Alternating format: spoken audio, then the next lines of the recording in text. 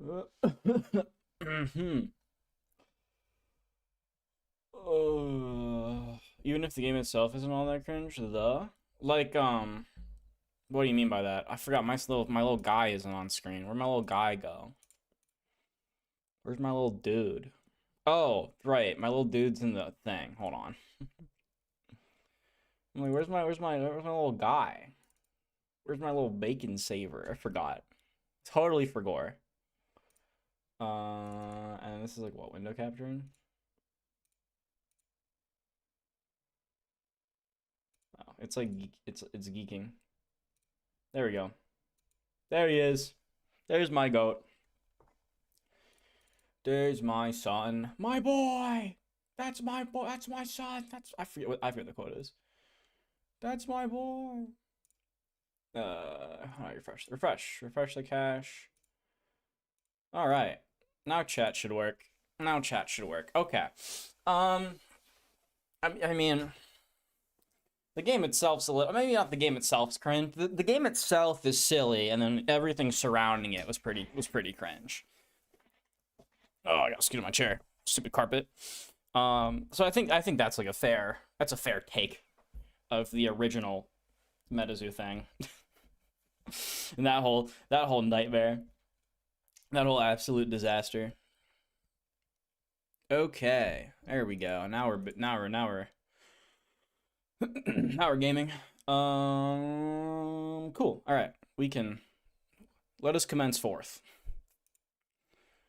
Before Well, first, let me pull up. Let me actually pull up the freaking screen. Gaming. All right.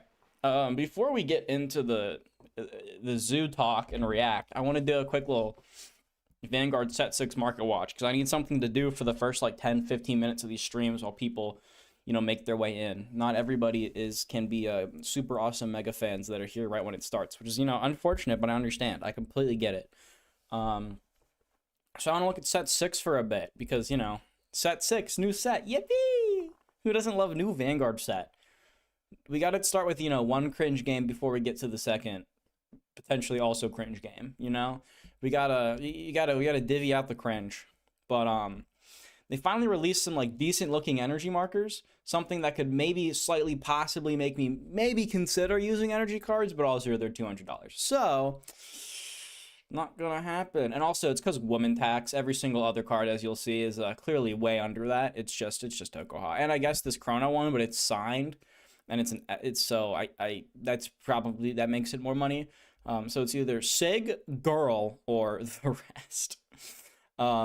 Which is unfortunate because the rest of them are really good.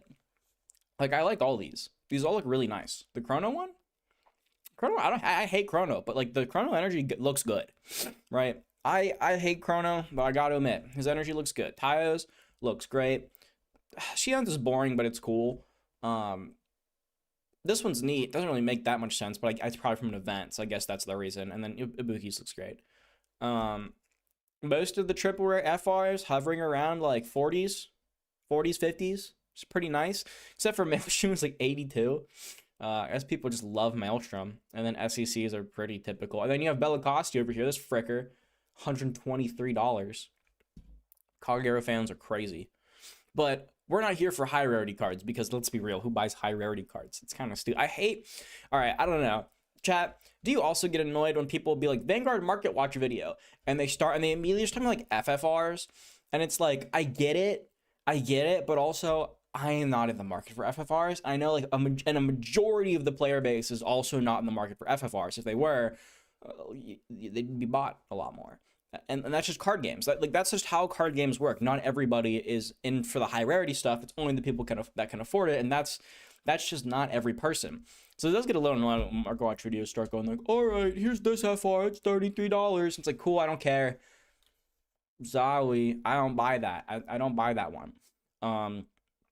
If any of you are somehow possibly this hurts my soul, we don't need to talk about that. If any of y'all are potentially new card fighters in the chat and you want to know when the best time to buy cards is, the answer is approximately like 4 days after the set drops, maybe like a week. And I'll show you that right here. Let's pull up Gandiva because this is the cards that I bought So this is my own personal experience. Where's Gandussy? Where'd he go? He's down here. He's like $1.75.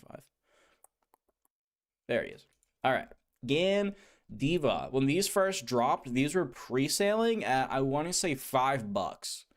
$5 was the pre-sale, and then on CCG Player, you can see it started out $5.95. If you spend $5.95, I'm sorry, it is now $1.79. There's some shipping on that, but you can get most of them from Strictly Broken for $1.80. So for the price of one, you can get your playset. So viewers, I'm sure you all know this by now. You should hopefully know this by now. But if you don't, always buy your cards a week after release, because they will plummet and pre-sale prices are bunk. I don't care if you have an event coming up. Pre-sale prices are dumb. Do not pay them. They are a waste of money. Please do not be paying pre-sale prices for absolute nonsense. Great to see these. These down to $1.80. So nice. So nice. Before, yeah, these pre-sold at 11. I hope 5 sold from 9 to 10. See, guys, why are we buying masks for $9 to $10? Literally a tenth of the price. Come on, gang. Chop chop. Are you serious? Who did it? Did people actually do that? I like almost don't believe it. People are buying them at 2. 6. Yup, there we go. Someone just couldn't wait. Someone just could not hold their horses and had to buy one at $10.49. Spent $20. Spent $20 when you could have spent 3. Come on, guys. Come on. Don't give in to the high prices. Do not give in to the high prices. You can also be like me and just get completely got on these frickers. I didn't have a choice. I had to buy this for friggin' BCS, so I spent $45 on in Largolfs. And well, I don't necessarily regret it. It's very frustrating that the reprint got announced pretty much a day after I bought him, as they do. How low is he now? I didn't even see him. I saw the silverware for like $5. Where's my Stoicheo grade 3 goat? I skipped it. It's not this cheap. He's definitely up in here somewhere. Where's Blood at? I might just have to look it up. I used to be good at this. I used to be good at just scanning the page and hitting the card, but my senses have waned as I've grown. There he is, $5. Okay, that's not too. I mean, that's still not ideal, but oh well.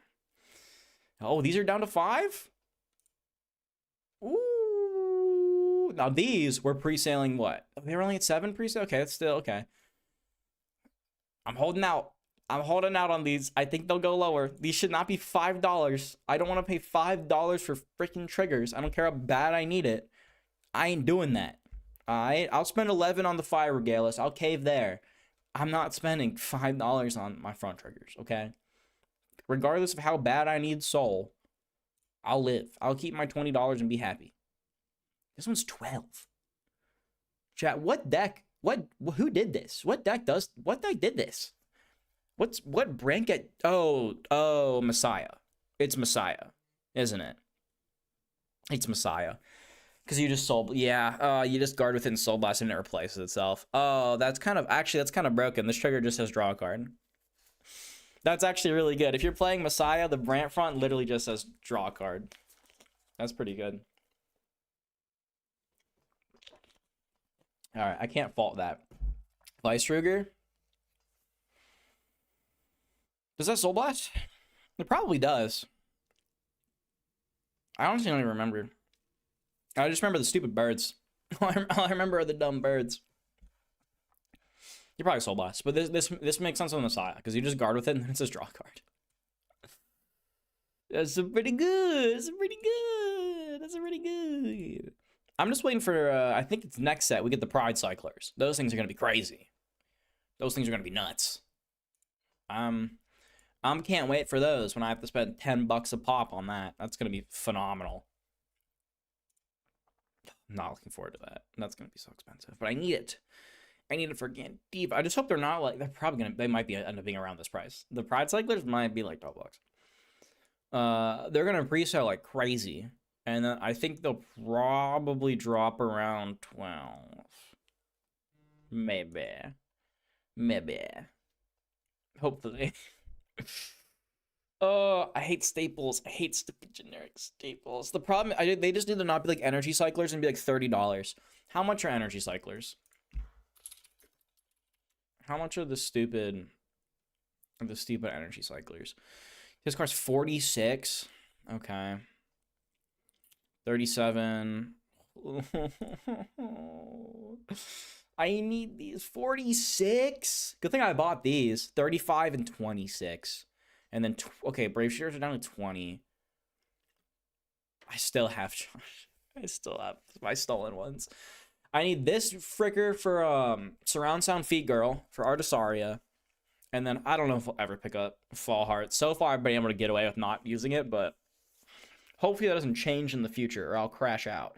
And luckily, I have these. So I'm kind of locked for Brankgate, I guess, now, which is cool, I guess. The next, I don't know when we're getting a good Brankgate in the future, though. Maybe set 9, but I forget if they've confirmed what we're getting in set 9 for Brant. I feel like they haven't. I feel like it's going to be something completely random. Gunner Cyclers are low-key mid. You're, like, kind of correct. It's the issue I highlighted where, like, in a vacuum, they tend to be mid, but when you compare them to anything else you could be playing in that slot, they're actually, like, kind of crazy, right? It's like, only recently are we getting decks that have slots that are better than the energy cyclers. So many decks, you play your engine, and then you play, like, a couple, like, broken staples that are good, and then you end up having, like, a couple slots left, and you're like, all right, I don't really know what to play. My deck doesn't energy blast that much. I'll just play these cards that just replace themselves for free, right? Like, these, if you have just 4 open slots, these will almost always be good unless you are consistently like 6ing every turn, right? Otherwise, these are just always going to be playable. That's why I'm excited for the Pride Cyclers. Those are going to be great because they're going to take up this slot as well. They're going to actually have to make a choice, which will be helpful. I don't think it's going to drive the price down, but it'll be helpful that now, like, let's say you can't afford the Gun Cyclers. Well, you can play the Persona Ride ones, and they don't fulfill the same role at all, but they fulfill a role that your deck still can use, just not if you're a G deck, which is good because they need, like, none of the help at all. They're the last thing that needs support are stride decks, okay? Let's be real. Let's be honest. This is like, oh, the blue OT's $30. I still don't have mine. Ooh. I honestly, you know, I don't want to say, oh, what's the term I'm looking for? Not want to say guilty pleasure. That's wrong. What was secret, you know, that I hold close to my chest is I've been rocking the first trial deck Cray Elemental Overtrigger. I'd be rocking that thing for like the first 3 years of D. I'm not even gonna cap. I don't even remember the first time I got like an actual Overtrigger from set 1. I think it was probably for premium. Not even gonna lie. I was repping the Cray OT for forever. People generally, if you won't play with Side Rushers Pride, so I think it's tough. If you're like Artisaria and you can afford to be a generic slot pile, you can play both. The real question is going to be like, what does your deck want to do and what does it need? So a good example for me is Gandiva, right? Pride Cyclers are really good in Gandiva because they give you early game that you don't otherwise have, right? So they're very useful in that regard. But take another deck, like I just played Flam Glam at the stupid Bang Dream Cup thing. That was the Lyrical Cup Bang Dream thing. I played Flam Glam at that. That deck really doesn't like the Pride Cyclers because it already builds a board on turn 2 and can't really slot it in anywhere. So decks like that much prefer, like, granted, that deck doesn't play the Gun Cyclers anyway, because it needs all the space for its archetype engine things. But if it like had the room, and it didn't EB6, right, it would play these because you can use these at any stage of the game. The Pride Cyclers are really only good if you don't have an early game. Now, there's a lot of decks that just don't have an early game, so they're very beneficial in that way. But if you already have an early game, now you're just kind of going to play the Gun Cyclers. You kind of just play the Gun Cyclers. But I think like the excuse to not play these is either A, you can't afford them. B, you need the early game so you can play the Pride Cyclers and then you don't have enough space to tech these in, or you energy blast too much. Some decks just energy blast too much, can't afford these. Can't make them work. and that's okay, and that's totally fair. So like, yeah, Flam Glam, can't play these. Energy Blast, way too much. You're never gonna get this off. I'm sure there are other decks that Energy Blast a ton and can't play them. But also like Gandiva doesn't play them because you need like slots for like masks and your Gandiva engine thing. So like it gets kind of wonky there. So like, yeah, it's gonna be a thing. These are no longer going to be quite auto includes, but they're definitely like your first pick when you have to like grab a random generic. If you have to just grab something random, these are always going to work. Pride Cyclers are really only good if you need early game, but most decks need early game and benefit from it, so they're a nice inclusion.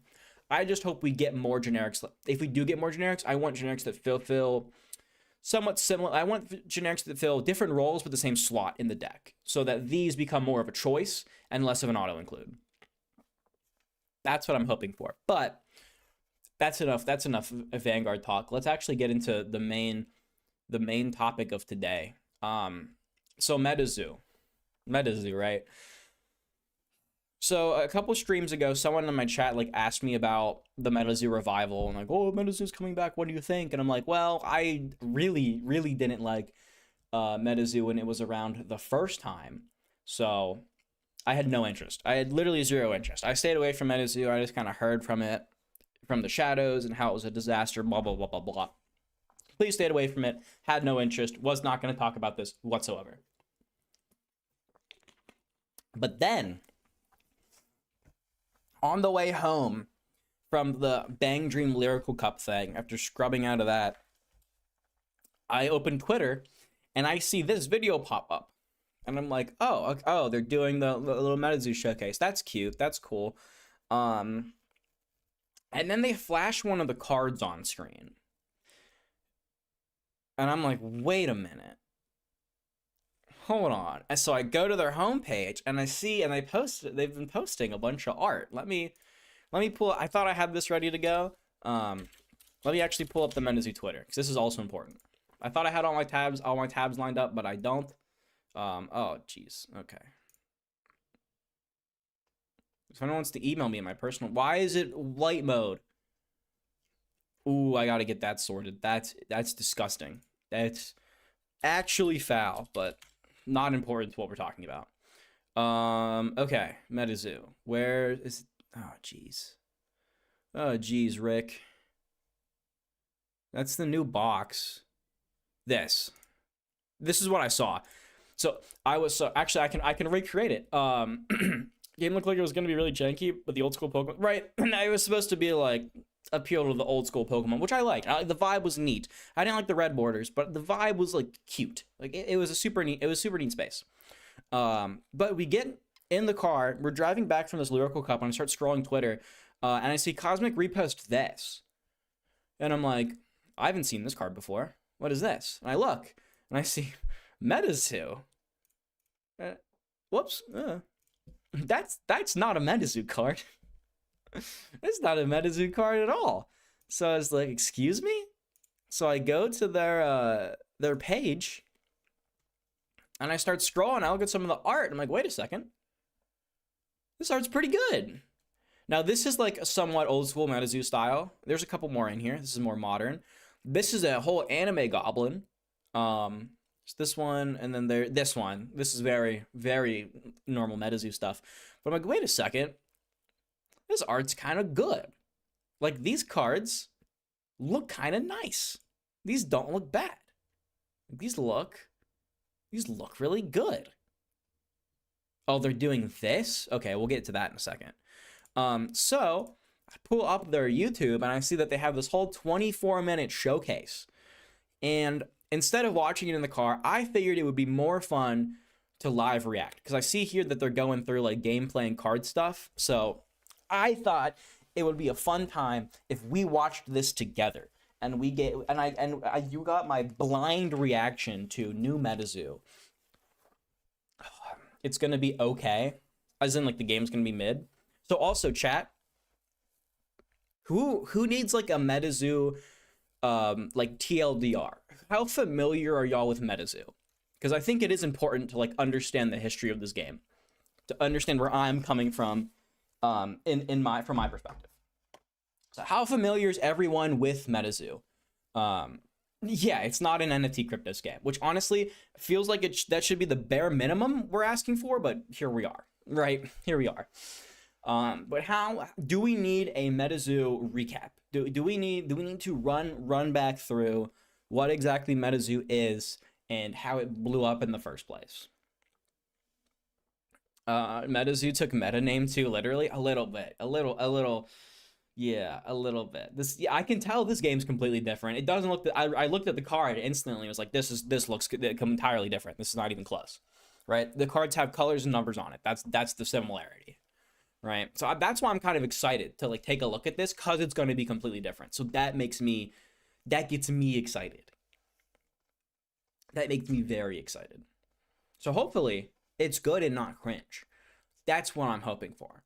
But if we don't need a Metazoo recap, we can just dive in. It's gonna look familiar. I mean, I feel like it's to an extent it should. Like to an extent, it should retain some familiarity with the source, with the old IP. But I hope they fix a lot of the issues. A lot of the core. I mean, granted, a lot of like the actual real problems were from outside of the game, but I think the game internally also had a lot of problems. Oh, new TCGs. Oh, so you mentioned that when I was scrubbing through to see what this video was about, I did notice something that caught my eye that I am going to talk about, because I feel like I've found a new trend. I feel like I've seen a new card game trend arising. Yeah, right. If a tree is fallen over and with an eye shot, this creature deals poison damage now. Yeah, it's a little silly. And you also have like 8 different damage counters. Ugh, yeah. Lol, yeah. Okay, yeah.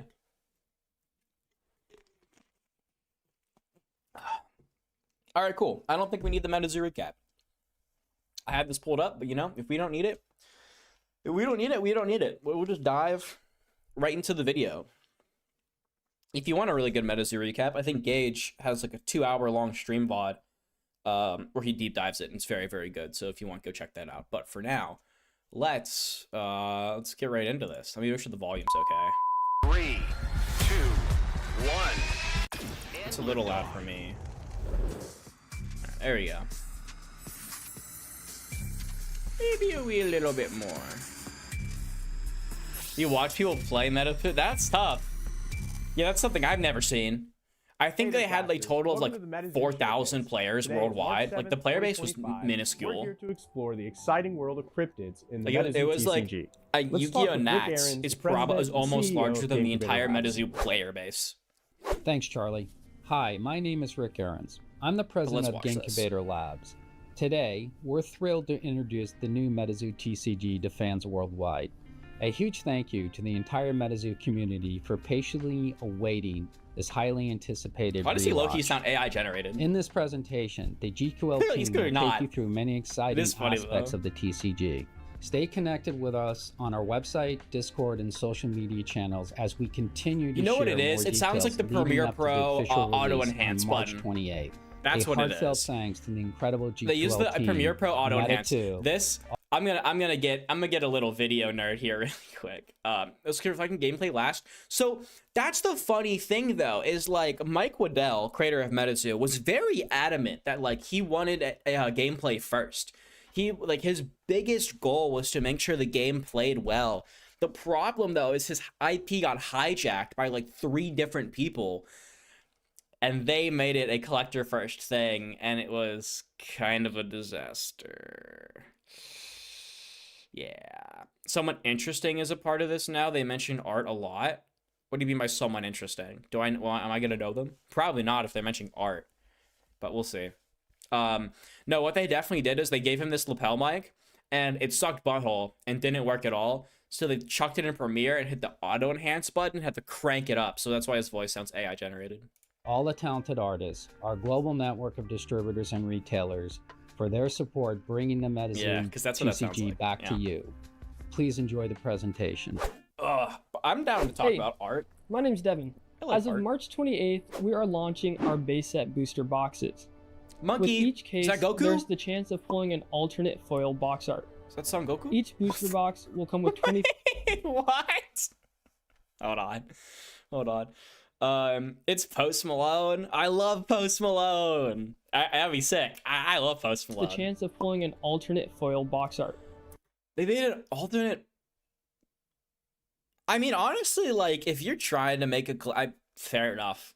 I can't hate on that. Wusong King Monkey, yeah. You can shiny box hunt. Honestly, I can't hate on that. That's kind of cute. That's kind of cool. It's got the SIG. You can get a SIG box. It's a little like they use post. No, why would he do that? I can't blame him for that. That's so sad. Chat, never meet your heroes. You're gonna find out they're One Piece players, and you're gonna get real disappointed. I hope he got a big bag for that. I hope he made bank. You know, I hope he made bank. Each booster box will come with 24 booster packs. Shiny boxes. Each booster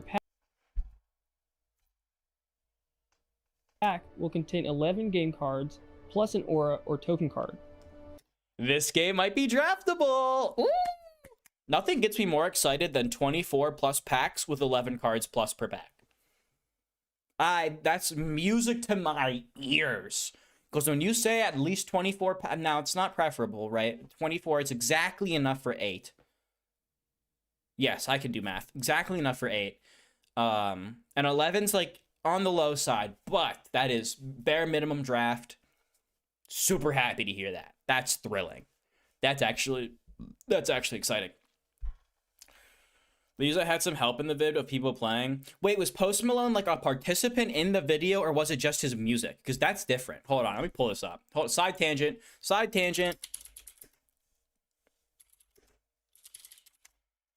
Just the song? If it's just the song, then that's like totally fine. One Piece card. Shut up. Was it a trailer? Was it this trailer? I don't think it's the trailer. It's not that trailer. Just his music? Oh, okay. All right. See? You had me worried. Y'all had me worried. Oh, trailer on Twitter. Y'all had me spooked for a second there. I gotta change the setting so it doesn't do that. It's really annoying. Searching stuff on Twitter is always so annoying.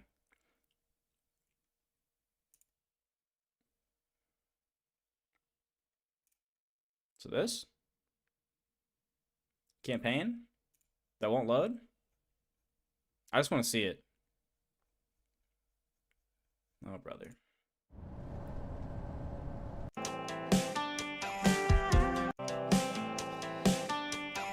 I'm gonna get DMCA now. I might. I mean, like.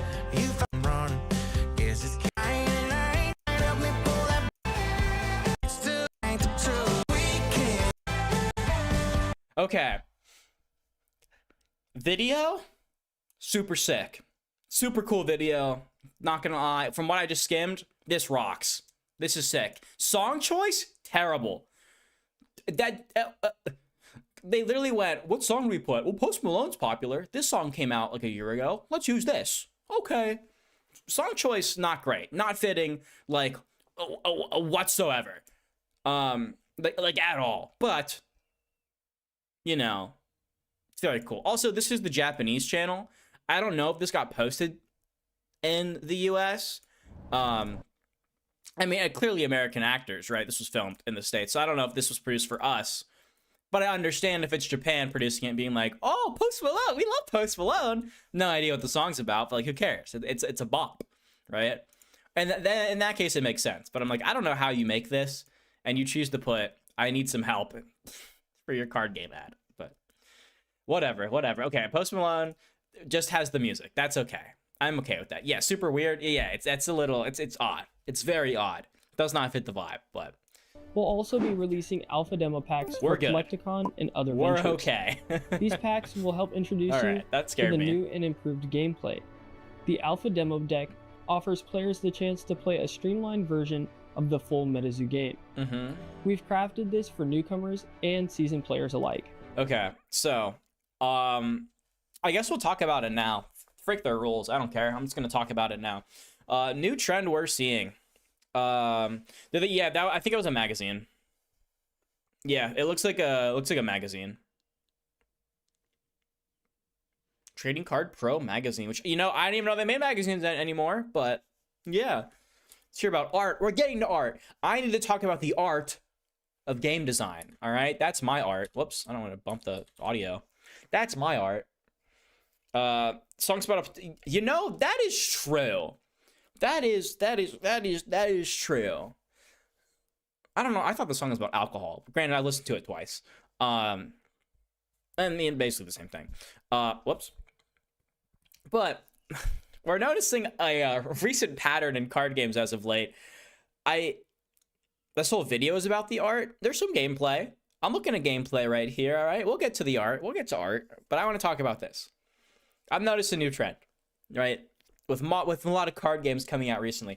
A lot of new card games, somehow, I don't know how they've managed to do this, but they're all really like this idea of like location battlers, right? Where instead of hitting your opponent and blowing up their life points or like hitting their shields, now all card games are about there's 3 locations in the middle and you go to them and you fight over them.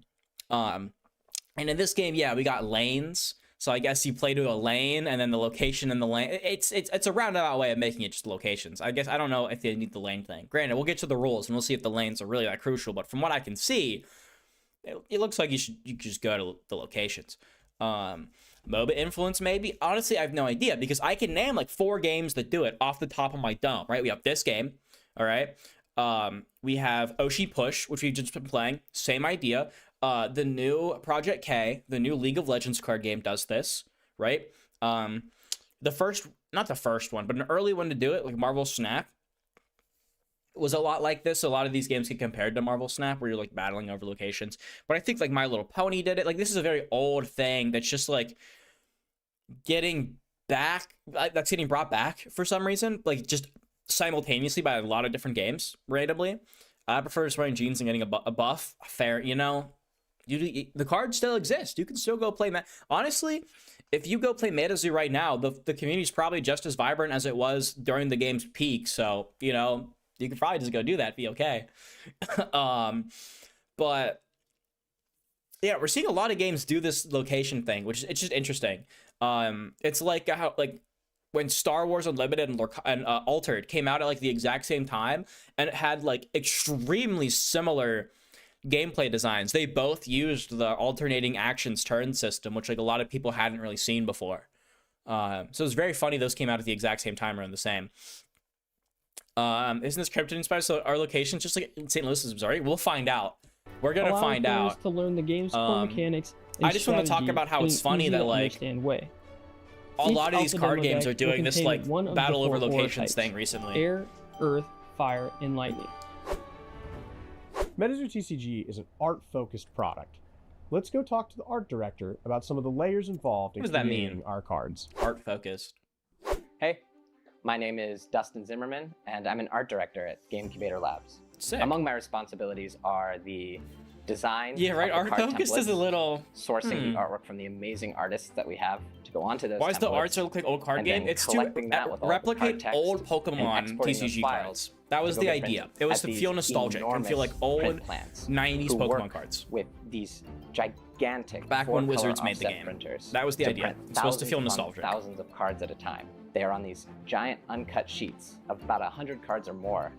And the whole rest of it is art. Color. I like art. For registration. I'm an artist. I'm not an artist. I'm the least artistic person of all time. And just, you know, make sure everything looks good. I think this stuff's interesting. We'll get to the gameplay. We will get to the gameplay. Has my seal of approval. Those cards get after this, but I think this is sick. And they get organized. Like production process stuff. And I think this is so cool. Anyone gets to see those cards is you. I think this is so awesome. And that's just really exciting. Thanks, Dustin. And thanks to PBM for their world-class support in printing. But if this is an art-first game, I better watch the video about the art to see how good the art is. If it's going to be art first. I'm one of the art directors here at GQL. You know? I work on the development of the illustrations for the cards, as well kind of as like Altered. It developing does. the It does. You are correct. With our normal base set boxes. It does look like Altered. I'm so excited with how well it's been received by the community. It's where we wanted to take the packaging I do see what you mean. beyond the base set. So I'm super excited we got to do it. It might even play like Altered. We'll see. I can't wait for you to see the next set. Poncho's box gets me amped. I love bringing artist voices to the forefront of projects when it makes sense. This piece is just the perfect fit for that. A lot of modern games now we're doing this like very minimalistic art love with trend. Piece. So like since it was a lot of card games look similar because they're all kind of trying to do the bare minimum. So look clean. With the Monkey King now a part of Metazoo. I hope it gets you all excited about the awesome things to come. Right, it's just kind of never played Altered. Altered's fun. It's cute. Hi, I'm Nate with GQL. I'm not super into it. I also don't have a locals that plays it, but it's cute. It's super neat. I think it's neat. Let's take a look here. And I like a lot of what it tries to do. Oh, we got the air aura. But it's not the funnest game I've ever played. I appreciate this one because this was the first like set of cards that I worked on was the air cards. So I don't like air being orange. I have a problem with air being orange. Right here. I don't like that. All that right, rubs me the wrong way. Oh, guys, this is the very first card that I ever made. I'm okay. The radioactive hornets at the ready. With the unique cards. I'm actually super on board with that. This was the trial card that we decided I mean, in the long run, people still choose Pokemon more than this. Well, Pokemon doesn't have this art anymore. Metazoo base set. Not this art. They've clearly modernized the art and they've updated the art. But Pokemon doesn't have the old school art anymore. So, I think the space makes sense. The niche makes sense. People will buy it. People did. People love Metazoo. People bought into it. Like that is a space that could be occupied. They call them creatures now instead of beasties. Well, yeah, I can see that. It's a little lame and more card gamey, but whatever. But like you can see, like even here, it's bare minimum stuff. It is name border. A little subtitles. I guess you can have multiple radioactive hornets with different names. Your little stat number, the cost, and the element, right? A little banner to denote it, little thing, punch thing to denote the power number. But it's all like literally the minimum you need for the card. And a lot of games are doing this. And when everyone uses the bare minimum, well, they're all going to use the same things. Like anything to overlap. So yeah, all the cards are going to kind of end up looking like each other just by nature of just being all very bare bones. This is why I really like games like Star Wars Unlimited, my GOAT that I'll keep referencing, because their frame is pretty simplistic, but also very Star Wars. Like you look at that and you're like, that's a Star Wars card. There's some aspects to it that don't feel very Star Wars, but there are. Rush Duel is a cheat code because they're just fixing the Yu-Gi-Oh frame, but yes, I do right. But you are so correct. Rush Duel is an incredible update on the Yu-Gi-Oh card frame, and it looks so good. It looks great. I just wish more games would adopt like unique frames other than trying to do this like a minimalistic thing and being like, we'll just let art, but like we just want to make as much room for the art as possible. And it's like, I get that, but your games aren't going to be differentiated by their art when they're all just like monsters. If I had to see a picture of radioactive hornets, I could be like, is that an Elestral? Is that a new Pokemon? It could be a Digimon, right? It's hard. I haven't seen the black rare, but that sounds really... The rarities in Rush Duel are actually peak. Rush Duel rarities are so good.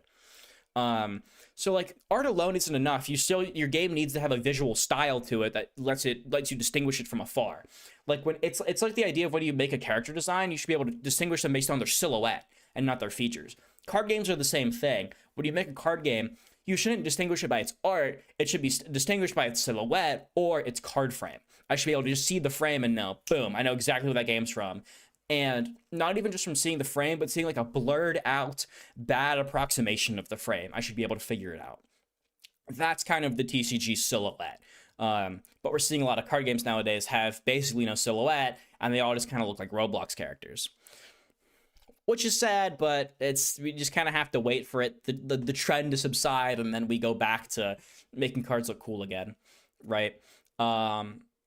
But I think the unique cards in Altered are fine because they've said they've engineered the algorithm in a way where all of the unique effects, none of them can be broken. They're all actually more like, they're all kind of mid. They've they've constructed the algorithm in a way where all the effects that it can print are all pretty medium. They're not going to be like that. Some are going to be bad, but they're not going to be great. They're not great. The mechanically unique card, like the regular cards, are always going to be better than the uniques. The uniques are just more like either situationally good or they work in like a weird way, but it's nothing that's going to be like broken. More just like slightly above average. So like the inclusion in your deck is more of like a fun thing rather than I need this unique to win the game, right? So I appreciate that. So I am kind of on board with the uniques because they've printed them to be specifically fairly mid. Good enough to warrant wanting to include them in your deck, but not enough that like you need this unique to make the deck work. They'll never be that good. They're always will just be slightly above average, and fun because they're unique. Yeah, right. Roblox TCG coming to a store near you. Yeah, I've seen spoils. It was pretty good. It was flavorful. Altered. So that's the thing. Altered isn't really a board game. It just kind of has a board. You have a track. And what you do, so instead of these games where you battle over 3 locations and score the location, instead imagine it like if you laid down 6 locations in a line, and then you both start on either end, and you're trying to race to get both your pieces to the middle, and you do that by winning fights on the locations. So instead of winning a fight on the location and scoring the card, you win the fight on the location, and you move your piece to the center, right? And there's 3 location cards that you can play to, and each location has 2 different like zones in it that you have to get through. So it's 3 cards. Essentially, you have to win twice to get through them, and the first person to meet in the middle wins the game. So it's incredibly similar to this. It's just like oshi-push. It's just like I wanted to bring it up earlier, but it was harder to explain. Like sort of like Marvel Snap. Like a game of Trouble. Okay, not quite like a game of. Sort of. I guess you could say it's like a game of Trouble, but if you had to win like a card battle in order to advance your piece, sure. Yeah, you could say it like that. It's just like instead of fighting your opponent to like destroy their life points, you're instead racing them to the middle. But it's just like oshi-push, but instead of scoring the locations to get subscribers, you are winning on them to advance through them. But otherwise, it's literally the same thing. Just like Project K, and all the other games I explained. So it's definitely a TCG. It's absolutely. We have Monopoly TCG. We have Monopoly Deal. It's not a TCG, but like, it's card game. It's a card game. We have Monopoly Deal. I have a really funny anecdote about Monopoly Deal. We were at Target one day, and we were shopping for board games, and this old guy, because like guy in his like 40s comes up, someone's dad, walks up and is talking and is trying to like grabs a Monopoly Deal deck, and is like, this game's great. And we're like, yeah. And he goes, yeah, he's just pilling Monopoly Deal. I'm like, that's great. And it's like, my family loves it, dude. We go through like 4 decks a week. I'm like, oh, yeah. That's sick, dude. That's sick, dude. And he walks away. I'm like, all right. Wait, did he just say he goes through 4 decks a week? So that got me thinking, like, does that mean like, do you have to like rip up the cards as part of gameplay? Do you alter the cards by playing them, or does this guy like riffle shuffle so aggressively that by the time they've played for 3 days, the cards are just in tatters? Like, what does he mean he goes through 3 decks a week? That was just a funny anecdote. So I've heard Monopoly Deal. I've heard it's so good that you're going to eviscerate your cardboard by playing it so much. So if you want to have a new addiction, go to your local Target and get some Monopoly Deal for $5. That's my card game pitch for you. Go play some Monopoly Deal. Yeah, like Candyland, be able to fight for control over Nanonuts House. Pretty much. But yeah, because they can be mistaken for either red or yellow. No, that's not my problem.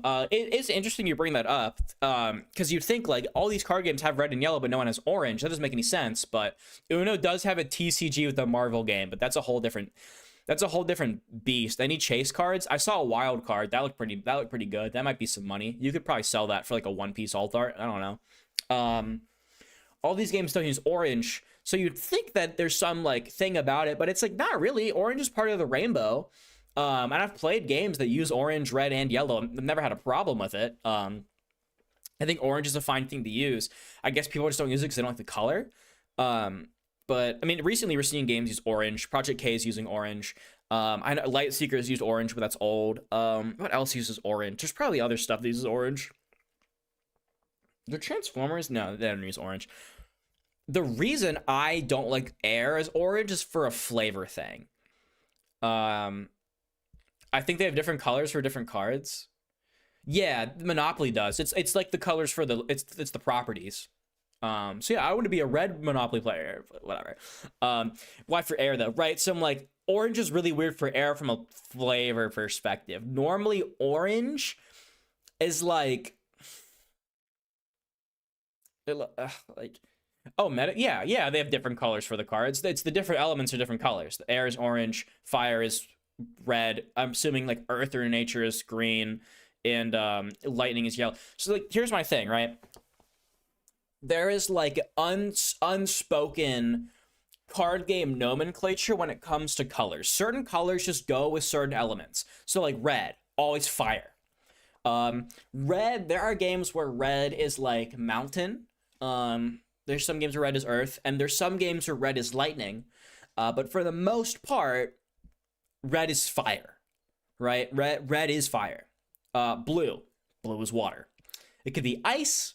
I've seen some people do lightning and air, but for the most part, blue is water, right? So air is an interesting one because not every game has air. Normally, air is either, if you're Japanese, air is green. Otherwise, air tends to be gray. Either gray, white, like a light blue, something emblematic of sky. And then like yellow, right? This is important. Yellow is always light or lightning. It's pretty much never anything else. Yellow is always either light or lightning. So if blue-brown is so good, oh yeah, then you build to your big boardwalk. It's broken. I love blue-brown control. It's my favorite plan. So if yellow is typically light or lightning, and red is normally fire or lightning, both of those colors have some property of heat to them, right? You have fire, you have lightning, right? Lightning is adjacent to fire because firebenders can bend lightning. It's plasma or whatever. I forget what the reasoning is. But I always just explain it as firebenders can bend lightning, hence lightning is adjacent to fire. And then light emits heat, right? So you have these colors that are in this heat spectrum. And if you look at the rainbow, orange is right in the middle. So typically orange, in card games, orange is associated with either earth, because it kind of looks like it's brown. So if you want like if you want your earth to not be, because sometimes earth is green because it's more just nature based, but if you want your earth to be really rock based, then you make it orange, and you can have like lava cards, and then that's why it's orange next to fire, right? Some people have it as tech. I know Light Seekers orange was like the tech element, and the technology element, and you'd have a lot of steampunk stuff and electricity, so it's still in that fire heat spectrum. It pulls from the yellow and the red to get orange to use fire and electricity to make technology, right?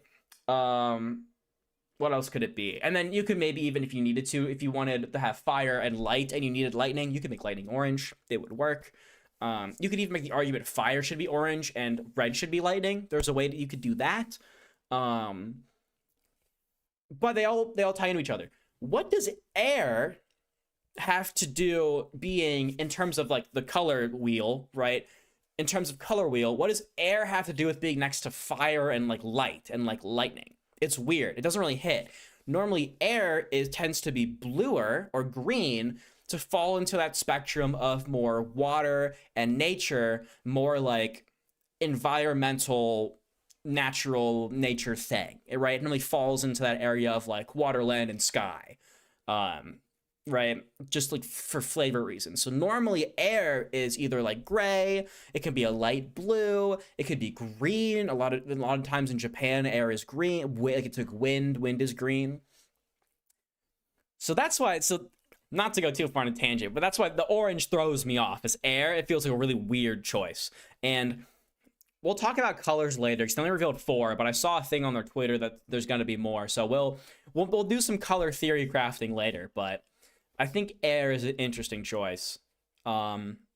And I don't know how I feel about it. When we were first starting to lay them out, this was the trial card that we decided to do, and so this is the very first one that color element tangent aside, Metazoo base set. It's not that big a deal. It's not gonna. It's not a make or break. It's just an odd choice that makes me that doesn't feel natural. Carried around with me. I think that's what it is. It doesn't feel natural. We're also opening some alpha demo packs here. So these were designed with a very specific purpose in mind. These are cool. I like these. These seem neat. Ready to play deck within one pack. Okay, Lightseekers. It's not the full not game. Lightseekers. Okay, alpha Keyforge version of the game. But it's a great. That's great. That's a great way to ship out demo decks, right? It's in these packs. In a it's super more cool. simplified version of the of Metazoo. Learn the rules, practice. I've seen a video where it's Harris. I could say I could make it right now. Air does have the least consistent color is air. Next is like lightning, but it doesn't show up very often. Which is because lightning can either be red, blue, yellow, and purple. Caster, and then we've got a couple of Hopkinsville. I love Jumpstart. Here. Yeah, Jumpstart. I really like how that guy looks. I'm glad that he's. I'm sure you could if this game does do multicolor. You could shuffle two of these together. That's kind of cool. Yeah, this is ready to play right off the out of the pack, which is pretty cool. Yeah, air and lightning are the most inconsistent alpha packs here today, getting to see these cards colors, go from creating them all the way to having a printed product in my hand, and I'm excited to. I would argue it's lightning. I think this might make air take the case because now air has been blue, gray, green, orange. Yeah, this makes air kind of take that spot. Hi, casters. I'm Sean Kaufman, Senior Director of Product Development and one of the lead game designers on Metazoo. Today I want to talk I know Sean Kaufman from something. What do you do? Side tangent again, because I know Kaz retweeted him. I can't spell. What did he work on that I know? Wish it was Duel Masters Mana. Is it not? Oh well. We'll get there eventually. Let me just use his LinkedIn. Maybe that'll tell me. What have you worked on? I can't view your profile. I just want to know like what you did. All right, whatever.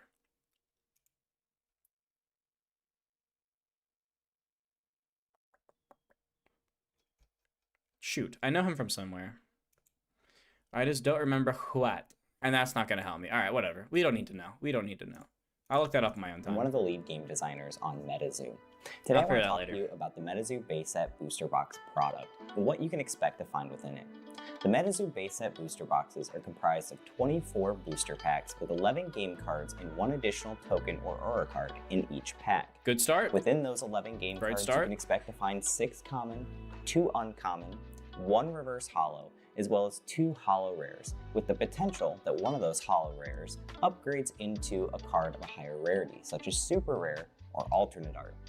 Now, I know I'm sure you have many questions. That's pretty about generous. The various rarities, but that's a generous pack right there. Okay, cool. You want to see those very generous pack. So let's take a look at them. For PCI, that does sound familiar.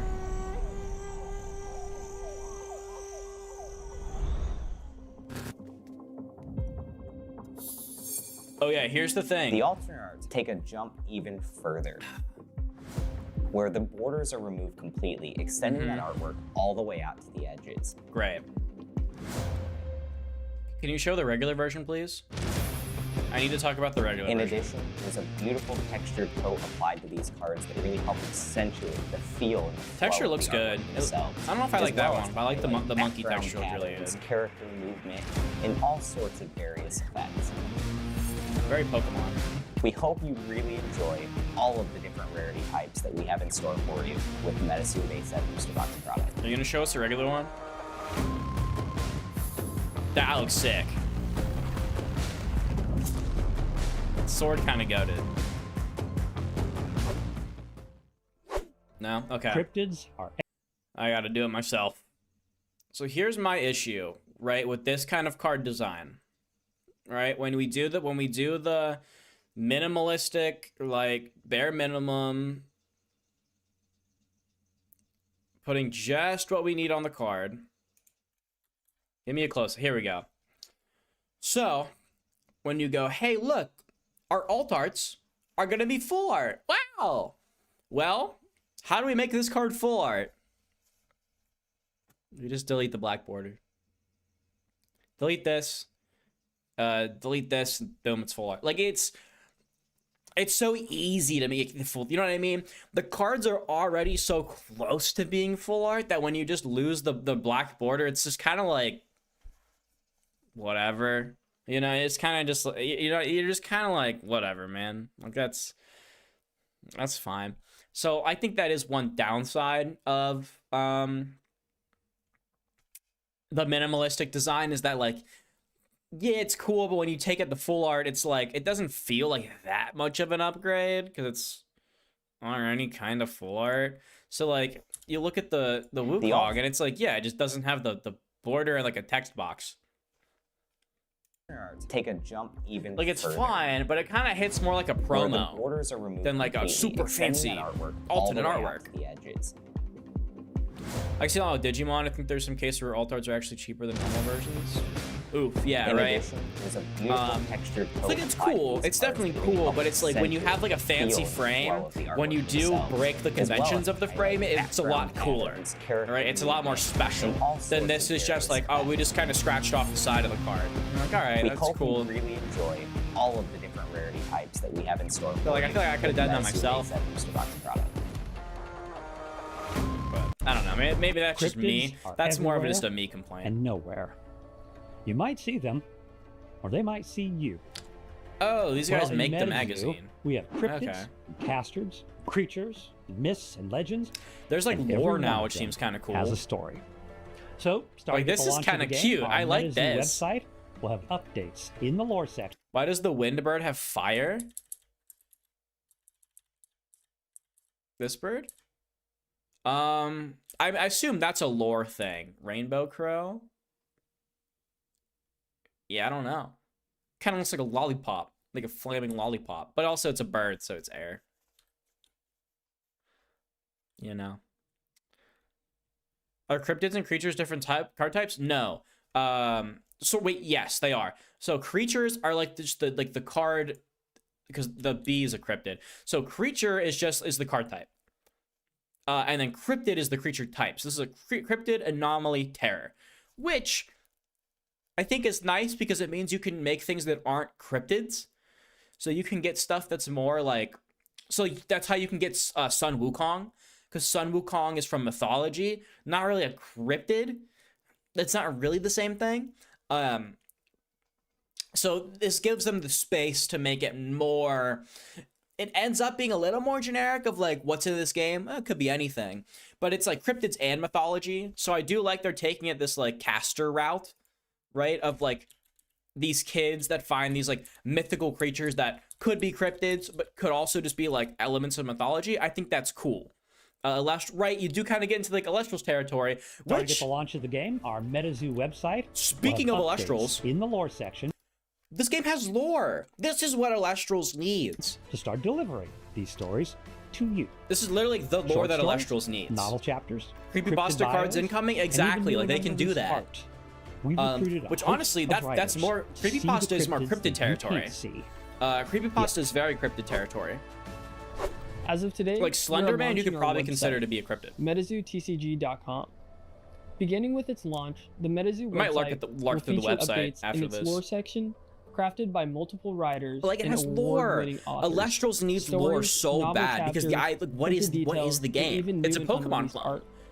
But that's all you know. Regularly, like, it needs lore of the casters and the creatures that populate the world. Elestrals has lore on their website, but it sucks and doesn't make any sense. To discover and study nearly every card in the Metazoo universe.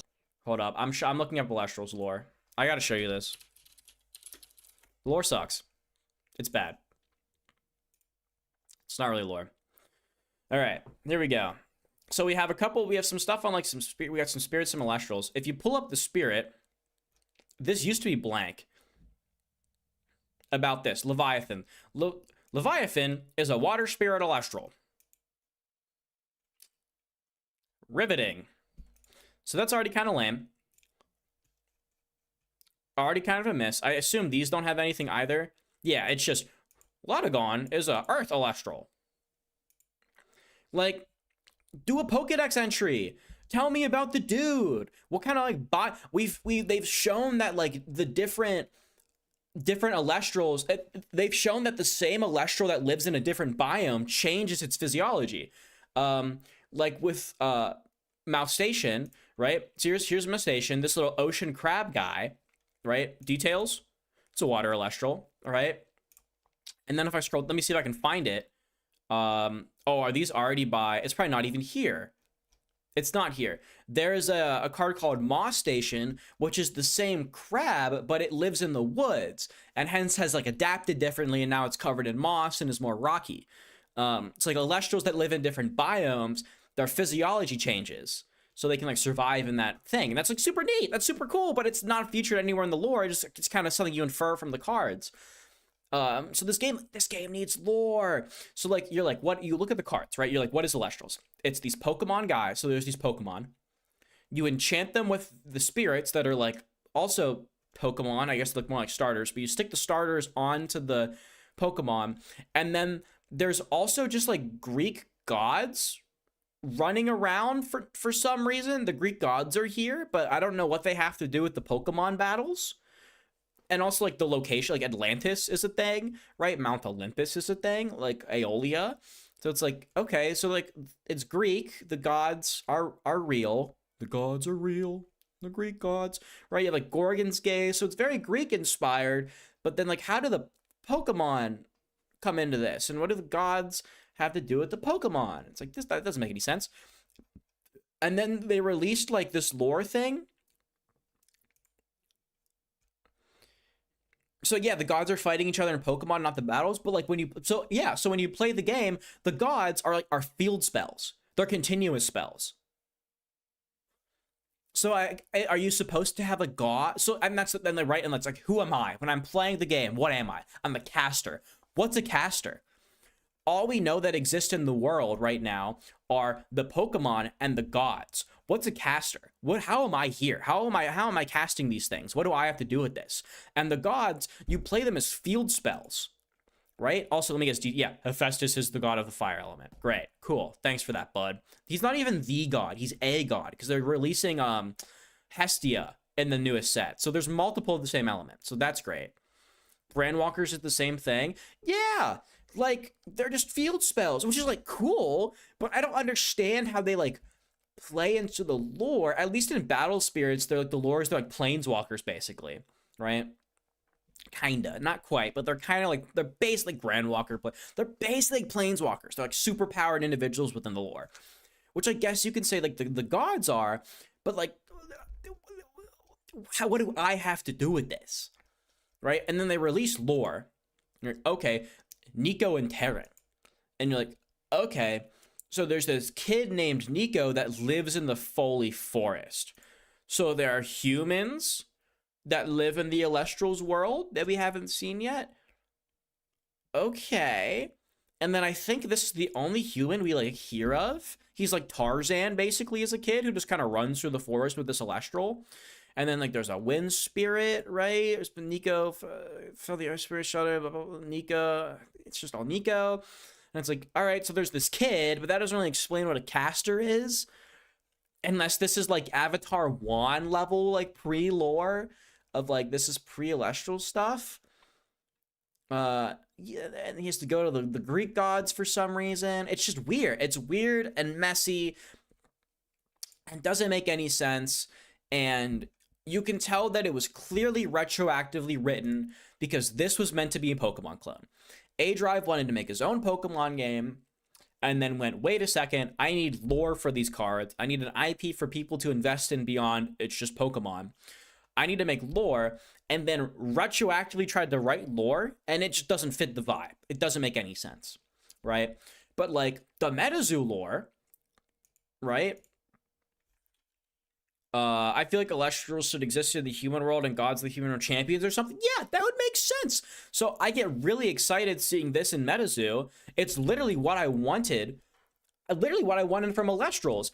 is like, so what's the deal with why are these cryptids? What's a caster? Well, as you can see, these little cryptid frickers have not invaded the human world, because cryptids have always existed, right? But it's like these cryptids and mythological beings we thought were myth are actually real, and clearly they all have these casting books that have something to do with them, and they're alive. They're their little buddies, so they run around trying to like capture these cryptids and stuff, and maybe they have to fight other people that capture cryptids. So, starting at the launch of the game, our Metazoo but it's like, website that's lore. That's cool. In the lore section to start delivering these like stories. It's neat. This makes sense. So now when I'm playing the game, I'm one of these casters that's collected these cryptids, and I'm fighting against other casters for some reason. I don't know, but like I can get that from the lore, and it's cool, and I can buy into that.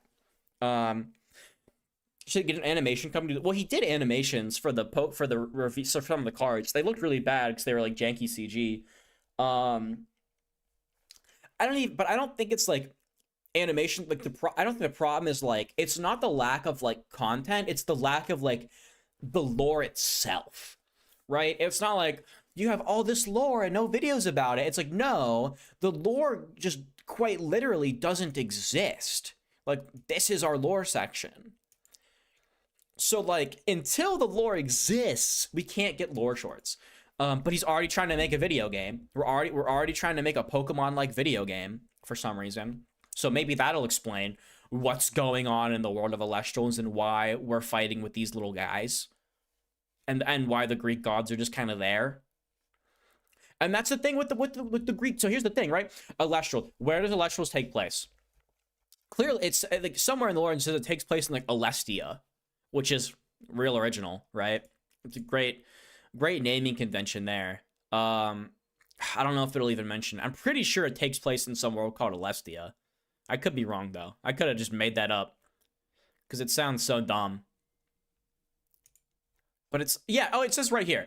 Yeah, it's Olestria. So yeah, it's its creation story. Eons ago, the first Titan, Uranus, drew on the elements of creation, giving divine life to his offspring, the Titans. Here's your lore short. Primordial deities of water, earth, fire, thunder, and wind. The Titans used these forces of nature to form the planet Elestria. Yeah, you could have at least had Pokedex. You kind of need Pokedex. It's built to have Pokedex entries, and they don't do it. Gods, immortals capable of wielding a fraction of the Titan's power. Zeus, Poseidon, Demeter, Hephaestus, Aeolus, and more. Not to mention Mr. Hotshot himself, Shun, and Alice. Together, we are the Bakugan Battle Brawlers. The gods ruled over the mortal world. Over centuries, the gods gained great strength from the worship and praise of humans. And as the long years passed, mortal and immortal alike forgot their true creators. Okay, so humans exist. Humans are real in this universe. Grew. So began the Titan War. Okay. Driven by jealous rage, the Titans sought to destroy Elestria. I love Bakugan so much. The gods stood. Marucho is the god of the water element, dude. For real. The very heavens shook as the gods fought to defend humanity. It was not enough. For all of their divine gifts, the gods could not match the power of the Titans. Okay. Just when the cause seemed lost, Hermes, god of thieves and trickery, devised a plan. Sneaking into the heavens, he released the source of the Titan's power, the elemental spirits of creation bound long ago by Uranus. Tyratlas, the steadfast earth spirit. Vapyro, the blazing fire spirit. Leviathan, the torrential water spirit. Zaptor, the volatile thunder spirit. And Lycoris, the whirling wind spirit. Mechas Surge. The spirits gained unfathomable strength once freed from the I don't know, captivity of the invaders, Titans. really. Allied with the gods, they We vowed killed Vanguard? to defeat the Titans who had once controlled them. With the aid of the awakened spirits, the gods prevailed. The Titans were vanquished and cast into the eternal prison of Tartarus. Elestria was saved. To honor the spirits of their valiant aid, Zeus made a place for them among the stars of the heavens, where they would be remembered and glorified forever. For a time, peace and prosperity reigned. It was not meant to last. Awakened from his ancient slumber, the first Titan Oranos saw the gods had stolen the elemental powers of his children and imprisoned the Titans. His anger split the heavens. He tore apart the stars and cast the shattered pieces of the spirits down. Oh, it's like Vanguard and Valkon, yeah.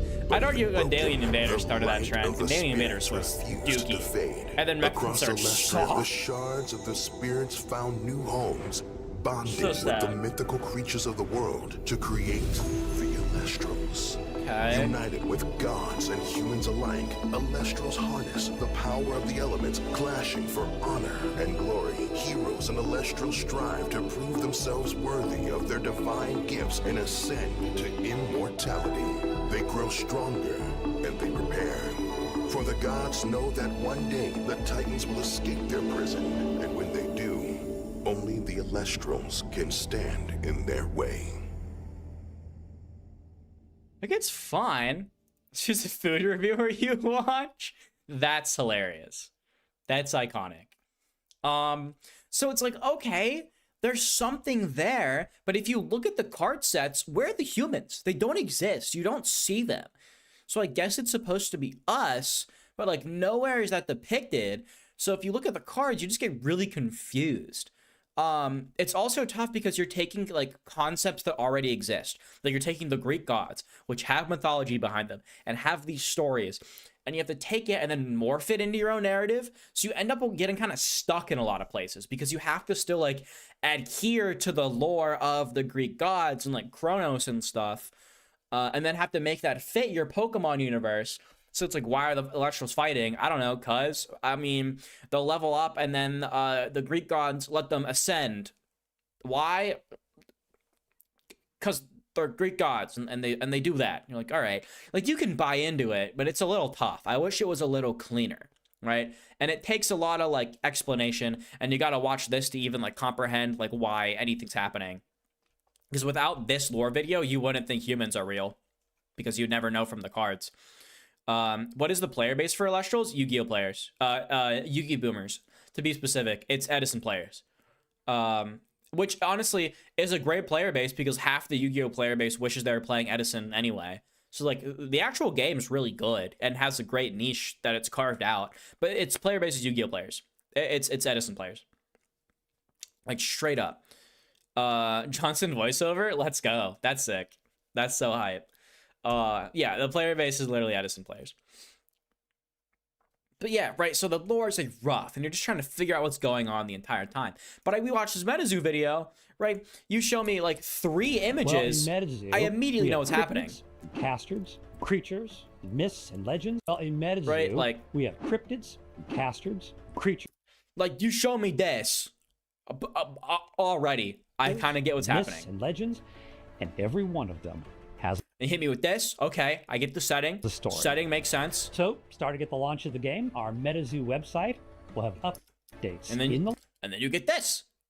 And honestly, from seeing those 3 images, I already can understand like the world, how it works, and kind of how the narrative's gonna work. That's great. This, I need a whole video, and I still don't kind of get why things are happening. So yeah, like lore is pretty important. So just seeing this got me very excited. And also kind of bummed that Elestrals doesn't do stuff. The art is so imagination, yes, and I kind of love it. I like the nostalgia thing. Like, it's supposed to look like old Pokemon. I think it looks really good. I don't know. Maybe it's just me. I love it. I think this just hits. I don't, because I wasn't alive. I was alive, but I wasn't like, I wasn't sentient when Imagination was happening. I was like 2, right? So it's not like this scratches like a nostalgia bone for me, but I don't know why. I like it. The art style is just charming. I liked it a lot. It hits something in here. And I'm like, all right, this looks good. This looks nice. I like this. Shidori from Innocent, instead of stealing fire, he stole the Elestrals and gave them to the humans. Like, sure, right? It's all gonna kind of come out a little bit contrived unless you put a lot of effort into it. And I just don't think they've put effort into it. I'll just pull up the Kickstarter. I wonder if it looks different. If they changed the art at all for this. I'm very oh, wait, no, it's not up yet? Oh, it's a backer kit. Yeah. Oh, does that mean there's no, like, info? Oh, view on Kickstarter. Oh, did it fund? Oh, it funded. Let's go. That's so sick. Yeah, I also like Imagination art. I think it looks really good. I really like Imagination. I think it looks really cool. From like a old school like nostalgia vibe, I think Imagination cards look really sick. Like this super old design layout, like the way the life feels like it's not quite a circle. It like the life is all the way back here, and like this is a window. It's so fun. It's so fun. This is raised so high above the card. Like there's like so much shadow. It looks like the actual life stat is like this far behind the window. It's fun. It's really fun. But I like the way these cards look. I think they look really fun, and the character designs are super cute. Yeah, no, I Imagination's dope. I think the game's cool. It's a lot of dice, but the game's really cool. But yeah, so I really like this like old school aesthetic. I'm so on board with it. I think it's very neat. So, starting at definitely the launch 90s, of the game, right? Our Yeah, Metazoo I like website it a lot. will have I think it updates hits in the lore section to start delivering these But if you don't stories like the art, to it's you. not all 90s art. Short The new stories, Metazoo stuff, they've novel shown some like chapters, new age cryptid art that looks bios, also and really even good. new and unreleased art. There's some like We've almost recruited anime a art host here. of writers to see the cryptids that you can't see yet. As of today, we are launching our website. Yes, the Imagination would have proper playouts for full arts. Beginning with its Absolutely launch, correct. The Metazoo website Yes. will feature updates in its lore section. You are crafted 100% by right. multiple writers and award-winning authors, stories, novel chapters, cryptid details, and even new and unreleased art. Oh, granted. Metazoo will grow Technically, regularly Imagination frame, with the a little unveiling bit too of much the frame, casters but and the creatures that I populate like the world. I like it a lot. You can also browse our comprehensive card list to discover. So yeah, you can see some of them are going to be the older art, like this one, but there's a lot of newer art, like this dog, hair elusive, which is, this one's a little sloppy, I'm not gonna lie. Yeah, that goblin, like they got some like actual like, anime art going on, like it's kind of sick. Like the goblin looks super good. And study nearly every card in the Metazoo universe. I just wish the art, I really don't like the just use a gradient and then plain white. So many games are doing this just plain, like almost beige background. I think it looks really gross. I really don't like it. Altered's doing the same thing. Just put some texture. Literally put anything. Put like the smallest just texture in your box. It looks so much better. It looks so good. But like this, Are is you not ready it. to join the fun? Click on the Metazoo Learning Lab tab, and you'll meet Donald the Dev Guy. He'll guide you through your first alpha demo. Yeah, like a magic card. Just put a little bit of just something. It helps so much. It helps so much. Welcome to the pregame setup for demo play. It's Just exactly art. what it sounds like. We are setting up the table for play. Just Not art. all your Sounds 23 like alpha rules cards to go me. into one deck. This lab covers Sounds everything like you do before the rules to first turn of the me. game, and we'll show you what types of cards go where. Let's look at the demo playmat. All You'll right. notice it is separated into several sections. A space for your caster, Good your layout. main deck, a place for a deck. Oh yeah, I that- didn't mention this. I think this game's gonna use leaders. This could either be really annoying. So here's the thing, right? You're gonna get my live leader reaction because normally, like, remember what I said. I think if a game can avoid using leaders, it absolutely should. But some games require leaders. Some games, the leaders are what make the game function. So we're gonna see right now, does this game need leaders? Or is it something they're just copying from Bandai and they could absolutely get rid of and be completely fine? An example of a game that doesn't need, in case anyone's curious, someone made a tabletop mod to play new. That's awesome. That's sick. Could be chill. Could be chill. An example of a game, just to like highlight what I'm talking about.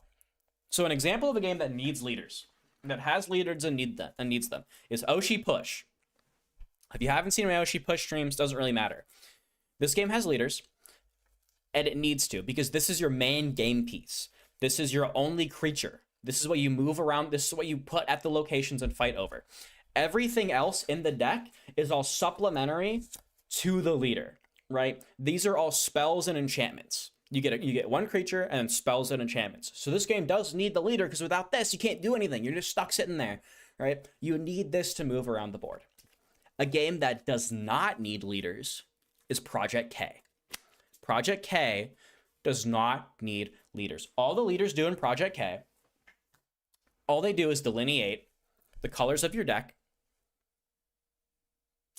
and what champion you can play. That's it. They'll have of course they have an effect on them, but it's going to be one of those effects that's like kind of tells you what you want your deck to do, but it's also like a minor enough that it's not the crux of your game plan. You could easily delete the leaders. It's even weirder that you put the little other champion from your main deck onto the side. There's a whole Project K tangent I can go on, but an example of a game that does not need leaders whatsoever is Project K. Project K absolutely does not need leaders. There's almost zero reason for them to exist at all. If you can give me one, I'll give you $5. You can give me a good reason for Project K to have leaders, go for it. I don't think you can. It doesn't need to exist. They're only doing Expand I does it. There's no reason for it. Universe is an example of a game that needs leaders. The whole point is it's a fighting game, and that is the character you are fighting as. Your deck is your moves, right? Universe is a fighting game. Your leader is the character you're playing as, and your deck is your moves. Your deck is your punches and kicks. So yeah, Universe absolutely needs the leaders. Without it, the game doesn't make any sense. I feel like they add leaders to games with established IPs, not because of the game pass, but because you can play your favorite character. That's fair. Totally fair point. You're absolutely correct. What's annoying is the argument of like, well, it's a rules thing because, you know, the leader dictates what color your deck is. And like, that sucks. The way you dictate what color your deck is, if you use mana, which all of these leader games use for some reason, but if you're using mana, the way you dictate what color your deck is just don't. Let people play whatever mana they want and then just have to balance the fact that if you play too many colors, you'll get mana screwed and can't play your cards. So you have to sculpt your deck in a way that you can efficiently play all the cards you need to, but you can also access a breadth of the card pool, right? Instead of just being like, this deck's blue because I said so. This one's blue-green. This one's blue-green because it card says so. Card says so, so it gets to be blue-green. I think it's super lame. I think it's just lame and boring and lazy. I don't like it. But I get the idea of like, this is my Luffy deck. It's like, okay. I feel we can still do the Vanguard route of like, this is my Blaster Blade deck, and Blaster Blade's in the main deck, right? Like, we can still do that, but it's just really annoying. I like how I did in Fab because the opponent's leaders will determine how your sideboard and line sideboard the best one. Yeah, no, Fab is another game that you need the leader because in Fab, it's just like Universes where the leader is the character you're playing as and your deck is your punches and kicks, right? So you kind of need it for, like, honestly, flavor reasons for the game to function, but also, especially in Flesh and Blood, unlike One Piece and Project K and the Bandai games, where the leader is, like, almost feels like a supplementary piece. Like, yeah, you build your deck around your leader effect, but it's only because you have access to it at all stages of the game, so it ends up being somewhat important, but, like, the actual effect itself is kind of, like, minor. It's not great. But in Flesh and Blood, like, your deck is built around your hero's effect. What your hero does, like, determines what your deck does, to a very large degree. So, like, yeah, Flesh and Blood is absolutely needs the hero because that is the core of your deck, is in that hero. If you get rid of that, Flesh and Blood doesn't work. So Flesh and Blood absolutely needs the leader, 100%. If you use specific mana, let that dictate. Yeah, right? If you're gonna use color, this is why I hate Project K. And it's like, dude, if you're gonna do the Force of Will Stone deck, if we're gonna have multiple different colors of mana in a shuffled resource deck, why are we delineating our colors with leaders? You don't need to do that. Let the deck do it for you. I guess maybe it's because you get 2 a turn that like 4 color decks might be too easy, but I don't know. Because the fact that you put them back, so it's like you still recycle through them, so you can get mana screwed pretty easily by just burning the wrong cards. I don't know. I think it's lame. Just have a deck that can only have certain colors based on the highest level monster in your deck. Have a deck that can only have certain colors based on the highest level monster in your deck. So it's just taking the leader and putting it in the main. I still don't really like that. I don't like when, like, I hate... It's different if you don't use mana and you don't have, like, a resource like that. That's different. But if you take a game like Lorcana, right? Easily could just ink the cards face up and have it be colored mana and be awesome. They go, no, you just pick 2 colors. Just pick 2. We said so. Pick 2. Pick 2 colors. I think you can pick 1, but why would you ever pick 1? Just pick 2. Pick 2 colors. Easy. Done. It just makes deck building not as interesting. Based on its colors, so like a commander. Like, yeah, I don't like when my colors are dictated by like an objective game piece for like not a great reason. Like Flesh and Blood is fine because like you're playing a warrior, so you can only use warrior cards. It'd be weird if your warrior could use wizard cards. They're not a wizard. That doesn't make any sense, right? Universes, you can only play cards that are your character's element. That makes sense. Why would my character that has fire be able to use a water attack? That doesn't make any sense. But like Monkey D. Luffy doesn't have an element. He's just yellow. So it doesn't make sense to me. Well, why can't he use a green card? Who cares? Because Monkey D. Luffy's punching someone on the green card. If I have yellow Monkey D. Luffy, I can play red Jet Pistol because Monkey D. Luffy's on the card. He can clearly do that. So, like, that's where the problem comes up. Vanguard's a problem with the leader in the main deck. Well, you can just not see it. Well, yeah, but we've been dealing with that for years, right? We've literally been dealing with that for years. I'm just saying that you don't need to have this like dude that sits outside of the game to be able to say that this is my Monkey D. Luffy deck. You could put Luffy in the deck and still call it your Luffy deck. We've been doing that with Vanguard for forever. Vanguard needs to clan lock stuff because they have no resource system that would naturally delineate things. You've seen with Extreme Fight, it's an absolute disaster. So that's why that does that. They try to do it with Lord, but that's not good enough to really justify it. You're still going to get broken stuff, so they just gave up and just made it clans. Lord takes it so far that it's like you might as well just have clans at that point. There's like almost no reason to splash. And the reasons you do splash are so busted that it's like, yeah, we're just going to not deal with this at all. Which makes sense. The whole deck is based on a commander, but in the deck. Yeah, I get that. I think it's fine. But I don't like when my color is just like determined semi-arbitrarily. I think it's different if it's like but then he would need to sit outside the deck. It'd be tough to have it be a card shuffled into the deck that also denotes what colors you play. The card would need to be special enough to sit outside of the game. My issue is that like when the flavor reasons don't really line up, it's just that we needed a way to limit colors. That's what upsets me. April Fool's isn't to another 20. What are we actually talking about? We're going on side tangents. We're trying to talk about the new Metazoo thing, but I'm looking at the board and I see it says caster over here, which makes me think of leaders, and there's a lot of stuff. Yeah, the new meta. So are you familiar with Metazoo? I won't go into the full Metazoo rant, but okay, yeah. So fun fact. All right, you're gonna love this. You're gonna love this. Their gimmick would be more like Luffy isn't yellow card, but is a Straw Hat Pirate faction. Yeah, you're right. Yeah, correct. Absolutely correct. It needs to be in the clan. So, so you're correct. Metazoo died. And now it's back. So, yeah, they went bankrupt last year and sold it in bankruptcy court for about $2 million. And that's when Metazoo Enterprises bought it. So it got bought last year in bankruptcy court. And they started getting some big names involved from Pokemon and Magic. So, and then they announced Metazoo's coming back. Metazoo's coming back. So who do we have? We have Rick Ahrens, who used to work at Wizards of the Coast, and Pokemon. I think this is probably back when Wizards had Pokemon. But he announced it. Metazoo's coming back. So I am very familiar with Metazoo as it used to be, and hate it and want nothing to do with it.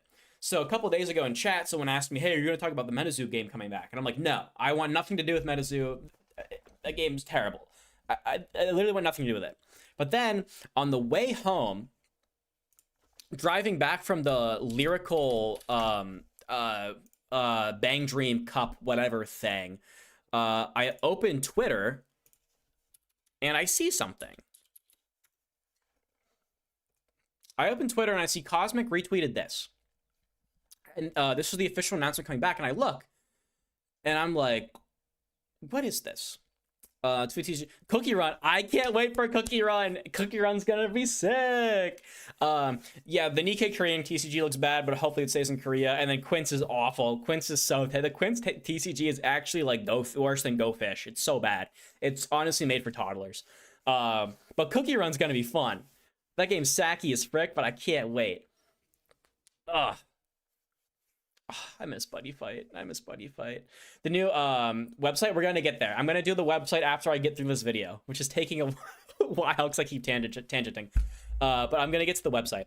But I see Cos retweet this, and I look at this, and I'm like, what the heck is this? Because this is not a Metazoo card.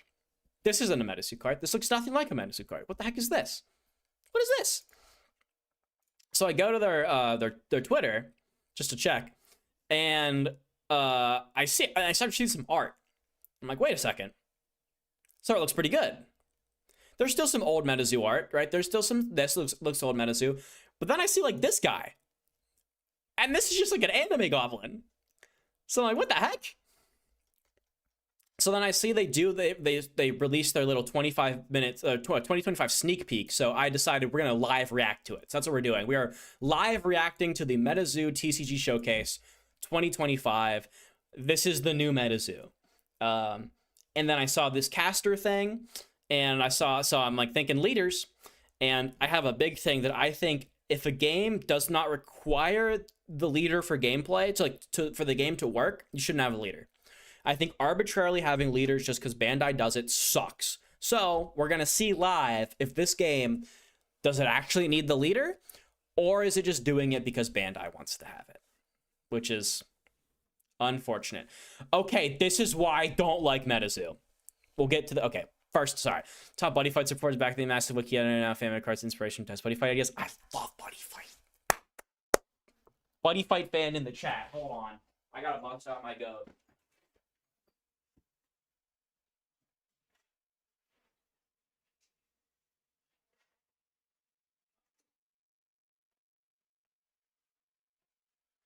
I gotta bust out my goat, chat. Everywhere I go, everywhere I carry with me in my Star Wars deck box, my buddy Bird Nova. The Buddy Fight, rest in peace, 5 ever in our hearts. But man, this game's so good. R.I.P. Buddy Fight. You will always be with me forever until the day I die. I have a ton of decks. See, I was poor at the time Buddy Fight was around, so I have a couple decks, but they're all terrible and budget. But I have some stuff. It's just very, very not good. It's just very not good. Designing a new idea for TCG, you can play colors based on one of the highest level cards in your deck, and you have to reveal a card at the start of the game. I think that's fine. It's very commandery. It's just like a little odd if you shuffle it into the deck. It can be kind of hard to track sometimes. And if you have to confirm it from outside of the game, you might as well just kind of leave it outside of the game at that point. It's or at least should start outside of the game. But it's not a bad idea. It's not a bad idea. It's just a little odd. But like, this is my thing, right? Metazoo Menace, are you more of a player or a collector? I am a big proponent that card games, well, first of all, they're card games. They're card games. They're meant to be played. A card game is a game meant to be played. Now, collecting is fine. Don't get me wrong. I love collectors. I think collectors are great. But I think a card game should always be a game first and a collectible second. That's my big thing. So Metazoo really made me upset when everyone is just collecting and no one's actually playing the game. And it's like, come on. Like, I heard Gage was talking about this, and actually, fun fact, Gage used to work at my locals. After all Yu-Gi-Oh players and you're familiar with Nim Nim, Gage used to work at my locals. And he told this story on a stream where a guy came in and was trying to get them to sell Metazoo. And was talking about it, trying to pill Gage on it. And Gage went, okay, that's cool, but like, how does it play? And the guy went, huh? And he's like, yeah, I get like the Metazoo thing, but like, how does the game play? And the guy was like, oh, I don't know. I don't play the game. And it's like, that right there is like, nope, not dealing with that. If you don't play the game, that rubs me the wrong way. That just rubs me the wrong way. And I can't do that. I can't do that. Oh, Dungeon World is good. Right? And like Metazoo V1, kind of a mess. And very heavily and granted, that's not entirely Mike Waddell's fault, because he was very like adamant that he wanted the gameplay to come first. It just, his game got kind of hijacked by a bunch of people that don't play card games and just wanted to make it collectible. So that's where that went south. But yeah, so the reason this piqued my interest is because it's looking like it's going to actually be a game this time, and like actually be a game, and not have the weird quirky gimmicks, but like actually be a game, and then you can collect it later. New Metazoo is very gamer friendly. I'm a collector, but it's simple enough for me to learn. Yeah, right. So I'm very intrigued now that it's like actually like a real game, and I'm excited to look at that.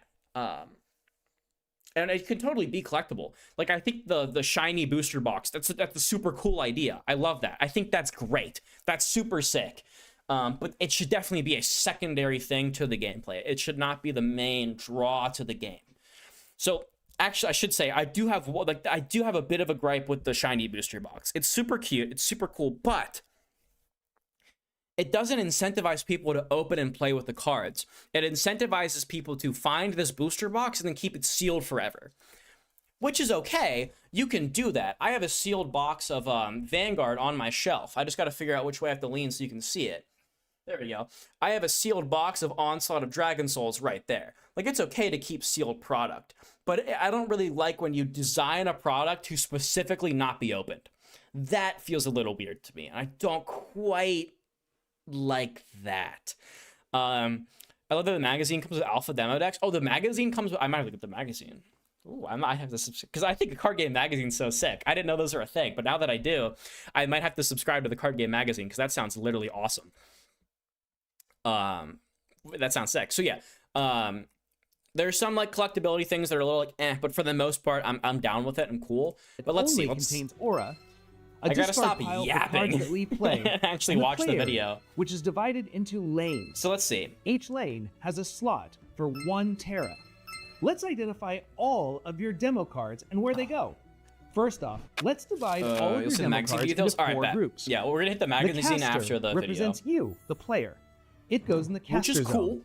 Aura starts as a deck of 5 aura cards. So already off the bat, leader on the leader ranking. Flavor win.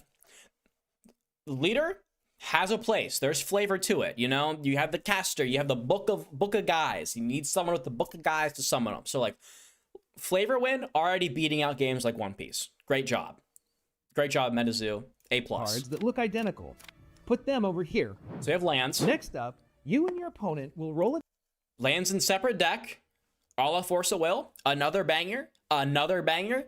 2 good points for Metazoo. Let's go. Die. Let's go. To choose the priority player. It's Dawn. That player. I'm gonna have to kill you. Delete that message. Delete that message. Get that out of my chat. Delete that message. Get that out of here. You might be right. If you're right, I'll be upset. Will set aside 2 of their starter Terras in the outside lanes. These Terras are your horizontally oriented cards with starter in the parentheses. Okay. The other player will place 1 in the middle and set the other aside. Do you have specific starting locations? With only the 15 cards that make up their main playing deck.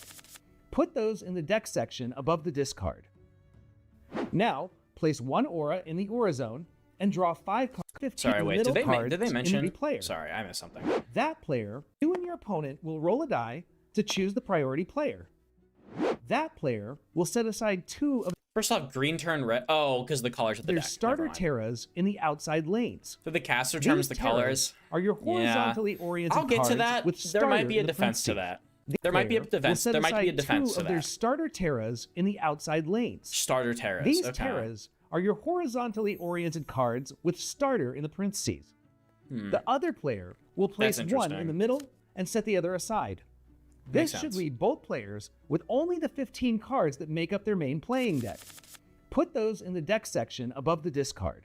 So say demo version. So I'm assuming the Terra thing is the demo in the aura zone and draw 5 cards from your deck. Okay.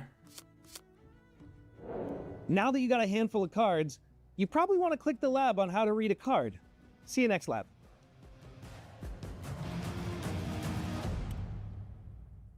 So you're just gonna play them in order? So what sets the full game of Metazoo apart from the alpha demo play? To sum it up, it's bigger. While the alphas are meant to help you learn and gain a taste of what's to come, everything about the full game is amplified compared to the alpha experience.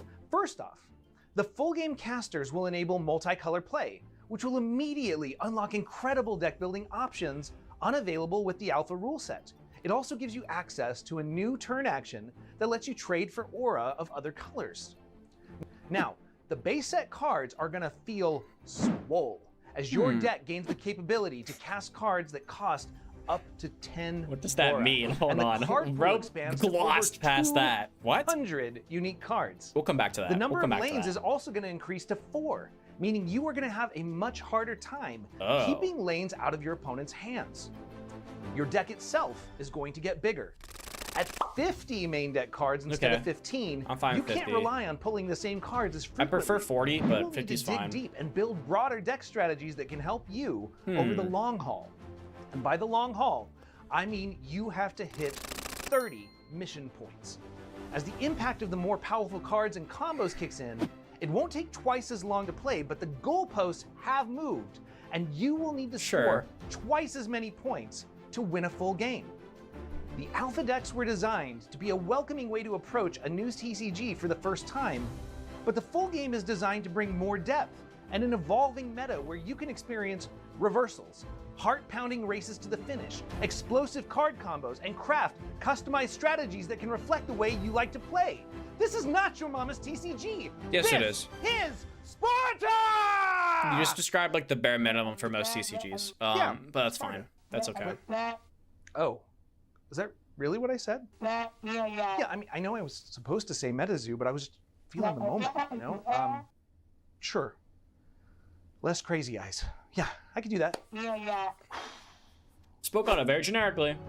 We hoped you enjoyed that preview into the Metazoo gameplay. You can continue learning the gameplay or read the full gameplay rules online at our website. So we're gonna have to go to their channel for the rest of the videos. That's something. I want to dive into that. Publication is an excellent place to start or restart your Metazoo TCG experience. Ready to learn to play? Want to know the ins and outs of the first flex decks, the starter decks for Metazoo? It's all inside. Plus, you'll find an interview with Lily McKay, an original Metazoo artist who's back for the game's return. I think that looks great. I love the art. I'm not going to cap. I love the art. How I think the it looks game's cool. lore grows. Best of all, Metazoo magazine comes with an illustrated encyclopedia of almost Abigail. That was my deck. In the first release, my realist deck was Abigail because it was the stall mill deck and it was fun. And yes, that was my most like real deck was Abigail. Some cards are just rare enough that I saw the other videos. I have that pulled up. I got that locked and loaded. So check out the Metazoo magazine. I was hoping they would just show it there though, but that's fine. The magic is. Black Dragon Death is cooler. You're probably correct, but it's probably more expensive. I'm Emily, the COO here at GQL. See, I got the whole Abigail deck off of Facebook for dirt cheap, and one of the Abigails is Buddy Rare. Portfolio and it was of global awesome. artists to create our products. Let's get to know some of those artists now. Oh, they did the thing again. They used their stupid lapel mic and then used the Premiere Pro AI vocal enhancer so it sounds like butthole. Cards for base set. So, Earth, Wind, Abigail looks awesome. Abigail's art, the like the Dragon Knight thing is cards, so what style cool. or methods did you use? The like dark white knight I'm aesthetic is primarily a awesome. watercolor artist, so I used a mix of a couple different types of watercolor paints, and I also used some poster paints. They're kind of like gouache, a little bit chalkier. Style-wise, I guess I'd call it kind of Van Gogh inspired. The idea was sort of that these individual strokes of paint are visible to the viewer, and there's sort of a flowing movement to it, use of vibrant colors. I actually do have one of the paintings here. Are they going to show the art she's talking about? So actually built into the like flow of the air aura, you can kind of see the line work in the strokes. It's not. I'm not an artist. This is the thing. I'm not an artist. So Art, let's go. How did you approach the ideation I'm not an artist. And design process? So a lot of with this the stuff aura? just right over my head. I have no idea what's going on. Kind of interesting with the auras. With BC cards, you usually have like a lore, a legend, some kind of base idea. But with these, it's more sort of like going red border, yeah. World inspiration for them. No more red border. Luckily, we've seen no more red border. This is a real game. So, for example, Earth Aura. I know why they did the red border, but red was a weird choice, but I get why I didn't like it. Movie Princess Mononoke. That's pretty Fire gross. Aura, I literally went online and Googled like volcanic eruptions, lava flows, and once I get that realistic base, I kind of try to exaggerate different things, emphasize, and play around with color compositions to get the final look right. So were there any similarities you tried to keep between all four of the aura cards, or did you try to keep them Are they all trying to like hype her up as like Metazoo's Rebecca Guay? Is that the idea? All, like, How do you draw your I mentioned lands? the Van Gogh thing. But I wanted each to be designed with a sort of vibe that was distinct and specific to the aura. So, lightning has this single focal point that feels really striking. He looks so bored. Well, he's talking about lands. Burst of light. Yeah, Like he's a little. He probably has no idea what he's talking about. He's like, cool. Which is kind of still very calm, cool. A nice balanced scene. So, Jay, Buddy Fight Beth, can you see a massive red border on the cards? If it looks unappealing, absolutely, yeah. Speaking of great borders, look at Buddy Fight. Buddy Fight's border is excellent. There's a lot of thought that's put into why an aura looks. Excellent card frame from Buddy Fight. A lot Fight. of it's based on sort of what I think most people have as a mental image or feeling that goes along with each other. I thought you were gonna say mental people illness. Feel a certain way when they think about lightning. Okay, I'm not gonna cap. between draw and as the Nunless, and I'm the. I just wanted to tell me about how you drew this volcano. Well, I drew a volcano. My name is Travis Nunless, and I'm the no one will be senior as good as director of Rebecca. Yeah, that was kind of the joke I was Labs, making. Yeah, and no one's one of gonna the be lead game as good designers as for the Metazoo Rebecca. TCG. She's the goat. Whether you're playing at your local game store, at a convention, large or small, or even at home, we want you to find the world of Metazoo to be innovative, engaging. I mean, move to exciting. Thailand, you know? Our R&D team, and yes, they've all just played games move at to LGSs, Thailand. It'll be cons, great. and at home. Are hard at work developing all sorts of fun activations for you in the future. It's a sickness. I Today, respect I'm excited to get to show you a very tiny peek under the hood of our first expansion. Respect the While sickness. we can't reveal the Buddy name fights today, the goat. we can tell you that Expansion 1 is going to feature the return of the original 4 aura types, as well as a new aura type, Water, Sick. which focuses on control. I hate when games do this. I don't like this. The stupid Bandai aura approach, types. where they start the game with half the elements and then like release them down the line. I'm not a fan of it. I don't like it. I think some games have justification for it. Like, I can give Alestrals the pass because they have 8. I think this game's similar, but I don't like it. I don't like when you start. The worst is when it's like Bandai and they start with 6. And it's like, dude, just do all 6. Don't start with 4. It's so dumb. It's so stupid. We want to get a Stoneforge Mystic? Yeah. Down with the sickness. For real. Climax booster, having trouble thinking of videos to expand on certain attributes. Yeah, that's always tough. As well as a new aura type, Water, which focuses on controlling the lanes and the cards your opponent plays. Speaking of water, Water's control. Where have I heard that before? But no, I like there's that. no better I'm not gonna cryptic to hate on headline our water control. premiere than the fan favorite Loveland Frogman. I like that a lot. I wonder what various types of magic Loveland will have in store for us. You'll have to wait and see as we reveal more once we get closer to the release date. For now, enjoy this sneak peek look at Loveland Frogman.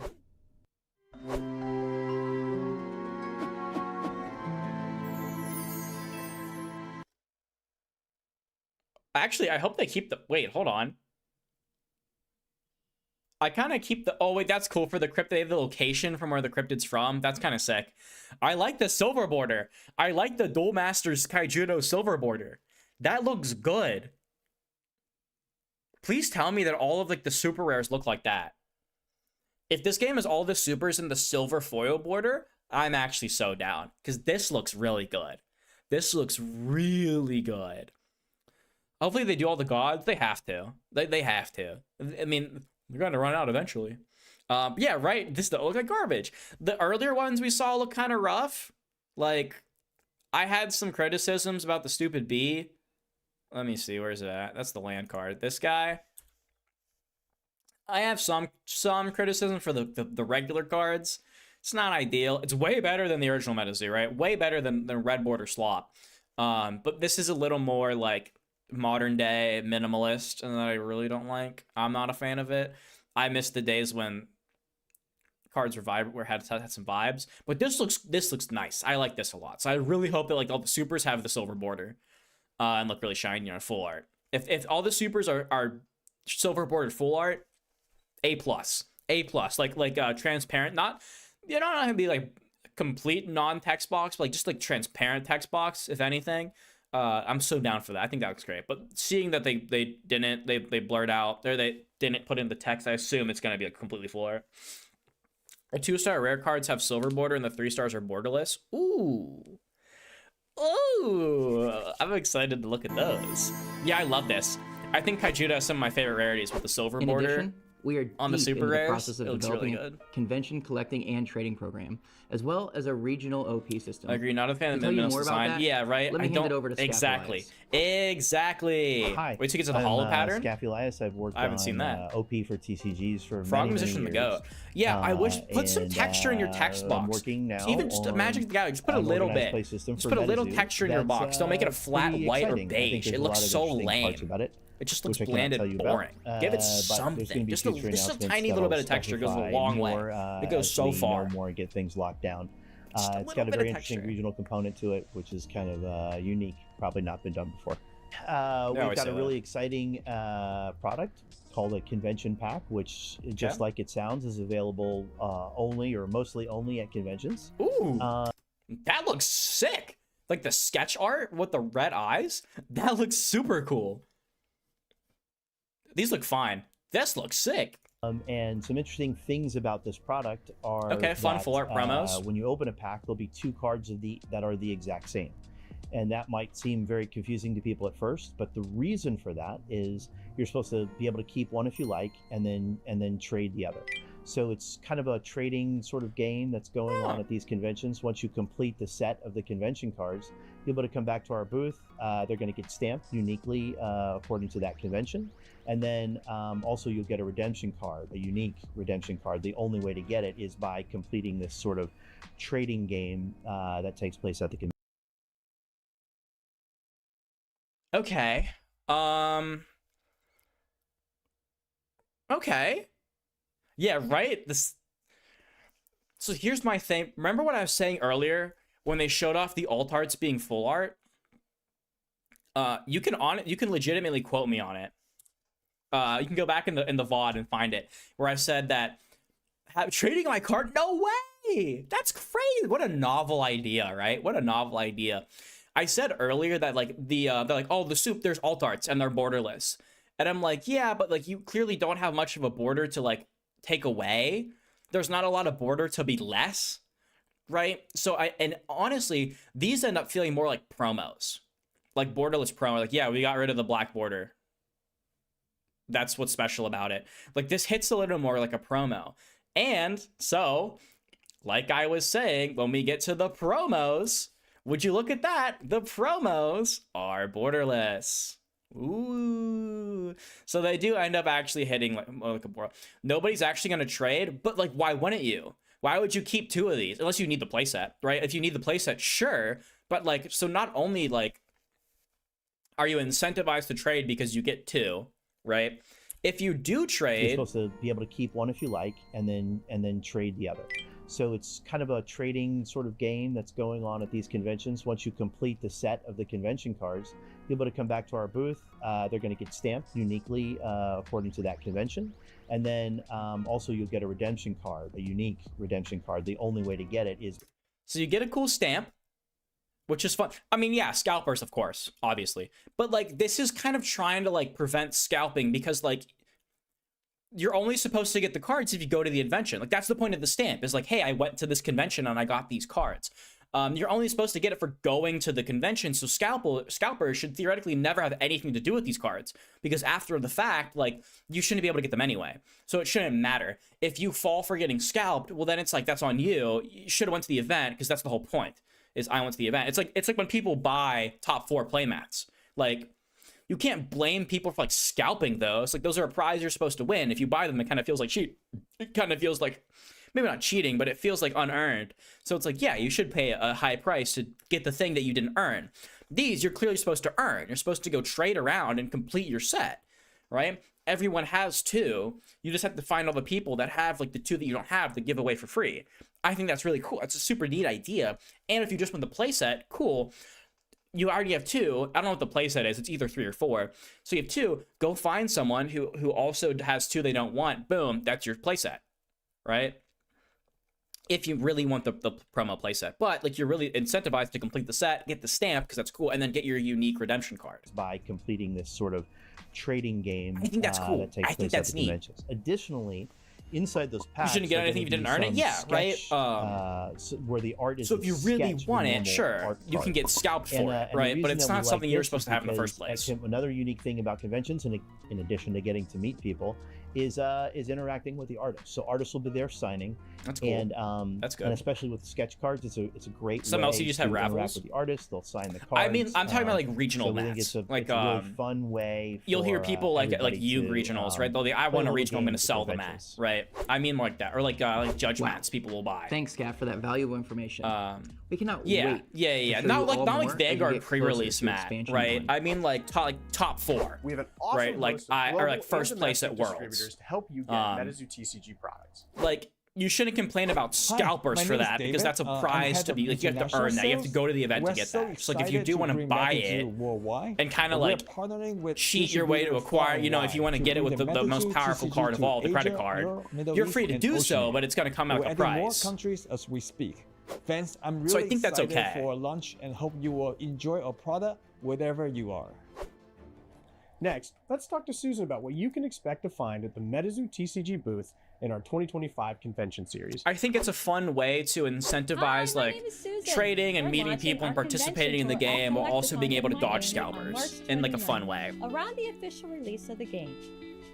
To mark this occasion, we're offering demo games with the brand new Alpha decks. The chance to meet original Metazoo artists Lillian McKay That's in a and little Jen over 2 Yates, weeks. both of whom will be on hand to sign cards and talk about their work. Plus, a chance to get unique promo cards. Got some Japanese artists that make so good in Japan, especially Duel Masters artists. Dude, if they got Duel Masters artists. First Metazoo guide to the game and other surprises. And they've shown that they're not like opposed to doing some more anime inspired stuff. I mean, this is a little more like early 2000s manga style, just colored a little more.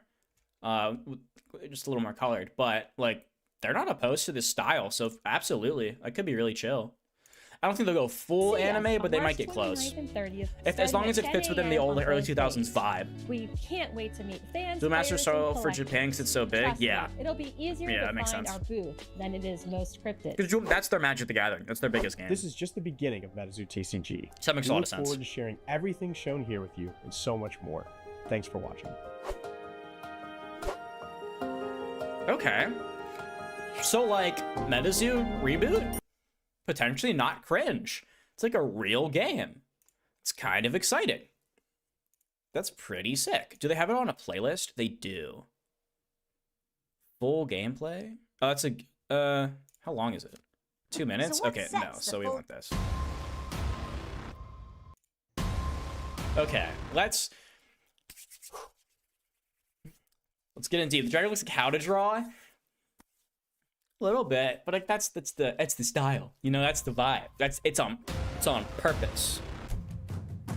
So, you're staring at a handful of They cards. said some interesting with stuff. gorgeous I'm excited to art dive that into bring this the because they said some fantastic things that I'm world gonna alive. have a lot of thoughts But about. these might feel like completely foreign cards. with Depending on how numbers it and shakes terms out. that you've never seen before. Feels like completely foreign cards. Your cards have 3 things on them. What do you mean? What do you mean foreign cards? Love the website. Cancel the Worlds card. Super Race. It'll be sick. It'll be sick. What's your feel of it compared to similar games? So far, we gotta get to the rules. I'll have my opinions after the rules. On the outset, like externally, outside of the game, I think it's coming from a great place. I think it's a great start. The box setup is good. The events look nice. I think the collectible thing is really, really cool. Reading the information on the cards. Yeah, TCG players have seen all of this, right? It's like, what do you mean this looks foreign? They have 3 numbers on them. The different card types and how to read them. There's literally your basic 4 pieces of information. You have like your name, you have two stats, you have power cost, which is as simple as it can really get, the element, color of the card, you know, creature type, subtype, and then the effect. It doesn't get much more simple than that. Website is a nice setup. I love websites with my setup. Card. Looks uber casual. Yeah, is it's very shown basic. in this black box, and the top center of the card is its name. A card's They're just scared to do cost too is in much, the upper left, which of is like each card. understandable. This tells you how much aura you'll need to tap. I don't as like a it, but payment it's to fine. cast the card. It must always include at least 1 aura of the card's aura type, but the rest can be any aura. Below that is the aura. Dual color confirmed. All right, yeah. Duh. Go back to where you said it's dawn. Delete that. Get that out of here. It's not dawn. I hate that. That comparison makes me want to crash out for real. If you call anything dawn, I will actually explode. I'll blow up like a SpongeBob character. Duel Masters, yeah, pretty much. Even Duel Masters though, those cards look so good. It's because their text box has texture in it. That's why. It's because their text box has texture and like the card, they use an actual font. I guess this is kind of actual font. I don't know.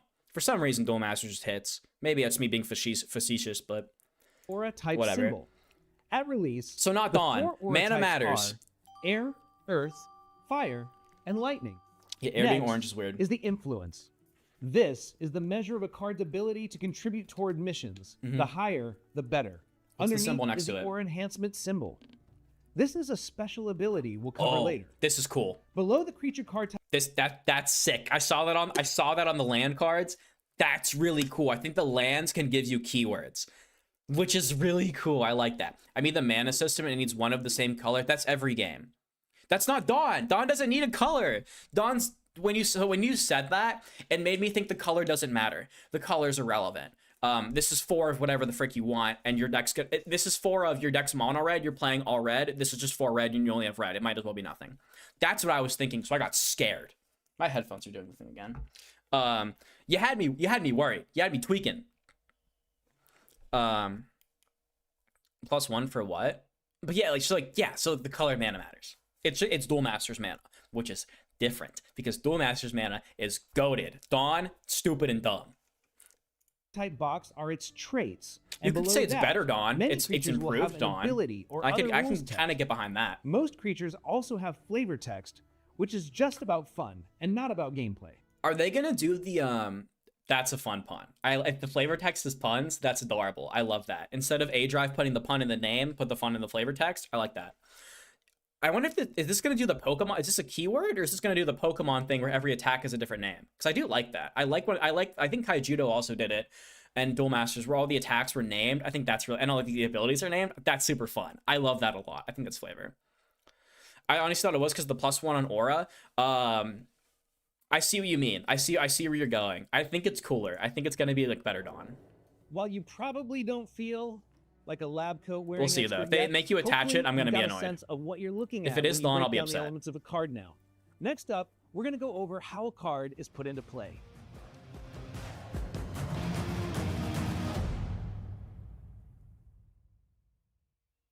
We'll see though. It depends. Luckily, it can't be as bad as Dawn because there's no counter. There's no counter in this game, so it can't be as bad as Dawn. Your card reading skills, which is nice. Now it's time to put it into practice. Let's breeze through how to play a card. Cards are played differently depending on the type of card. So we'll see why it's +1. Every card Hopefully you play from hand requires 2 things. You pay the cost to cast it, and casting a card will use your turn action. We've talked about paying aura cost, but actions as a reminder, is interesting. You must tap available aura in your aura zone, equal to the amount shown on. How I'm hearing, any card is better than Dawn. That's better than Ink. That's better than energy cards. You're close. Any card is better than Dawn. That's better than Ink. Energy is kind of a unique beast.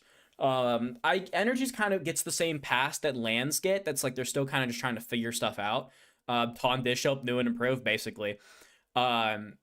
Energy's a bit of a unique case, but you're correct. Yeah, anything better than Dawn is better than Ink. At least one of those aura must match the aura type. The rest. So that means multicolor stuff matters. All That's aura good. will untap in the aura phase of each new round. Playing aura. Aura are played from your aura deck into the aura zone. Love that. There is no cost to play an aura, but you may only play 1 per round. For a demo game, you will start with 5 in your aura deck, with 1 already added to the aura zone in the pregame setup. Sure, makes sense. You'll add your second in the first round of play. I love this. The Star Wars thing, I love the starting with 2. So, any card is mana from Duel Masters is the best. It's good, but it admittedly does have flaws. Unfortunately, there are issues with it, but for the most part, you are correct. I love this. And I don't give One Piece this credit because they do 2 every turn, and that's completely different. I like the just starting with 2 and then 1 every turn because you avoid the stupid first turn of the game where you can just go land pass. Because so many decks just go land pass. Sure, there's some 1-drops, but if you're like being like 70% of the time, you're just land passing. So might as well just start with the 2. Round of play, both players will asking us Lorcana has Ink with cards you can't make resource with. Ink is a huge problem. Ink has a lot of issues. Creatures and equipment Ink has a must be lot of placed problems. in the lane of your choice. Playing casters. The Ink thing you can't resource with makes me so upset. Pay to play your caster. Casters may only be played once from your caster zone. Okay. If they are shattered, they go away face down back in your caster zone. Cool. Playing strategies. So they're like Star Wars leaders. I love that. Go straight to the discard pile. Pay the cost and do what it says on the card, then discard it. How does the actions work? Terras. Terras, other than those you played in pregame setup, that's why they're starter. In your deck. You may pay their cost to play them to any lane, shattering the previous Terra that was in that lane and sending it to its owner's discard. So having a good mix of different cost cards is an important skill to learning as you start building on your own decks. That's interesting. You also want to think about the mix of My other new cards TCG is Duel Masters mana, but you add them back to hand before discard. And we'll tackle that next. So like Grand Archive? Like Grand Archive memory? add them back to hand before a discard. So as you saw in the pre-game setup, all right. some cards go to your main deck, I'm here for some that. are placed right into play, and some have a separate deck like auras. This lab, we're going to define what each card type is and why it matters. As mentioned last video, a card's type is shown in this black box. Let's cover the key differences of different card types. Talk about casters. With Terras. Talk about the leaders. Terras are where missions occur. The most important aspect of Terra cards is that its rules text applies to both players. Ooh, I think they are custom named effects. I love that. I think that's so fun flavor-wise. Not just the player who put it into play. That's so fun. Terra cards are placed horizontally between both players and occupy the Terra slot of the lane. It doesn't have an influence value or count against either player's lane size limit. In the lab, we like to turn Terras vertical once the mission in the lane is resolved as a reminder it's no longer available to score. Okay. Oh, so it just sits there forever once it's scored. That's interesting. I also wish... Oh, sorry. I kind of wish they'd do the oshi-push thing, where they're printed on both sides. So no matter what side of the table you're sitting at, you can see what the value you need is. Actually, let me get one with an effect.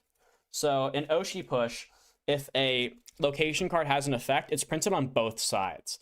So no matter what side of the table on, you can read what it does. But if you play this, right, your opponent's gonna have to be like, what does that do? And turn it around and read it. And then you're gonna have to think, what does it do? Turn it around and read it. You're just both just gonna be doing this all the time. So I do wish it was printed more like this with the name like at the top vertically. So when it's in your hand, you don't have to be like, trying to you don't have to like turn your head to read the card to let them know that you don't have a Terra in your hand, but you also need to read the effects. You have to kind of do like one of these to hide the fact that the Terra's in your hand. It's like impacts in Buddy Fight. They just printed the name and the cost at the top and then printed the text along the sides. It'd be great because then you could put it down and then both players would be able to see what it does because the effect is symmetrical. So that's a bit of a whoopsies.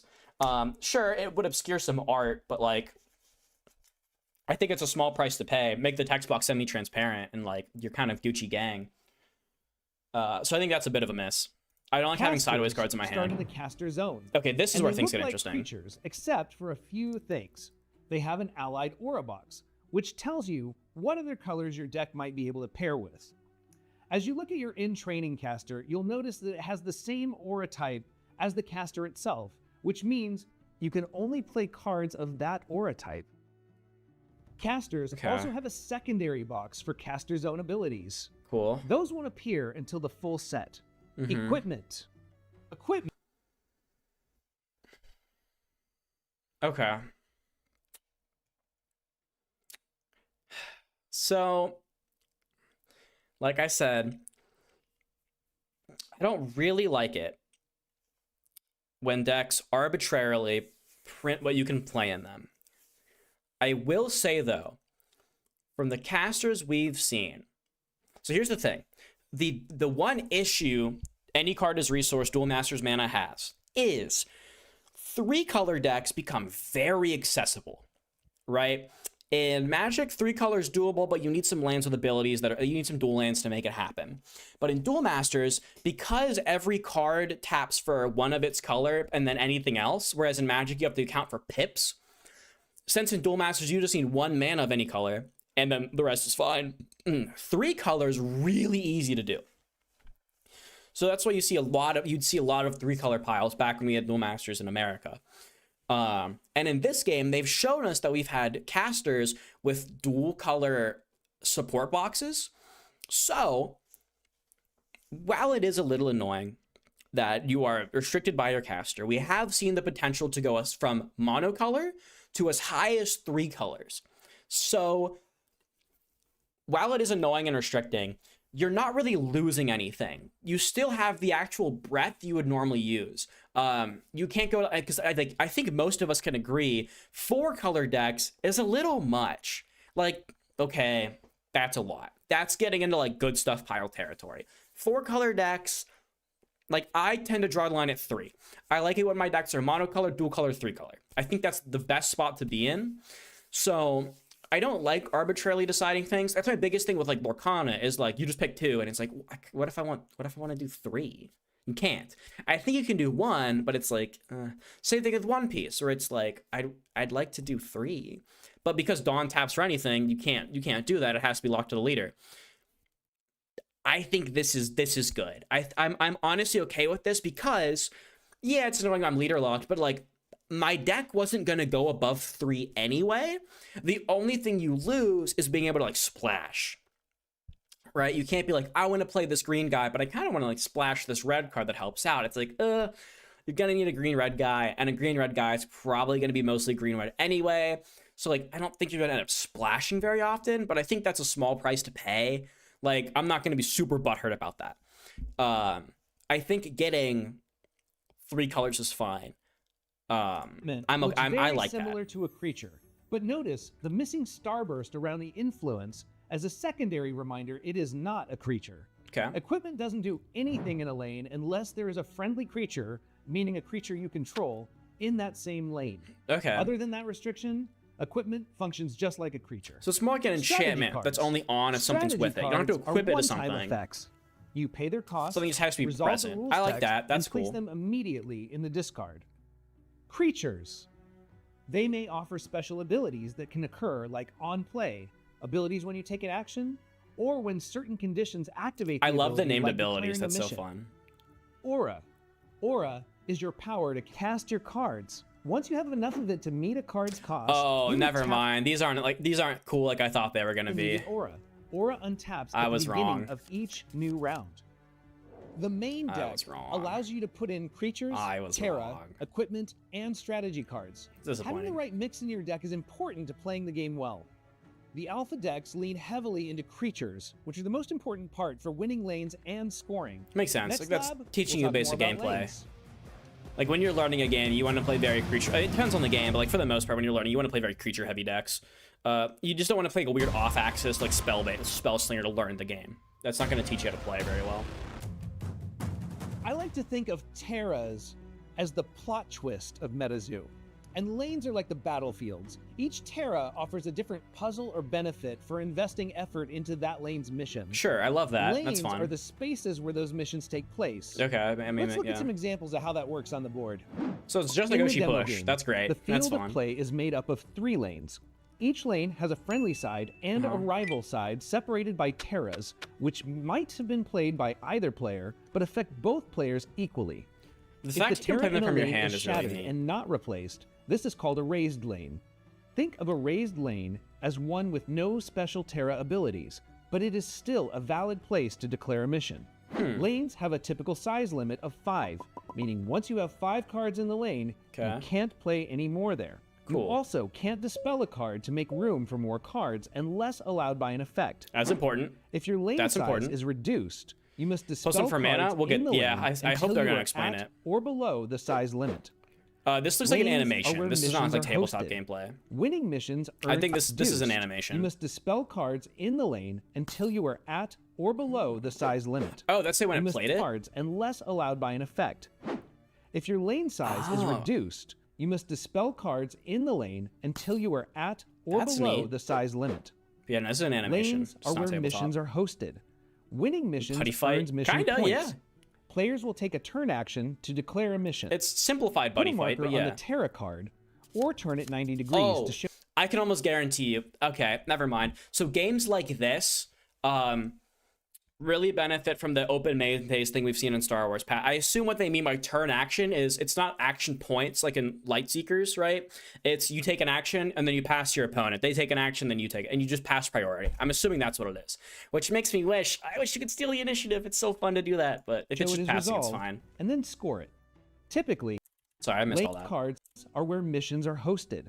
Winning missions earns mission points. Okay. Players will take a turn action to declare a mission.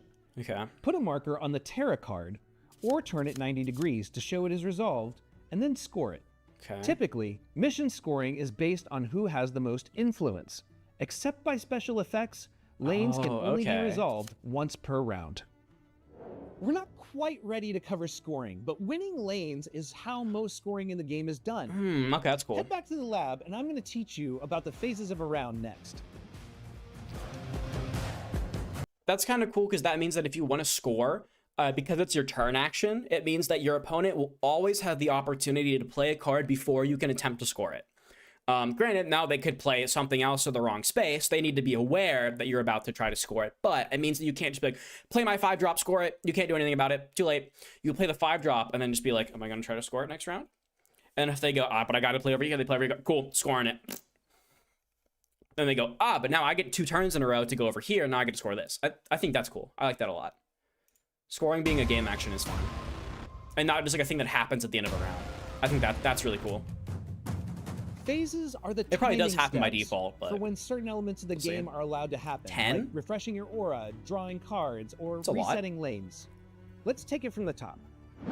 Short and sweet, there are only 3 phases to a round of Metazoo TCG. Okay. The draw phase. Nope. You don't need crayons for this phase, just cards. This is where you swap priority. Draw 1 card. Okay, you do from your swap main it. deck. I mean, that's fine, but it's the like, aura phase. This is the phase where you add 1 aura. I think to it's your more aura fun when you zone can from take the it. Aura deck. Unless it's empty. Then you can just recall the sweet joy it used to bring you to flip a fresh aura into the zone when your deck was young and full of hope. This is also the phase where you untap all your aura, remove damage from creatures, They use the and phrase reset all untap. of the That's lanes so something. missions can be declared again. Lastly, the action phase. This phase is so important, we made another video about it. It's the whole action turn. phase is where you take turns back It's and the whole forth turn. doing stuff like win the game type stuff. So don't skip that video. Okay. Most of your time will be spent in the action And phase. it's 5. Well, This for is the phase demo, where it's you play 5. For the cards, actual among other game, you can things. get to 10. Hop back into the lab and learn about your different options for turn action. But that's so annoying when people are like, it's like Dawn. It's like, no, it's the Force of Will Stone deck. If we want to actually be correct, it's the Force of Will Stone deck. And it's just that one piece is popular and Force of Will flopped. But whatever. Actions If you're gonna equip it, then it's Dawn. are the meat of Which I really hope gameplay. you can't do, but we'll see. Or maybe the tofu of gameplay if you're a vegetarian. I had an idea of what I wanted them to Either way, do, but I don't think they're gonna do This it. is where the most important choices It's are easier made. to say, Which sure, lane do you cast but your it makes creature me to? upset. Can you apply pressure to your opponent by It's using easier to aura say, but it's enhancement or one maybe piece an that makes me ability? mad. Here is where we're going to cover But all it's- the it's options fine. I that don't might actually be care that available much. to you when it's your turn to take an action. It's not that big a deal. There is not a set number of turns per round. Yeah. Instead, the round ends when all lanes have been resolved. Actions are not optional. You can't pass your turn. Instead, you must choose and declare a mission in an open lane if you have no other actions to perform. Here's the list of all the actions you might consider on your turn. Play a card from hand. Play your caster. I feel like Use tokens an rather than being a activated separate ability deck. of a card in play. Wait, Declare but a if they mission. acted like tokens, they Resolve would the be a lane. separate deck. Enhance a lane with They would aura. just come from the ether instead of the Trade deck. aura. Like it would be, it's functionally Well, the this same may thing. seem like a lot to consider. Lane with Like that's aura. functionally identical. Trade aura. It just means if they're tokens, they wouldn't be like game objects, which could be problematic later down the line. Play a card from hand, play your caster, use an activated ability of a card, declare a mission, resolve the lane, enhance a lane with an aura, trade aura. Okay, cool. Well, this may seem like a lot to consider. Battle Most Spirit's of the Void- time, yeah, you'll either it's be just like playing a any card or declaring a mission out to of game resolve the lane. zone that you have in card games. Declaring a mission usually causes a player to score. You might also wish to use an activated ability of a card in play. This usually has a cost. The cost Okay. can vary, but it can be an aura cost, or sometimes it is paid by tapping the creature. Tapped creatures don't count their influence when resolving a mission, as a Got it. reminder. Okay, that Occasionally, makes sense. a cost to use abilities is paid by sacrificing a card in play or discarding a card. Okay. Enhancing a lane with aura requires a card in the lane to have the aura enhancement symbol. Then you take an untapped aura from your zone and place it in that lane. It adds to your influence and adds destruction, which means if you win the mission, your opponent must shatter one of their cards in that lane. The trade aura action is Okay, it's better than Dawn. So it's not attacking? No, it never would have been attacking. If this game is all about scoring, you never attack. There's no point that you don't attack. That's why tapping. Okay, that's why I was confused about stuff taps, because you wouldn't attack, but it makes sense to get scored. So it's better than Dawn. It is way better than Dawn, which is nice. That's nice. I would need to play the game to see how necessary it is to exist, because a part of me thinks that like it probably does matter that you have Dawn, because you need to score every single turn for the round to end. But we'll get there. Is how you add more aura types to your aura zone. That's the next so video. you can play multiple card colors in your deck. Wait, what do you say? More aura type. The trade aura action is how you add more aura types to your aura zone, so you can play multiple card colors in your deck. Trading aura is related to your chosen caster. The in-trading casters don't have the ability to trade aura, so we'll cover it more in the full game videos. Oh, is this like the Keyforge? You pick your color for turn? So like you can choose? Like that sucks. If you can choose, that's lame. You'll quickly learn that every action is precious in this game. Keep track of how many lanes are still open, so you don't lose your chance to do something. I mean, it makes deck building like consistent, but it's just like, I don't know. Maybe I don't hate it. Your own lab coat though, you still need to understand scoring. Slam that module in the lab like you're gonna slam your opponent in the first match. It's not that bad. Because it's not gonna be like, I hope it's not like One Piece where colors are functionally useless. All they are is just they tell you like the vague idea of what the card's like design philosophy is. But outside of that, like a color in One Piece is functionally not, like it's useless. It means nothing. So as long as the cards, like the colors mean something, that's fine. Okay, maybe that's a bit too much hype for the scoring section. What colors in One Piece are practically meaningless? This is what you've been building towards. Scoring lanes is how you get almost all of the points that are gonna win you the game. So listen up. Scoring starts with declaring the mission. As an action, this guy, he's an unresolved lane. Don't be a hater. One that hasn't had a mission declared this round, and add up each player's total influence in that lane. Okay. There are a few different scenarios. An uncontested lane. In an uncontested lane, one player has no creatures present. Equipment alone does not count. Uncontested lanes score the winner the maximum, 2 mission points. Contested lane. In a contested lane, both players have a creature present. The winner, whether they won by 10 influence points or only 1, gains 1 mission point. A tie lane. If the influence of both sides of the lane is the same, you tie. A tie gains each player 1 mission point. Okay, that makes sense. There is no winner. An empty lane. When a lane has no creatures on either side, it is empty. You must still resolve empty lanes to end a round, right? What? but they score no points for either player. Mission resolution effects. There are a few. You can just, as an action, you can just turn off a lane. That's kind of cool. 2 common effects that often award something to the winner or loser of the mission. There are also destruction and overwhelm effects. Overwhelm Project awards K. a bonus Yeah. if you win by 3 or more influence that's over it's a your little opponent. different. Project K is Destruction different. forces the losing player to Project K is where you have to go and fight. You go to the location and you fight over it, and then you like knock your opponent's guys off. And then you like stay there for a number of turns, and like then it pops, I think. Something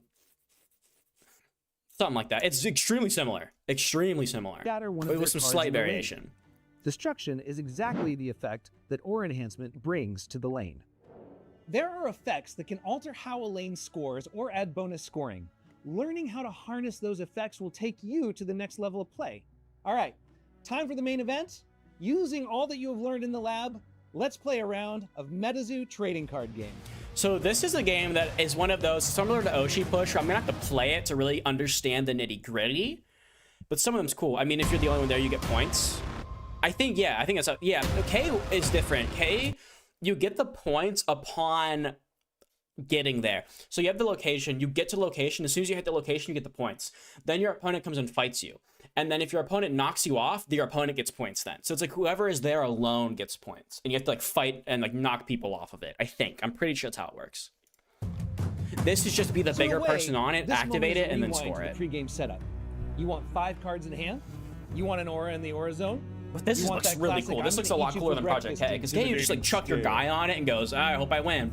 But this you have to think about like when you're activating stuff. Which is kind of sick. We kick off the game in the draw. So you can try to like bum rush for 2 points. Each player takes 1 card from the main deck. Or so you now can just we like are turn both off a at lane. 6 cards in hand. That ships us to the Which aura is phase. kind of interesting. We drop in another aura from the aura deck.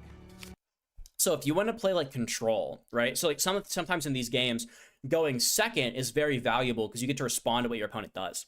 So something you could do in this game, let's say you're going first, you don't want to play a card, you can just go and score an empty lane and just turn off one of the lanes and be like, you can't go here. I've scored it. You can start stacking up here, but like you can't score it this turn. I've scored it. I turned it off. And then your opponent plays and then you can respond to them. I think that's Everything really cool. is already untapped. At least it is in the Neopets Neopets window. True. So On to the true. action phase. That game is Fire player taps it's both fun, their but auras it's to not pay for a competitive 2-cost in any giant way. salamander. Now it's Earth player's turn, and a thorny little Pukwudgie hits the board after paying 1 aura. The Fire player is out of aura to spend, but the lanes are still open. So they declare the mission in the middle lane. No creatures on the other side, so this lane is uncontested, awarding 2 points to the Fire player. Though the Earth player has 1 untapped aura, they don't have a 1-cost card or ability they can use. So they also must take an action, and they choose to declare the mission in the Pukwudgie lane, also uncontested. With no other action that could gain them points, and no card play options, You just have to score the the other Fire one. player must declare the mission in the empty lane, awarding no points and immediately ending the round. Yep. Now, okay, so this is interesting. So you don't. So unlike oshi-push, where you actually score the card, and in Project K, where you like blow up the location, these locations are here forever. What you're scoring is points by completing them. They stay around until you replace them with. So I guess every deck you have 2 starter locations, and if you win the die roll, you get 2 of yours. And that's the advantage to winning the die roll. Because sometimes in action-based games like this, you actually kind of want to lose the die roll and go second, so you can respond. So this way, there is a benefit. So it's now if you go first, you have more, your locations, but if you go second, you get to respond. So that's cool. So yeah, it means these aren't going to blow up on their own. These starter ones will be there the whole game unless you replace them. So you can combat the fact that you only have 2 at the start by deleting one of your opponents. So that's neat. I like that. We run through the that starting makes 2 sense for phases them to be in again. the main deck then. We draw a card. It's not like and the it's not priority player contrived. changes. It makes sense. Then we move to the aura phase.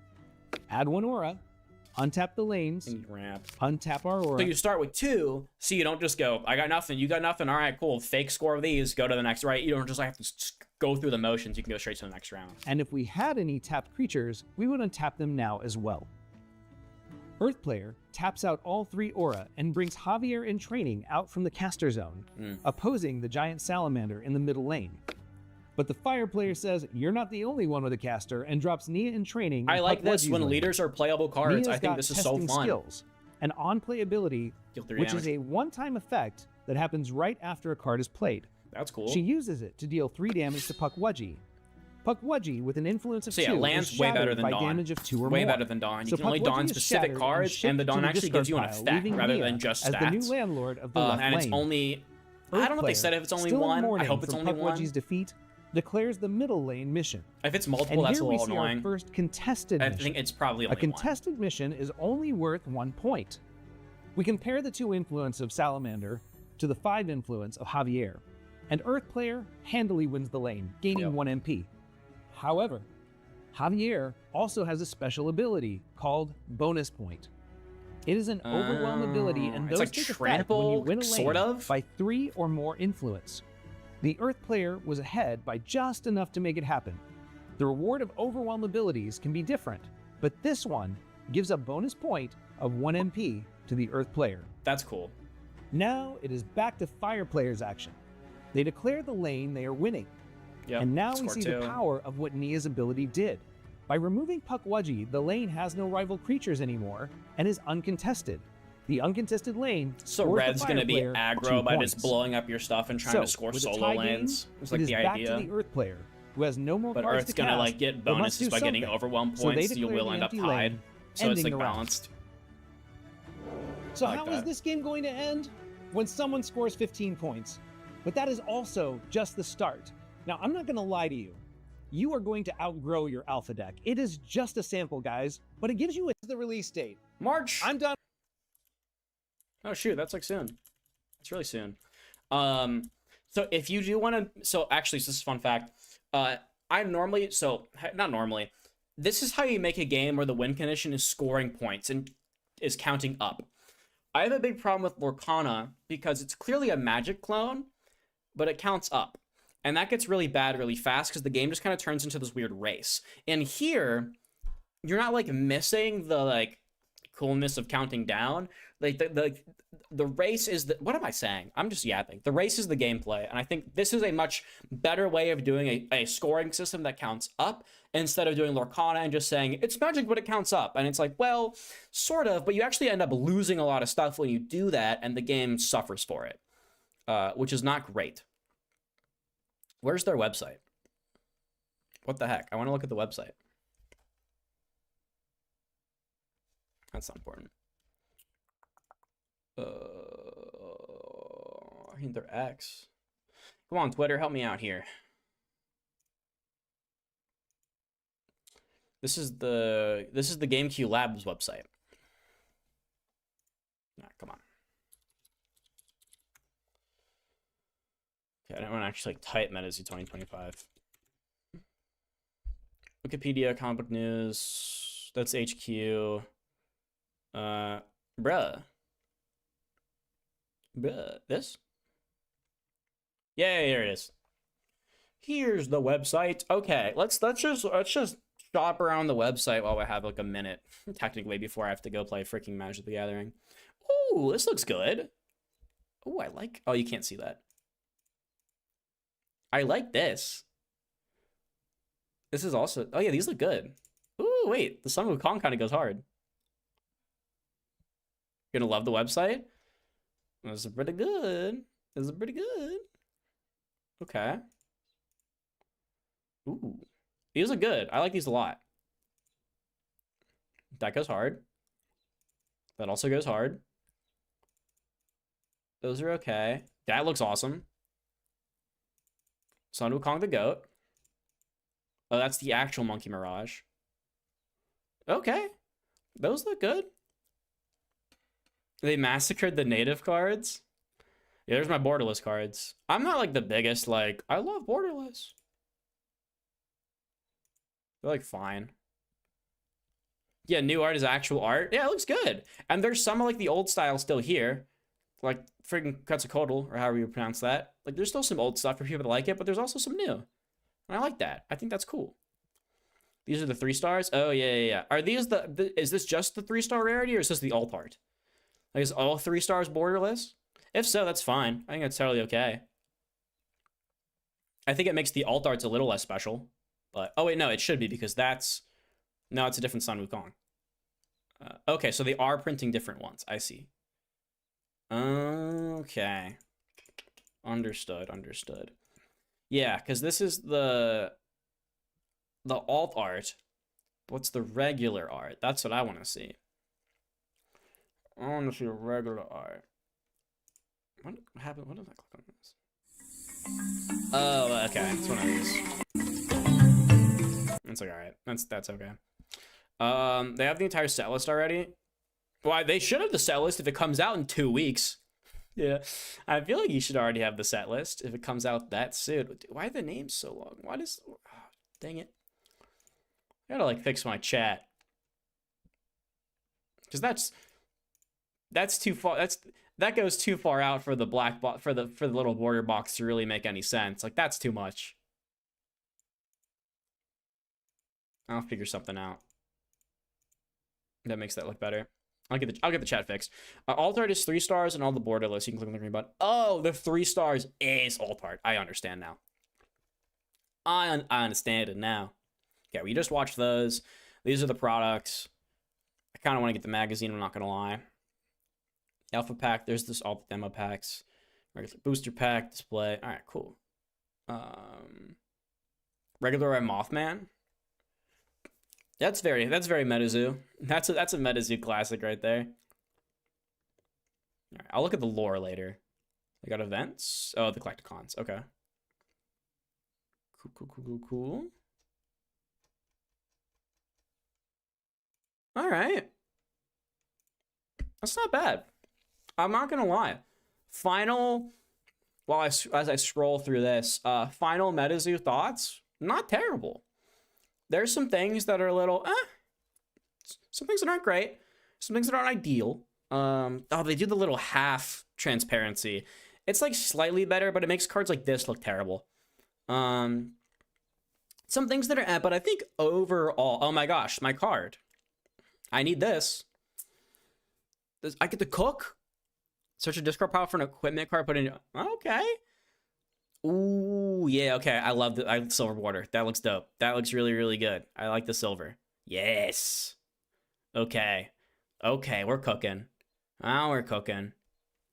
That's pretty good. Ooh, that also looks really good. Bridget. Okay. Yeah. It looks pretty good. I'm not going to cap. I ain't gonna lie. It looks kind of good. Like, I'd play it. I'd see if it's fun. Maybe it sucks, right? There's a chance that it's actually terrible and not fun at all. But, like, I see no immediate issues. There are some things I'm not, like, the most happiest camper about. But, like, overall, I think it's probably pretty fine. Either is fine with me. I'm kind of here. Yeah, but at least it's an actual game this time. Is very correct. At least it's a real game. Oh, it's the regular Lady Luck. That one doesn't look as good as the alt art. You guys can't really see it, but you're not missing out. You're not missing much. You're really not. You're not missing anything there. Okay. Ooh. Oh yeah, Metazoo. Not bad.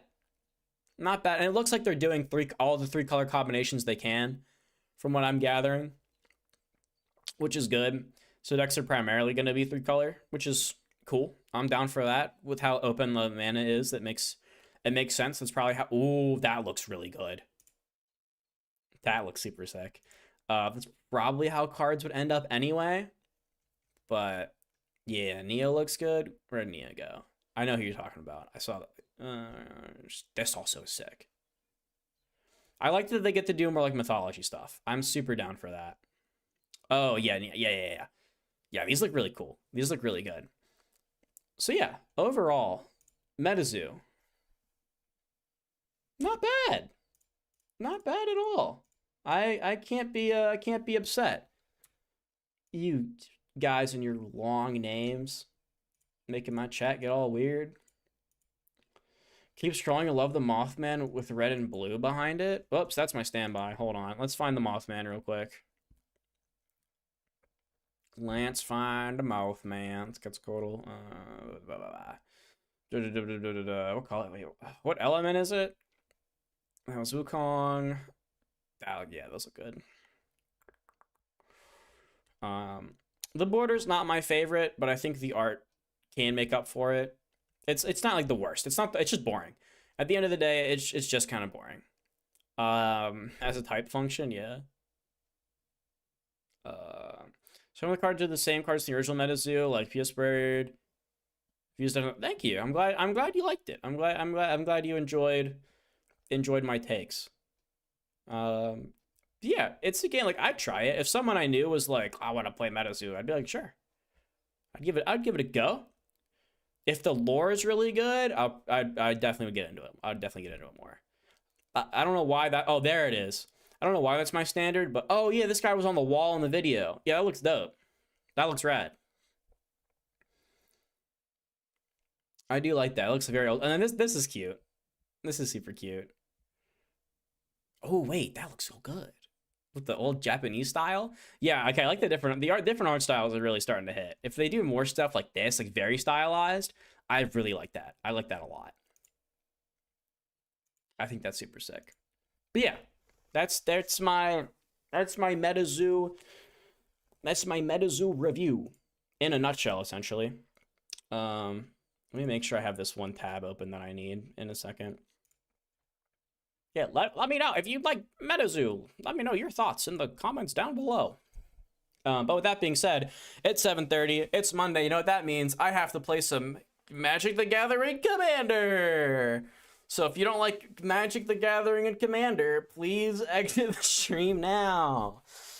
Hopefully you enjoyed the Metazoo portion. I think it's cool. It might be something we revisit in the stream later if people come back asking for it. I will revisit it. And we shall see. But yeah, it looks not bad. It looks not bad. But with that being said, it is time to play everybody's favorite card game, Magic the Gathering. Boy, howdy, you know how much I love Magic the Gathering. Definitely one of my favorites. We need a third if we're doing Magic the Gathering. Bing bong. We need a third? Do we not have a third? No, nobody's replied. Dang it, people, it's Monday. I set everything up, and then I was like, frick. Nobody replied. I was going to text you, but I've been watching your stream, so I didn't want to... Fair. Interrupt. Oh, you can interrupt. I don't care. Metazoo. My chat interrupts me all the time anyway. I get spiraled out on tangents regardless. Fair enough. Took me an hour and a half to watch a 20-minute video. I texted Figgy. Fig? Didn't hear anything. Where's Figgy? He can't bail again. That'd be crazy. No call, no show. That's even worse. At least last time we had a call before the no show. We had multiple calls. I'm hurt. Yeah, I know that Juba isn't able to. That's. And I assume Jake is playing the Monster Hunter. So-called free thinkers. Yeah, for real. Japanese only. You and your Japanese only TCGs. You and your moon runes. I'll say Juba's like never available. Yeah, and has a wife and. Stupid. Got a wife. Does the want to join? Who wants to play some Magic the Gathering? Oh baby. Not, I can leave you to continue chatting with your chat, and I'll. Fair. I don't know what else we would do? So. Understandable. I blame Fig. I'm finna call him real quick. I'm gonna mute for a sec. Yeah, ring him up. Ring him up. Ring him up. Don't have a deck belt? Fair enough. That is how it be. That is how it be. Sometimes. Just guys says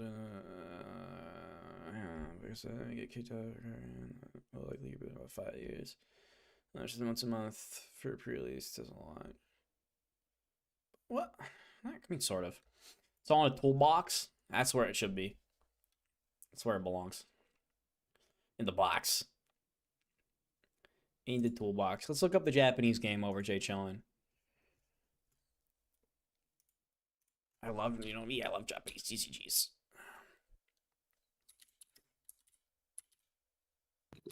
Brother avoided messaging us all day, but he's in Miami. What a nerd. He's been traveling all day. Oh my, and didn't tell us. I know.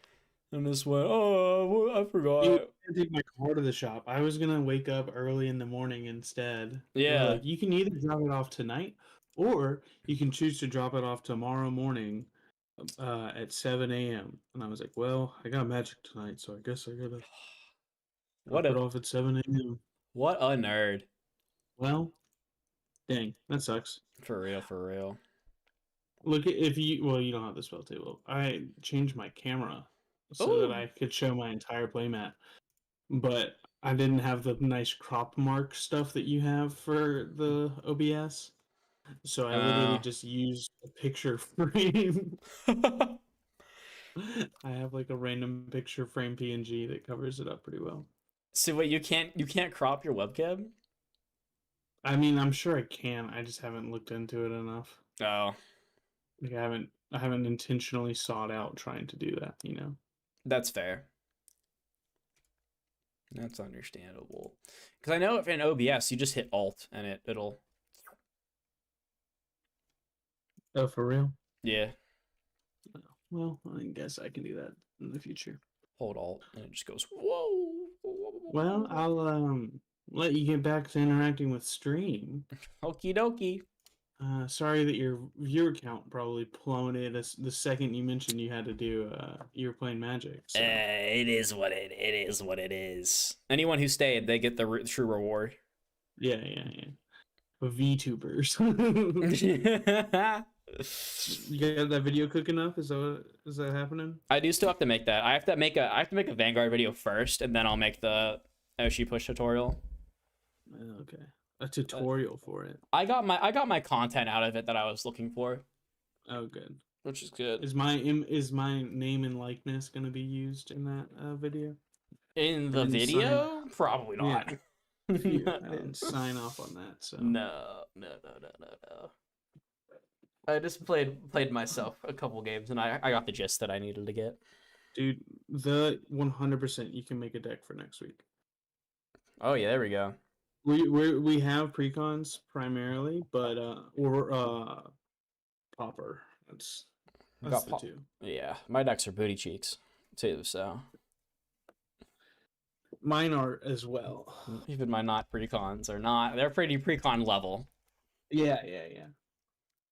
Everything except for Zinnia, I'd say, is precon level for me. Yeah, that's accurate.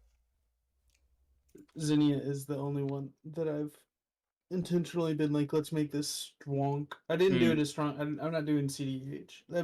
That's stupid. That's still, yeah, I agree. Competitive Commander's dumb. CDH is Metal Man of Alabama. CDH is for nerds. It's from Alabama. All right, well, enjoy the rest of your stream. I'll catch you. Will do later. Yeah. Oh. I'll be lurking. I might comment some. Could be chill. Chat for. Could be chill. I'm gonna go take my car to the shop. So valid. Well, good luck with that. Bye. Chat. Bye. Beep boop. All right, chat. What do we do? All right. I feel like I did manage to like speed run through my Metazoo talk. Give me something to complain about. On 4 damage to creation, 3 damage to each of 2 other creatures. That's cool. Big 8 drop. Big 8 boy.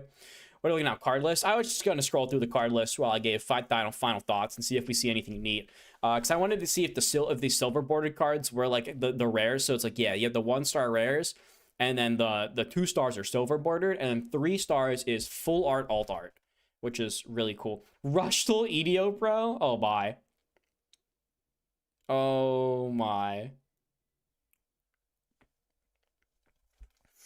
Not Rushtool EDO Pro. I need to figure out what all the freaking cards do. I do like Rushtools though. Rushtools are so fun. Rushtools are so fun. Do you know if they're gonna bring back the other auras, or are there 4 of it? Yeah. Oh, that's what I wanted to kind of yap about. Yeah, they are. Because if we scroll through their Twitter, I found a little circle. There it is, a little circle. So we know there's going to be 8 elements, much similar to Elestrals. We know we're getting water in expansion 1, not just because it's blue, but they confirmed it. They're getting water. So expansion 1's water. Set 1 is water. Set 2, I think, is water. Set 1's these 4, set 2 is water.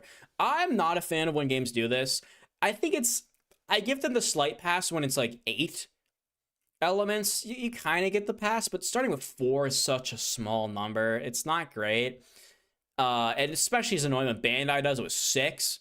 That's even worse. I think that's egregious.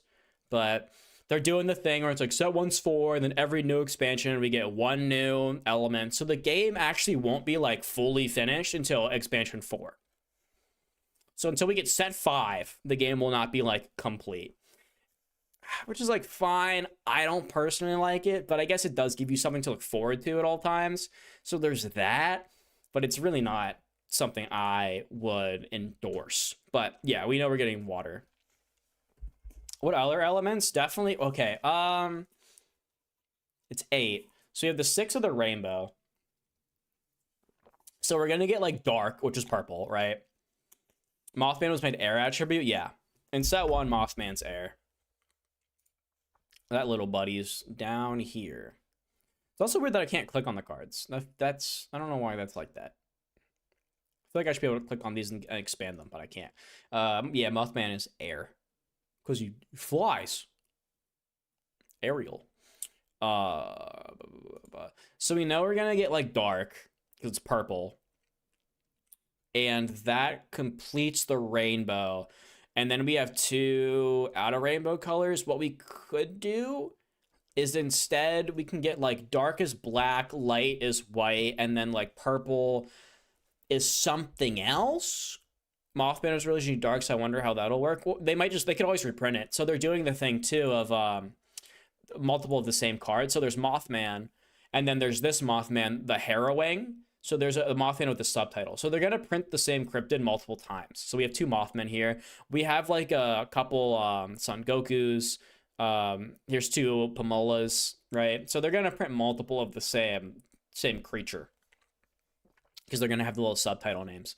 So So we'll get future. So they could just print a Dark Mothman eventually. But I actually don't know what the old card, the Metazoo like elements are. They might just be the same. Was Metazoo originally air as orange? Maybe this will have information. Cards. Give me the set one. Give me the... Oh, jeez. I forgot there's all this stuff. Just give me the first edition. Bring back Spirit. Yes. We know Water is next. No, Wind was going to be introduced in Yokai Islands. We didn't even get Wind. Okay. So we had what? We had like Dark, which was this guy. We had Green Forest. Wow, I forgot. I did not like how these cards look. So we might get... I think Snow was a card type, right? They had like Ice. So we might be getting Ice again. This is like Water. Looks like. Oh, yeah. So Orange was just Rock. All right. So it could pretty much be anything. I'm assuming this is like light, but I don't know. And then this is ice. Okay. So there's a chance that we get like ice. It could be like dark light ice. If I had to guess at what we're getting. If you look up aura types, they should all pop up. Yeah. Dark light, spirit, frost, water, flame, lightning, and earth. Okay.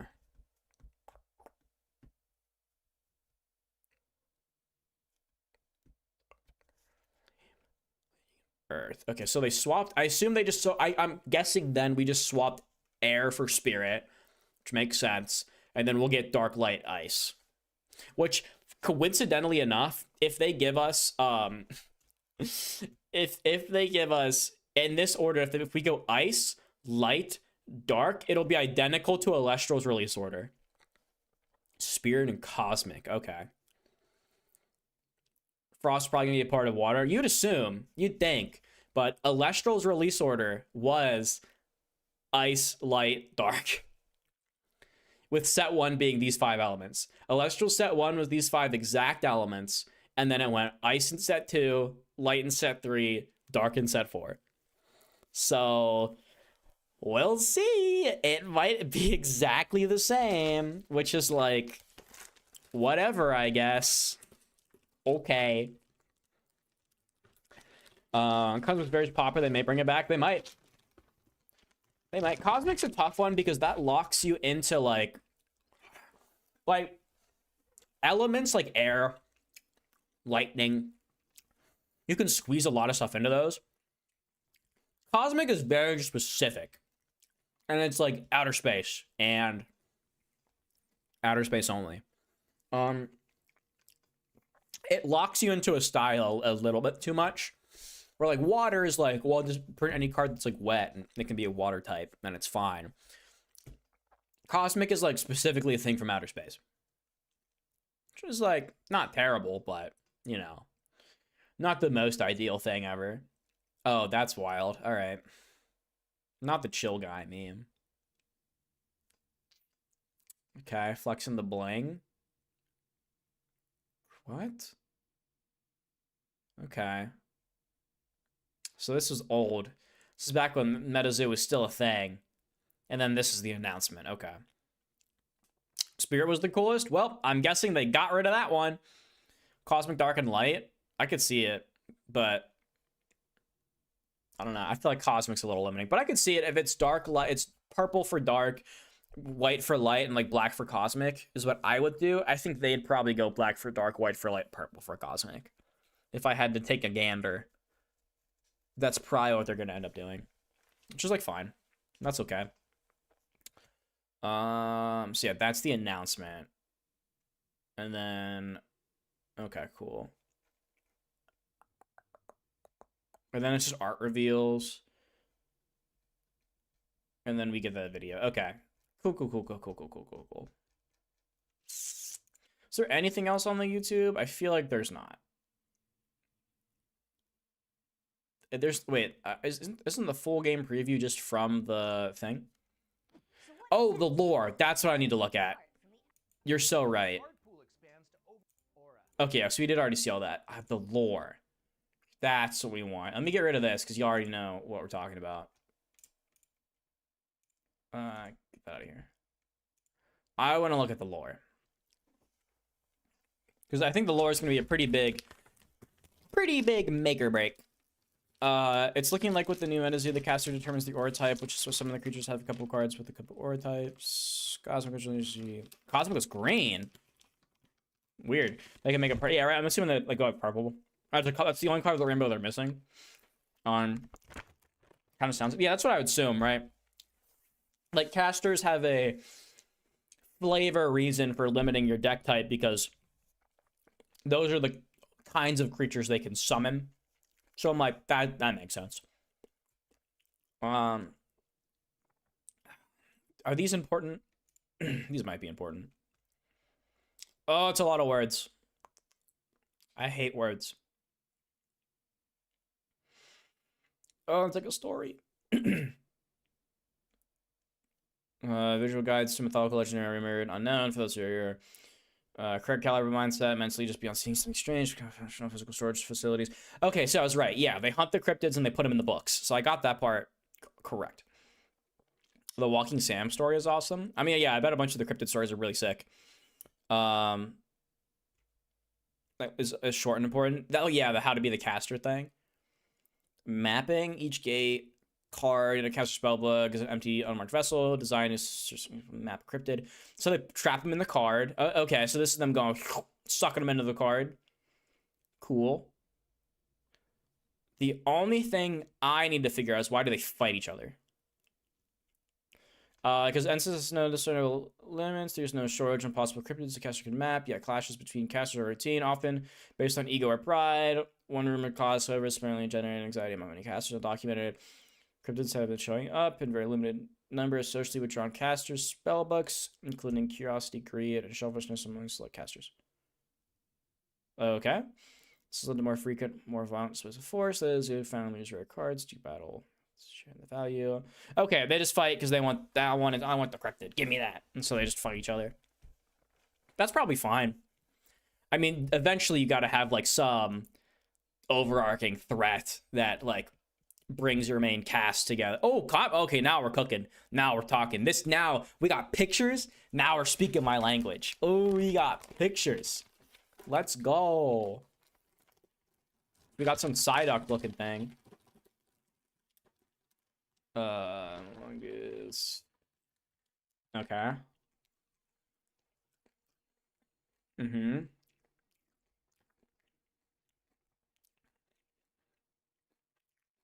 That's Sam Sinclair.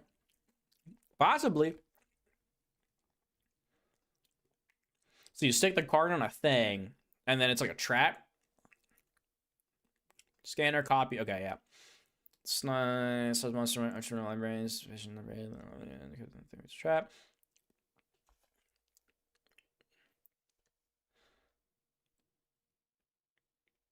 Oh, you have to position yourself between them. Okay, neat. How to draw manga? It's better than anything I could do. It's way better than anything I could do. So honestly, like, I don't care. I think it's fine.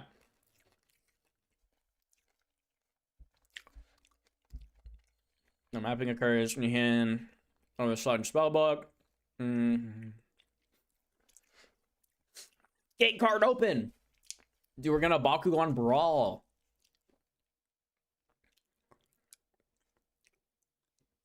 Yep, makes sense. Cryptid essence and press into the gate.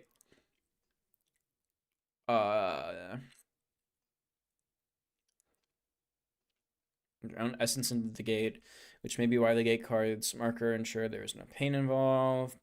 Oh, I see. Okay. I'm reading this like a manga, and it's not. It's left to right. I keep thinking it's right to left. That's throwing me off. Okay. So it gives map essence, and a little of yours dissipates. So the essence is mixed like paint and print on your card, just like that. You have your that card. Cool. You just stick them in the book. Is that humane? I don't know, but well, it's probably fine. He can fail every now. Eventually comes to the rest of life and land. Risk of failure, risk of humiliation. Gotcha. Out of your league, cryptid might jump out of the way, and you might not be strong enough. How do you get the stronger spell book?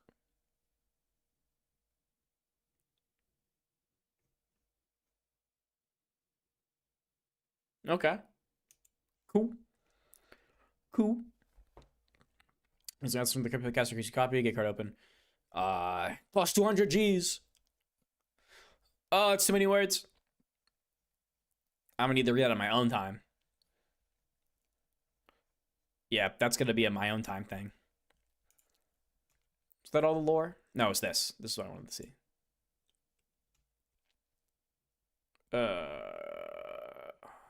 No, it's just words. I want more manga.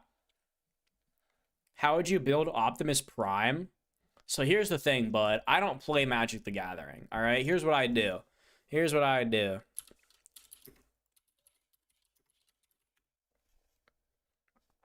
You go to this lovely website.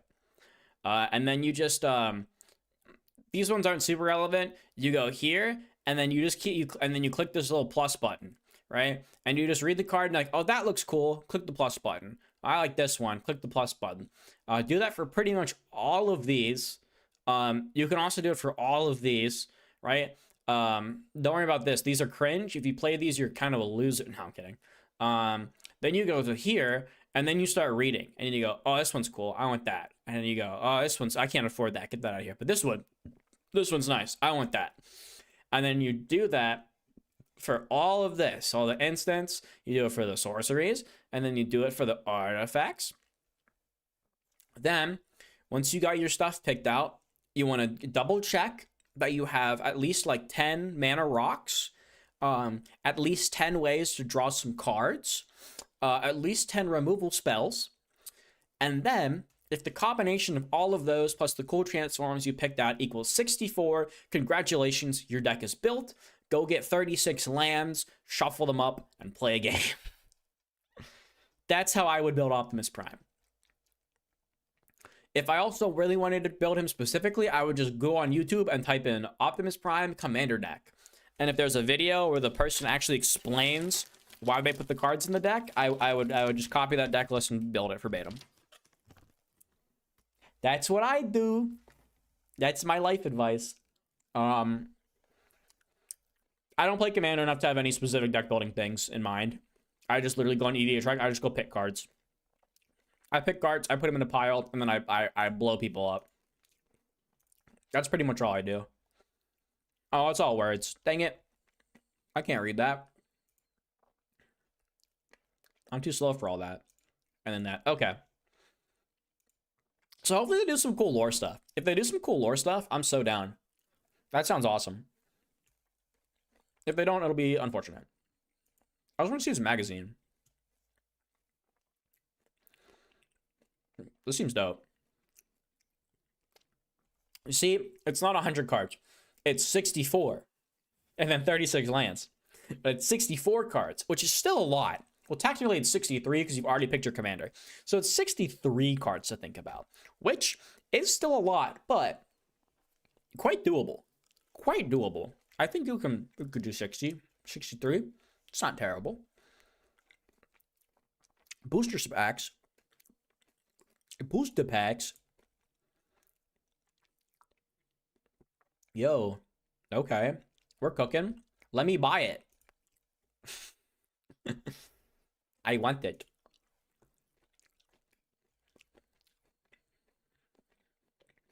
$120. Ew. For 24, that's kind of lame. Let's be real.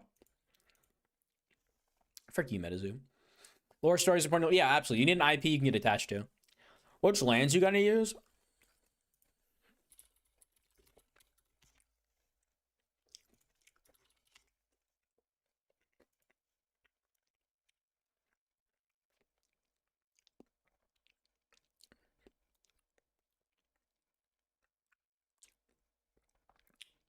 These ones. Pick 34 of the ones you can afford. And then once you go through this whole list, go through all these, pick all the ones you can afford. And then, and once you have all these, then you want to look up, what is he, Jeskai?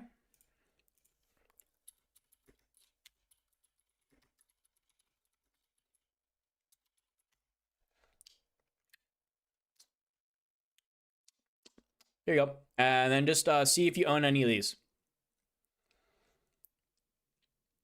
Grab what you own out of this, and then grab the stuff, and then whatever cards you don't own, replace with basics, and try to keep it pretty even. This got 3 islands, 3 islands, 3 plains. Yeah, try to keep it even. So go EDH rec, get all the lands you have that you can afford. Then go here, get all of these lands you have that you can afford, and then count. If you're less than 36, add in basics and see hit 36. And also here's the mana rocks you can play. Bada bing, bada boom. Is that good advice? Probably not, but like that's what I do, so you know. Man, I wish Mutate would come back. It's so parasitic. It's very parasitic. You're very correct. The SpongeBob lands are cool. It's really funny that like they really just took every meme and put it on the spell on the non-creature spells, but whatever. It's funny. Wish the Verges were cheaper. Yeah, lands being expensive is so annoying. Yeah, 130 might seem high, but you get 6 commons, 3 uncommons, reverse hall, 2 rares, and either of the rare slots having a chance for a suit. But it's no, but like, yeah, but that doesn't like make it a 120. Like that's the One Piece number, and it's dumb. Like it's 24 packs of 11 cards. How much is Star Wars? Star Wars has got to be also 24, right? Star Wars is 100, which honestly you can get them for even lower. But Star Wars is like retail 100. And, okay, well that's not what I wanted to do like at all. Are you gonna have info? Oh, it's on eBay. Where's the TCG player listing? Okay. Thanks, I guess. All right, hold on. I just have to go here. You're gonna make me work for it. Oh, this is still I guess pre-release was like last weekend. So that's fair. This is way more work than it needs to be. Pre-release kit. Wait, what? They just not have listings for booster boxes? Are you kidding me? Oh, no, it's under booster packs, because of course it is. So here you go. Yeah, this box for $60. The MSRP at 18. I don't know why. This kind of tanked. Jeez. It's a good area to be in. 120 is kind of high. Yeah. Yeah, 24 packs, 9 con, 3 cons, 1 legendary, and leader base foil card. Yeah, so it's like the same pack count essentially, because you don't need the base. And these retail at 100. So why Metazoo? Why are we doing 120? Those are One Piece numbers. What's a One Piece booster box? I hate that I'm looking at One Piece cards, but I am curious. I hate One Piece so much. 143. You guys are freaks. 24 packs of 12. Yeah, it's the One Piece number. This is why it upsets me. It's the One Piece number. Well, One Piece is 120. It's like, no, your box should be 100. If you're 24 packs of 12 cards, 100. What's Digimon on that? I think Digimon's retail 100, but like they get down pretty low. Okay, well, I didn't want to do cases. Let's be reasonable. Wow, whoa, okay, never mind. Digimon, they go crazy for some reason. What the? Well, this one like just came out. 24 backs of 12, yeah. So everything's doing 24 backs of 12. I think 120 is kind of crazy. Higher than Luffy's bounty? Hey, you ain't never get higher than Luffy's bounty. These One Piece, they go crazy. They trying to buy they booster box for $143. What's like regular One Piece boxes look like? What's the last set? That looks like the girl from SAO. That does not look like a One Piece character at all. 50. No, that can't be right. That's someone doing something stupid. That's 6 booster packs. That's Japanese. That's Japanese. That's Japanese. Oh my gosh. Can you TCG players be normal? Give me a booster box. All right, 179. All right, let's be reasonable. There we go. 157 for a One Piece booster box. Digimon has really good art. Digimon has really good art. I love Digimon art. Yeah, it's One Piece players will pay $150 for a booster box. It's the stupid Digimon. It's the stupid One Piece effect. An actual box of that caliber should not be that expensive. So this is pretty again, this is retail 100, 24.12. retailing at 100. Less than that. So yeah, I stand by my 120 being a little bit much, and it just being the One Piece effect. They'll pay more. They'll pay anything. They'll PP ride till the day they die. What's your booster pack? If it's okay, it should be 4, but 5, whatever. In this economy, fine. Fine. All right, I want to buy your stupid magazine. What's the game tab? Oh, it's the products tab. I see. I understand. I see now. How do I buy that Metazoo magazine? Unless it's not like available. That's super weird. I'm in caps lock. This is the same page I was on. Yeah, this.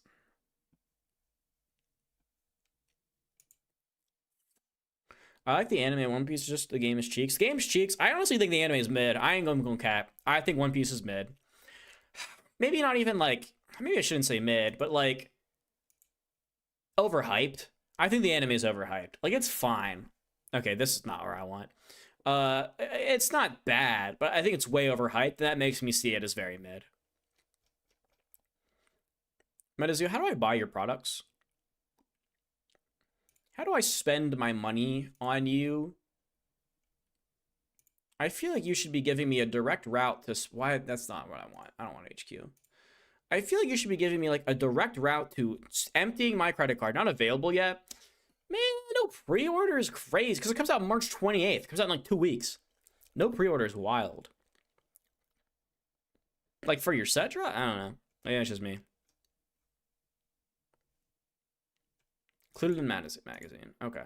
You get a... Oh, okay. Yeah. I just want to buy the dang magazine. Whatever, fine. Don't take my money. Suit yourself. Have it your way. Oh well. Alright, well. You can't buy it from directly. You have to buy it from an LGS or online store. Who's stocking this? Oh no. Oh, where do I even get that from? But I gotta make it so complicated. Do they like link their distributors? No? Okay. Enron?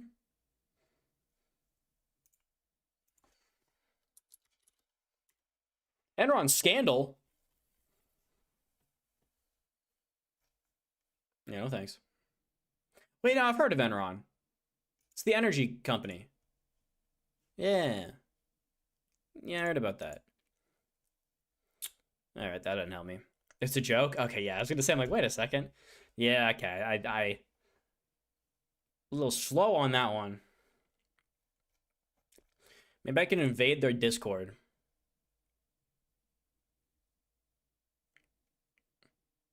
Maybe they'll drop me a link.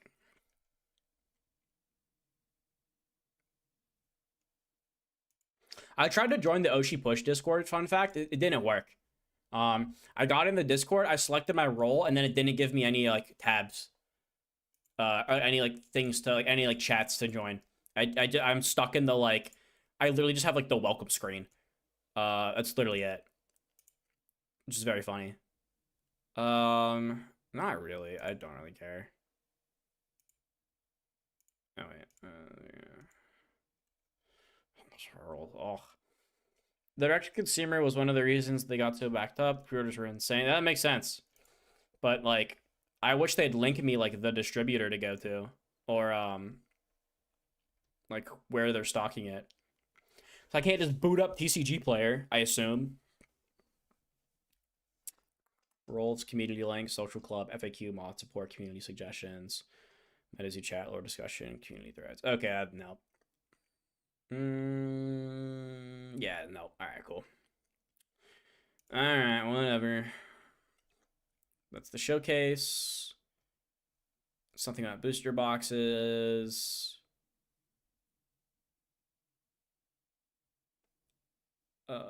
Oh, is there like complaints about the stupid box? I'll get back to that in a second. Oh, here we go. Oh, it's international distribution partners. Okay.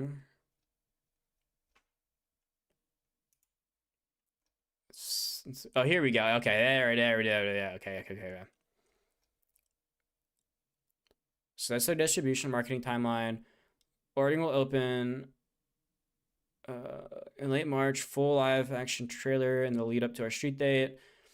Make this man for convention artist signings, convention alpha demo packs. Okay.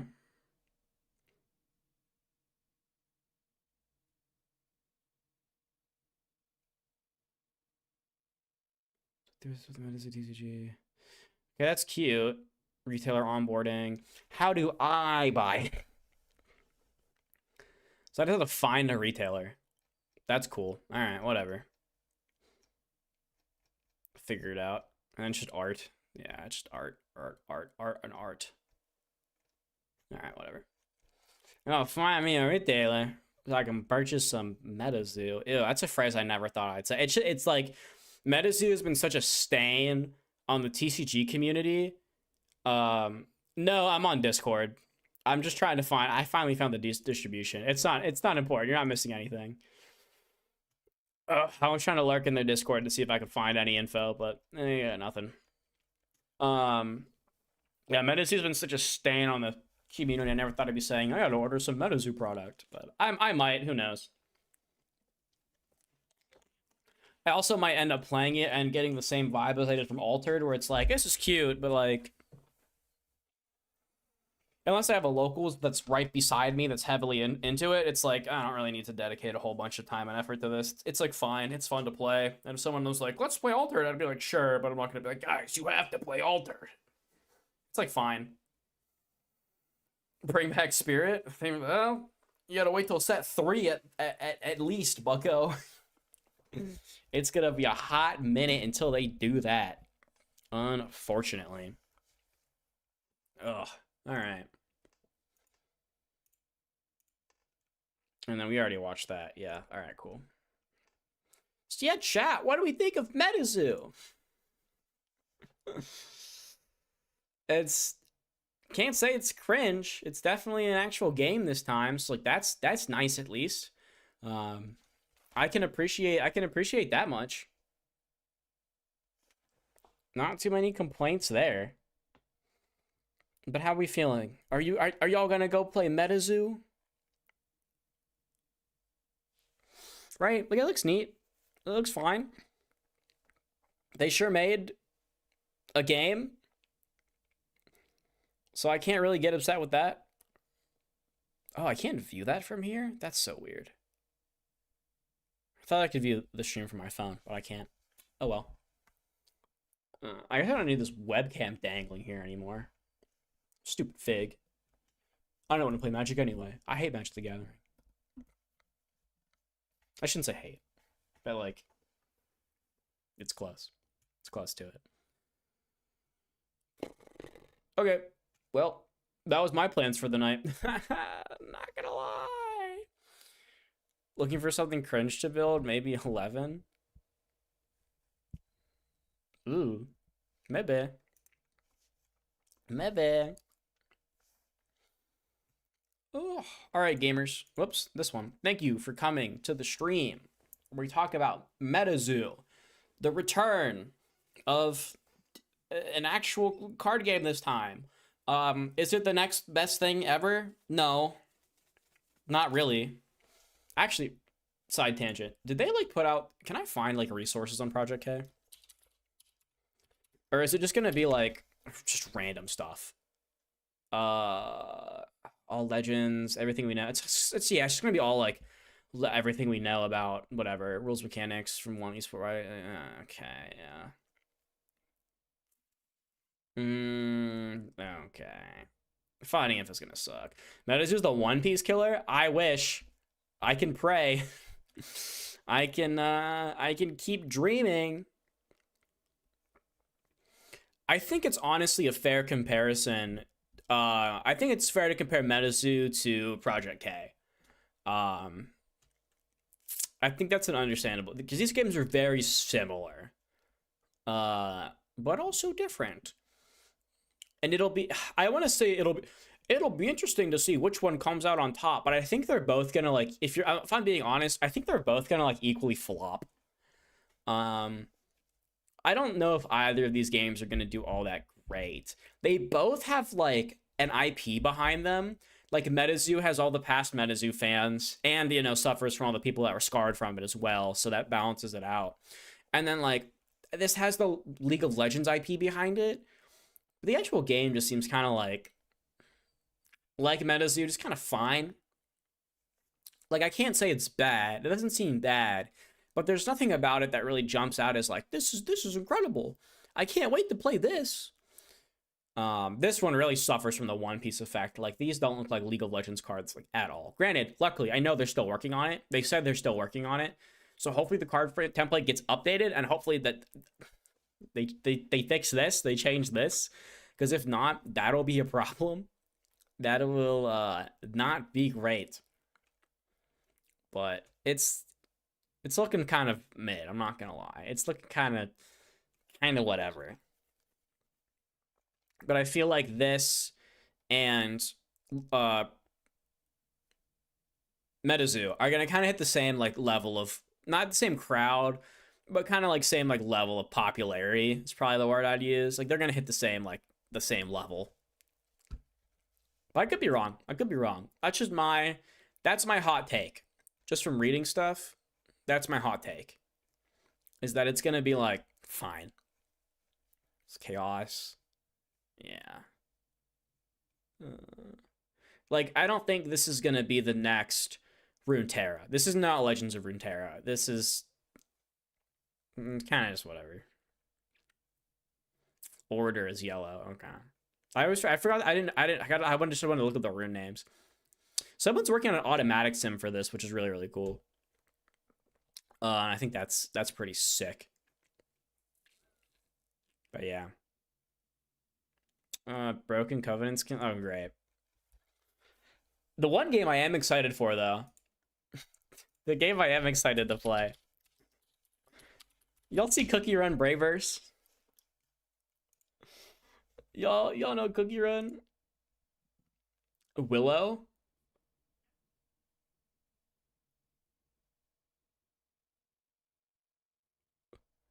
I'm lost. Show me it on Willow. Is that coming to English? You bet your sweet bippy it's coming to English, baby. We got the US press release. Yeah. It's coming like July, I'm pretty sure. It's another Duel Masters. Not quite. It's more Pokemon? Let's watch the how to play. It's cool. I think it's cool. Willow TCG is a YouTube channel? Oh, okay. Cookie Run rule. If anything, it's more like Pokemon, and it's kind of similar tier to, like, Metazoo Project K, where, like, it's nothing crazy, but it looks fun. Like, this game looks sacky as frick, but it looks really fun to play. So I am kind of excited to, if nothing else, just the best cards index to build. We can sweat. I am excited to at least pick up starter decks and just kind of have fun at locals. I will. I already did miss X-Men, I'm not gonna lie. Let these crunchy cards take you on an adventure. It just looks fun. It just looks fun. For Cookie Run Braveverse. Card types. Stupid AI. There are 4 cards Dialogue. in Cookie Run Braveverse. Cookie cards, the main form of attack. Item cards that assist your play. These look like the Gothic Cook. Yeah. I'm trying to figure out how. Do y'all remember when Ninjago had cards? When Lego Ninjago had trading cards for the Spinjitzu tops. Do y'all remember this? I actually need to Google this to make sure I'm not just imagining things. I feel like the Cookie Run cards remind me of old Lego Ninjago cards. I might be capping. This looks mid. You're absolutely correct. It looks so mid. But that's kind of why I like it. Okay, maybe not exactly. Like, these give me the same, like, vibe. Like, I don't know how to describe it.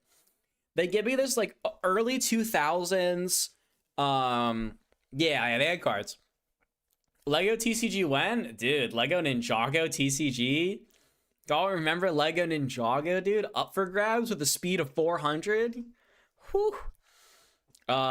Dude, back when they had to print the cards in 3 different languages, it was something else. You played these cards with the Lego Ninjas had these little like top bases that you would spin and you'd Beyblade into each other, and then they had cards you could play. It was something else.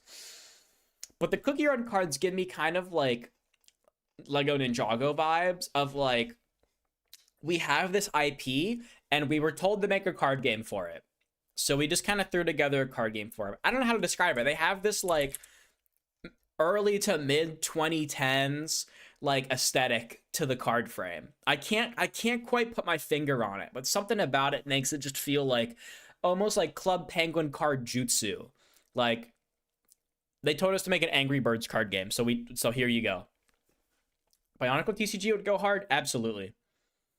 Power Miners deck, high mana ramp? Yeah, exactly.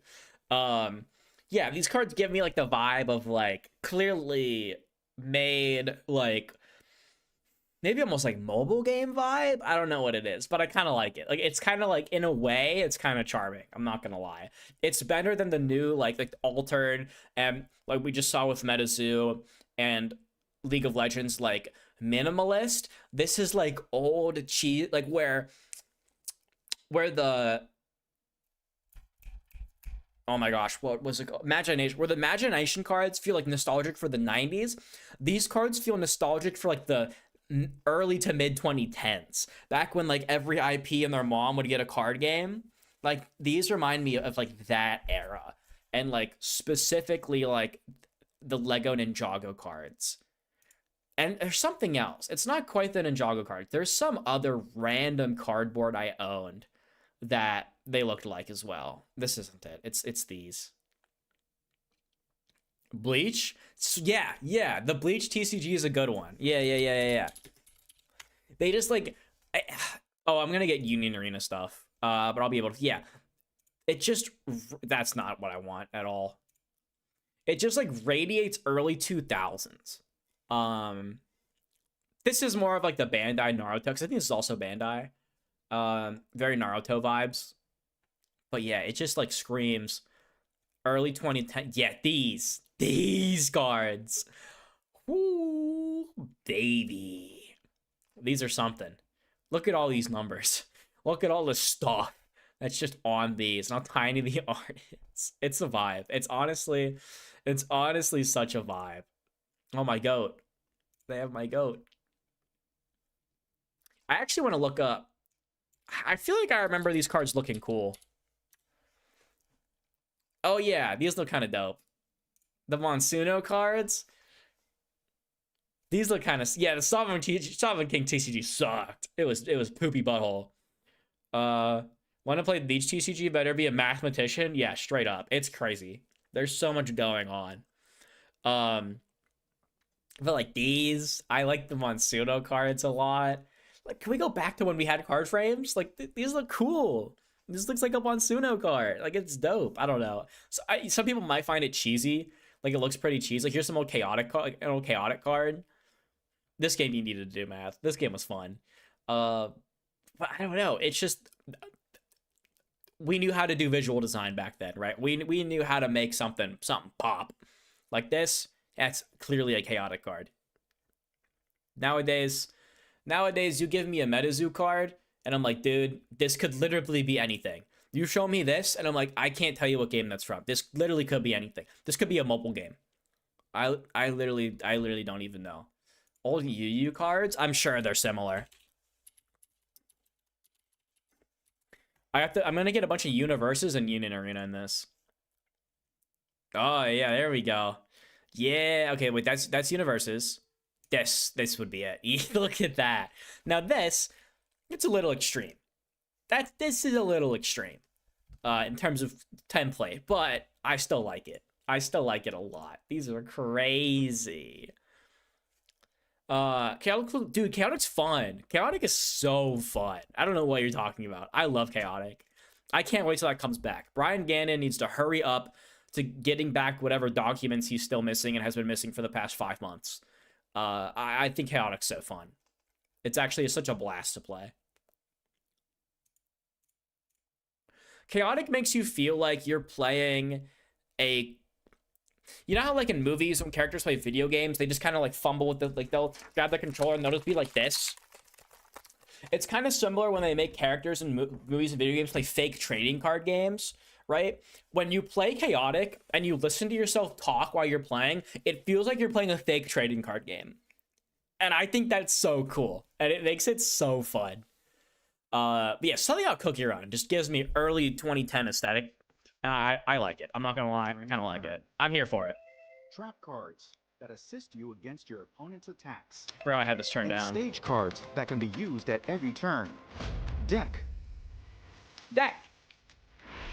One deck consists of 60 cards. A little much, but I understand why. 4 cards with the same name, effect, and color are allowed in a deck. Up to 16 flip cards are allowed in a deck. Those are your triggers. How to win. Cookies in the field that reach 0 HP are moved to the break area. When the level sum of cookies in your opponent's break area reaches 10, you've won. Now blow up their cookies. Setting up. Shuffle your deck and place it in the deck area. Reboot. They're just triggers. The starting player is determined. They're shield bursts. Paper, scissors. Shield blasts. The shield triggers. The starting player cannot draw a card or attack on the first turn. The player who goes next can play freely on their turn. You then draw 6 cards from your deck to form your hand. Pick 1 cookie card from your hand and place it down in your battle area. Oh, it's so easy. That's why I like it. When both players are ready, they reveal their cookie cards and take cards from their deck responding to the cookie's HP and place them face down underneath the cookie card. So you get when shields, you take cards from the deck, but each cookie gets its own shields. Goes to the bottom of the HP counter. Now we can really start the game. Active phase. All cards in rest mode change to active mode. Cards on the field have 2 modes. Rest mode, sideways. It's a cookie card? It's hilarious. Upright. It's hilarious. Cards being in You're active not mode. you're not playing this for being serious. You're here to play cookie cards. Means they have already been used. Since there are no cards in rest mode, I'm here to play my cappuccino cookie, you can move okay? on to the next phase right away. Draw phase. I want to play my cappuccino cookie. At the beginning of your turn, draw 2 cards from your deck to your hand. The starting It's this player tournament cannot worth as draw cards Vanguard on their first turn. Support phase. Yeah. Once a turn, you can place 1 card from your hand in the support It's called a area baker? as active. Main phase. No, that's not how these work. In the main Exactly. phase, Who needs you a can Dolce play when I either have the Cookie Run following moves Bravers? in any order. The whole game's 1. cookies. Placing cookies and activating skills. It's actually so peak, you guys just don't understand. From your hand in the You just don't understand the area. hype. I don't think you get it. HP and take cards from the deck amounting to the cookie's HP and place them underneath the cookie card to use it as the cookie's HP. You can place up to 2 cookie cards in the battle area. 2 cookies. That's your max. You can use the skills of the cookies in the battle area. If there is a cost in activating the skill, change the number of required cards in the support area into rest mode. So you use mana. Costs and how they work. For the main Dolce art? Well, it's the IP. They have to do the cookie run thing. 2 So red cards in get the support ninja area cookies into rest mode. 2. Activating items and traps. You can activate items and traps by paying the cost. You can pay the cost by changing cards in the support area into rest mode. So support's just mana. Traps can be used only when you are under attack.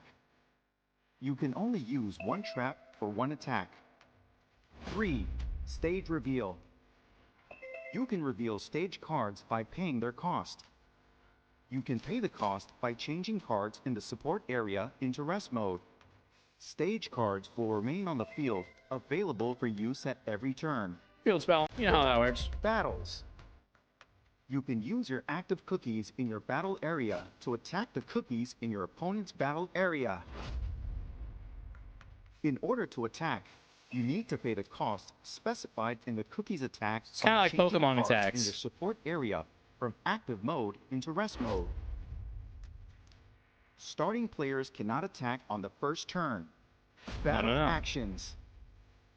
When cookies receive damage, flip an HP card for each point of damage they suffered and move them to the discard pile.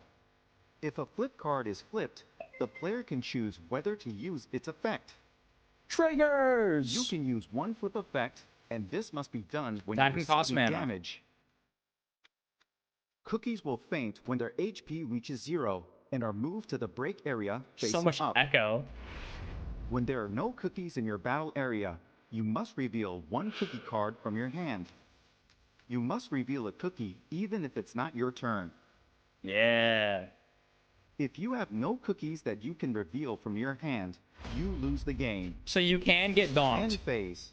Which is hilarious. Once you've finished all of your actions, you can end your turn and let your opponent begin their turn. And that's all for the basic rules of Cookie Run Braveverse. That's it. Are you ready to join the crispy, crunchy battles of the cookies? May the light guide your... So it's basically Pokemon, but every Pokemon gets its own shield cards, and you spend mana to attack instead of energy, and then you can play traps and field spells. V Royale? No. This is not V Royale. This is not even close to V Royale. V Royale is a Magic clone. They're not the same. If anything, this is like a Pokemon clone. Crispy Crunchy battles, dude. You gotta play some Crispy Crunchy battles. And that's it. It's so easy. It's so simple. It's so simple. It's so charming. I like it. I think it just looks fun. It just looks fun. Like, it's just fun. If y'all hate on Cookie Run, I feel bad for you. We got the starter decks. I'm excited. I'm gonna buy a starter deck. I'm gonna at least do some starter deck battles for sure. It looks so fun. You can get so many cool cookies. You can get Black Raisin cookie. You can get not VRL, the other one's bad. Do not compare this to V-Card. This is an actual game. This is an actual game that's, look, we have alt arts. You have regular Fire Spirit cookie and then alt art Fire Spirit cookie. You also have skills, right? This guy, activate once per turn. You place a card from the top of this cookie's HP in the trash and deal 1 damage to all your opponent's cookies. So you can burn a life to ping all your opponent's guys. And then he does 3 fire for flame dash for 3 damage. It's a lot of damage. And he's a level 3 to 5 HP, so he's pretty big. That's what I call a boss monster. The losing if you can't play. Oh, so that so that's a little different. I compare that to Pokemon with getting donked, which is if in Pokemon, if they knock out your mons and you have nothing on your bench, and if you have nothing, if you knock out a Pokemon and there's nothing on your opponent's bench, you win the game immediately. So it's like that. In Cookie Run, in this game, like there's stages and traps and items, but your deck is going to be comprised of so many cookies. It's going to be, you're gonna have to like Omega Brick to lose to that condition. But it makes sense, right? If you have no cookies, game over. Draw some more, place cookies in your deck. You gotta play cookies in your deck. If you don't play any cookies in your deck, you're not gonna draw any cookies and you're gonna die. You're gonna run out of cookies, you're gonna lose the game. You're gonna lose, what's this one? What's this guy? Spice Overlord. If this cookie's remaining HP is 1, this cookie gains 2 attack damage. And then he has less burning up for 3, which means that if you get him to 1 HP, this guy's doing 5 for 3. That hits every level 3 in the game, because this level 3 is 5. You can start once he gets low enough, you start one-shotting level 3s. That's pretty good. That's pretty good. But you gotta get him to 1 HP. Yeah, it's Dual Master's mana. Yep, but you spend it on Pokemon attacks, essentially. So some activate skills will also cost mana. You can make this cookie faint, select up to one of your other fire cookies during this turn, it gets 1 attack damage. So you can ping yourself a level to buff something. That seems pretty bad, but you know, it's a cookie. So the colors, actually, we can just go over to the product. Starter deck. We have the good old classic 5 of blue, purple, red, yellow, green. Yeah, baby. Yellow looks to be like lightning. Green is like forest cookies. Blue is water. Purple is like, I don't know, magic. And then red is, I don't know, fire magic. It's not an evolution game. The way it works is you can play whatever cookies you want. But when your cookie dies, it goes to your break area. And once the total level of cookies in your break area is 10, you lose. So the higher level cookie you play, the more points it counts against you when it dies, right? So I could play all level 1 cookies. That means you have to kill 10 cookies. But if I play all level 3 cookies, you only got to kill 3 of them and then 1 of any other level to 10. So the bigger the guy you play, the more of a life investment it is, because when it dies, you get like that much closer to losing. It's pretty cool. It's pretty cool. It's pretty cool. But the bigger cookie has more HP, so your opponent's going to do more damage to it. So it's going to take a bit longer to die. So it'll end up, hopefully, it ends up kind of balancing out. So your deck is going to be I assume, from what I can tell, it looks like your deck is going to be comprised of level 1s are going to be like support cookies. Kind of like prizes, in a way. It's kind of like prizes. But instead of like your opponent having to knock out 6, they have to knock out a quantity of levels that equals 10. So if you play all high level powerful guys, your opponent only has to knock out like 2 of them. Right? But if you play a bunch of weak guys, your opponents will knock out a lot of them. So like your deck's going to be like level 1's like support guys that you're okay if they die because they only cost 1 level. So they only put you a little bit closer to 10. So you're fine if they go away. 2s are going to be like your like main like mid-game attackers, right? If they die, it's not great, but it's not that much closer. And then 3's like your boss monsters. You don't want to play a lot of 3s because once they get blown up, that's 3 levels. That's not great. You want to play one of these and just start wreaking havoc. I could be wrong. I could be entirely wrong, though. We also have triggers. There's these flip effects. So this guy, when he's dealt out of your damage, it's basically a shield trigger. If your break area is level 6 or higher, so if the one of your opponent's cookies whose remaining HP is 2 or more, that cookie receives 1 damage. That's pretty good. That's pretty good. Now, you got to be pretty close to losing, but 1 free damage. It's pretty good. Especially when the max HP you're seeing is like 5. Yeah, items you can equip. You can do items. The traps, these are like these are your interaction, right?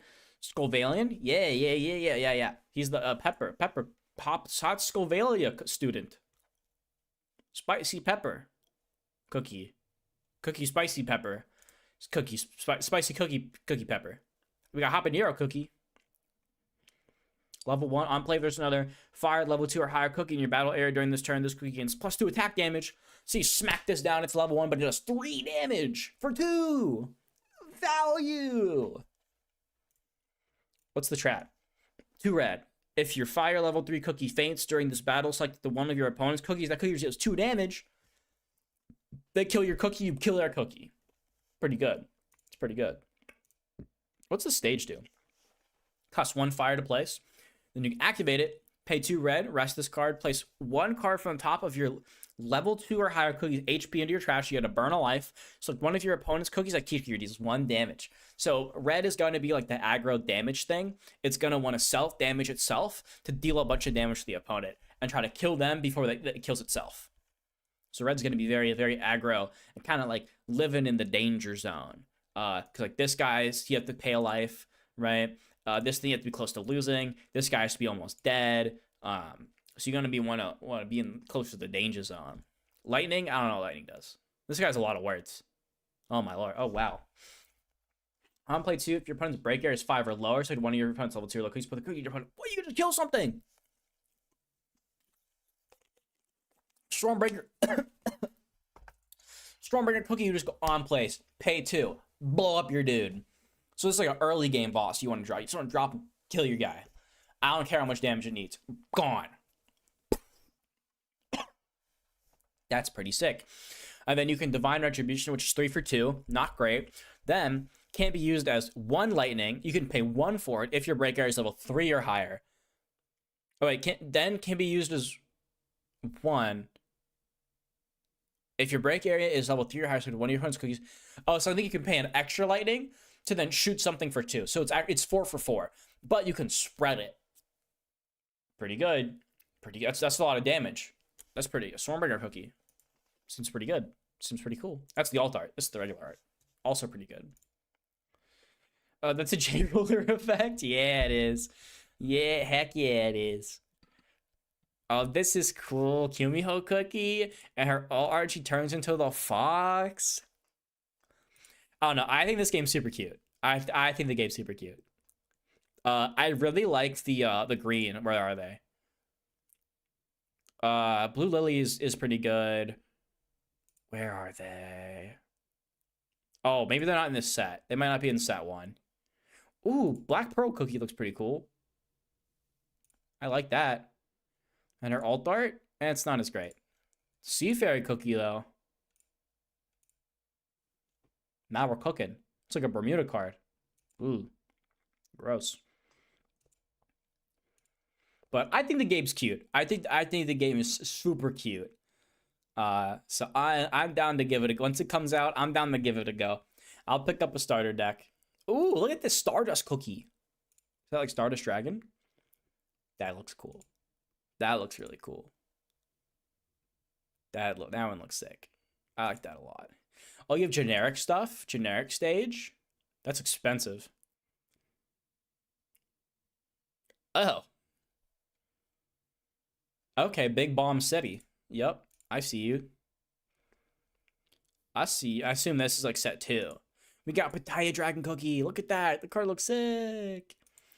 If it's cheap to play, I might try. Yeah, right. I think this is a game where literally, this is the perfect game for like just pick up a starter deck. Pick up a starter deck, jam some games with the boys. If you like it, buy some booster packs. Start upgrading, right? Get some packs. Upgrade your decks. Maybe have a little sealed league. Could be chill. But like it's not the next competitive thing. It's kind of sacky. Like the triggers can be kind of sacky. I've heard the triggers can be kind of sacky.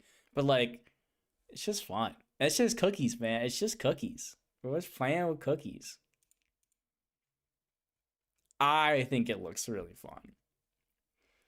Do they mention like deck building? Gameplay guide download? Products?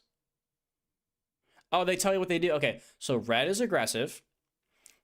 Yellow lightning is defensive, which is interesting for lightning. I need more edgy cookies. I'll get you some edgy cookies. Green is strategic, whatever that means. Purple is complex, and blue is flexible. All right. I'm here for it. I'm here for it. What are the details? All right, nothing. Let's find the edgy cookie. There's gotta be some edgy level 3 cookies. We'll just start level 3 and we'll work our way down if we don't see anything. Got pirates. Pirates are cool. Pirates are pretty cool. I like these. The White Lily cookie and the Elder Fairy cookie. I think these look so good. I love their aesthetic. These are some of my favorites. Here we go. Look at that. Dark Cacao cookie. There it is. Edgy cookie acquired. Boom. Looks like a Shadow Paladin. It's sick. And then you got him like in like a painting or something. I don't know. And then you got Caramel Arrow cookie. The Caramel Arrow cookie. It's pretty cool. You got some Egyptian cookies.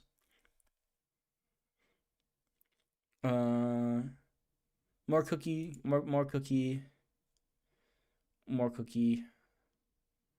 lot of cookie. Cookie that looks like they should be green, but they're actually purple. All right, cool. I was about to say that. Yeah, it's awesome. We stand Cookie Run. Latte cookie. Oops, kicked my chair. It's probably all we got. Oh, lobster cookie looks kind of cool. Okay.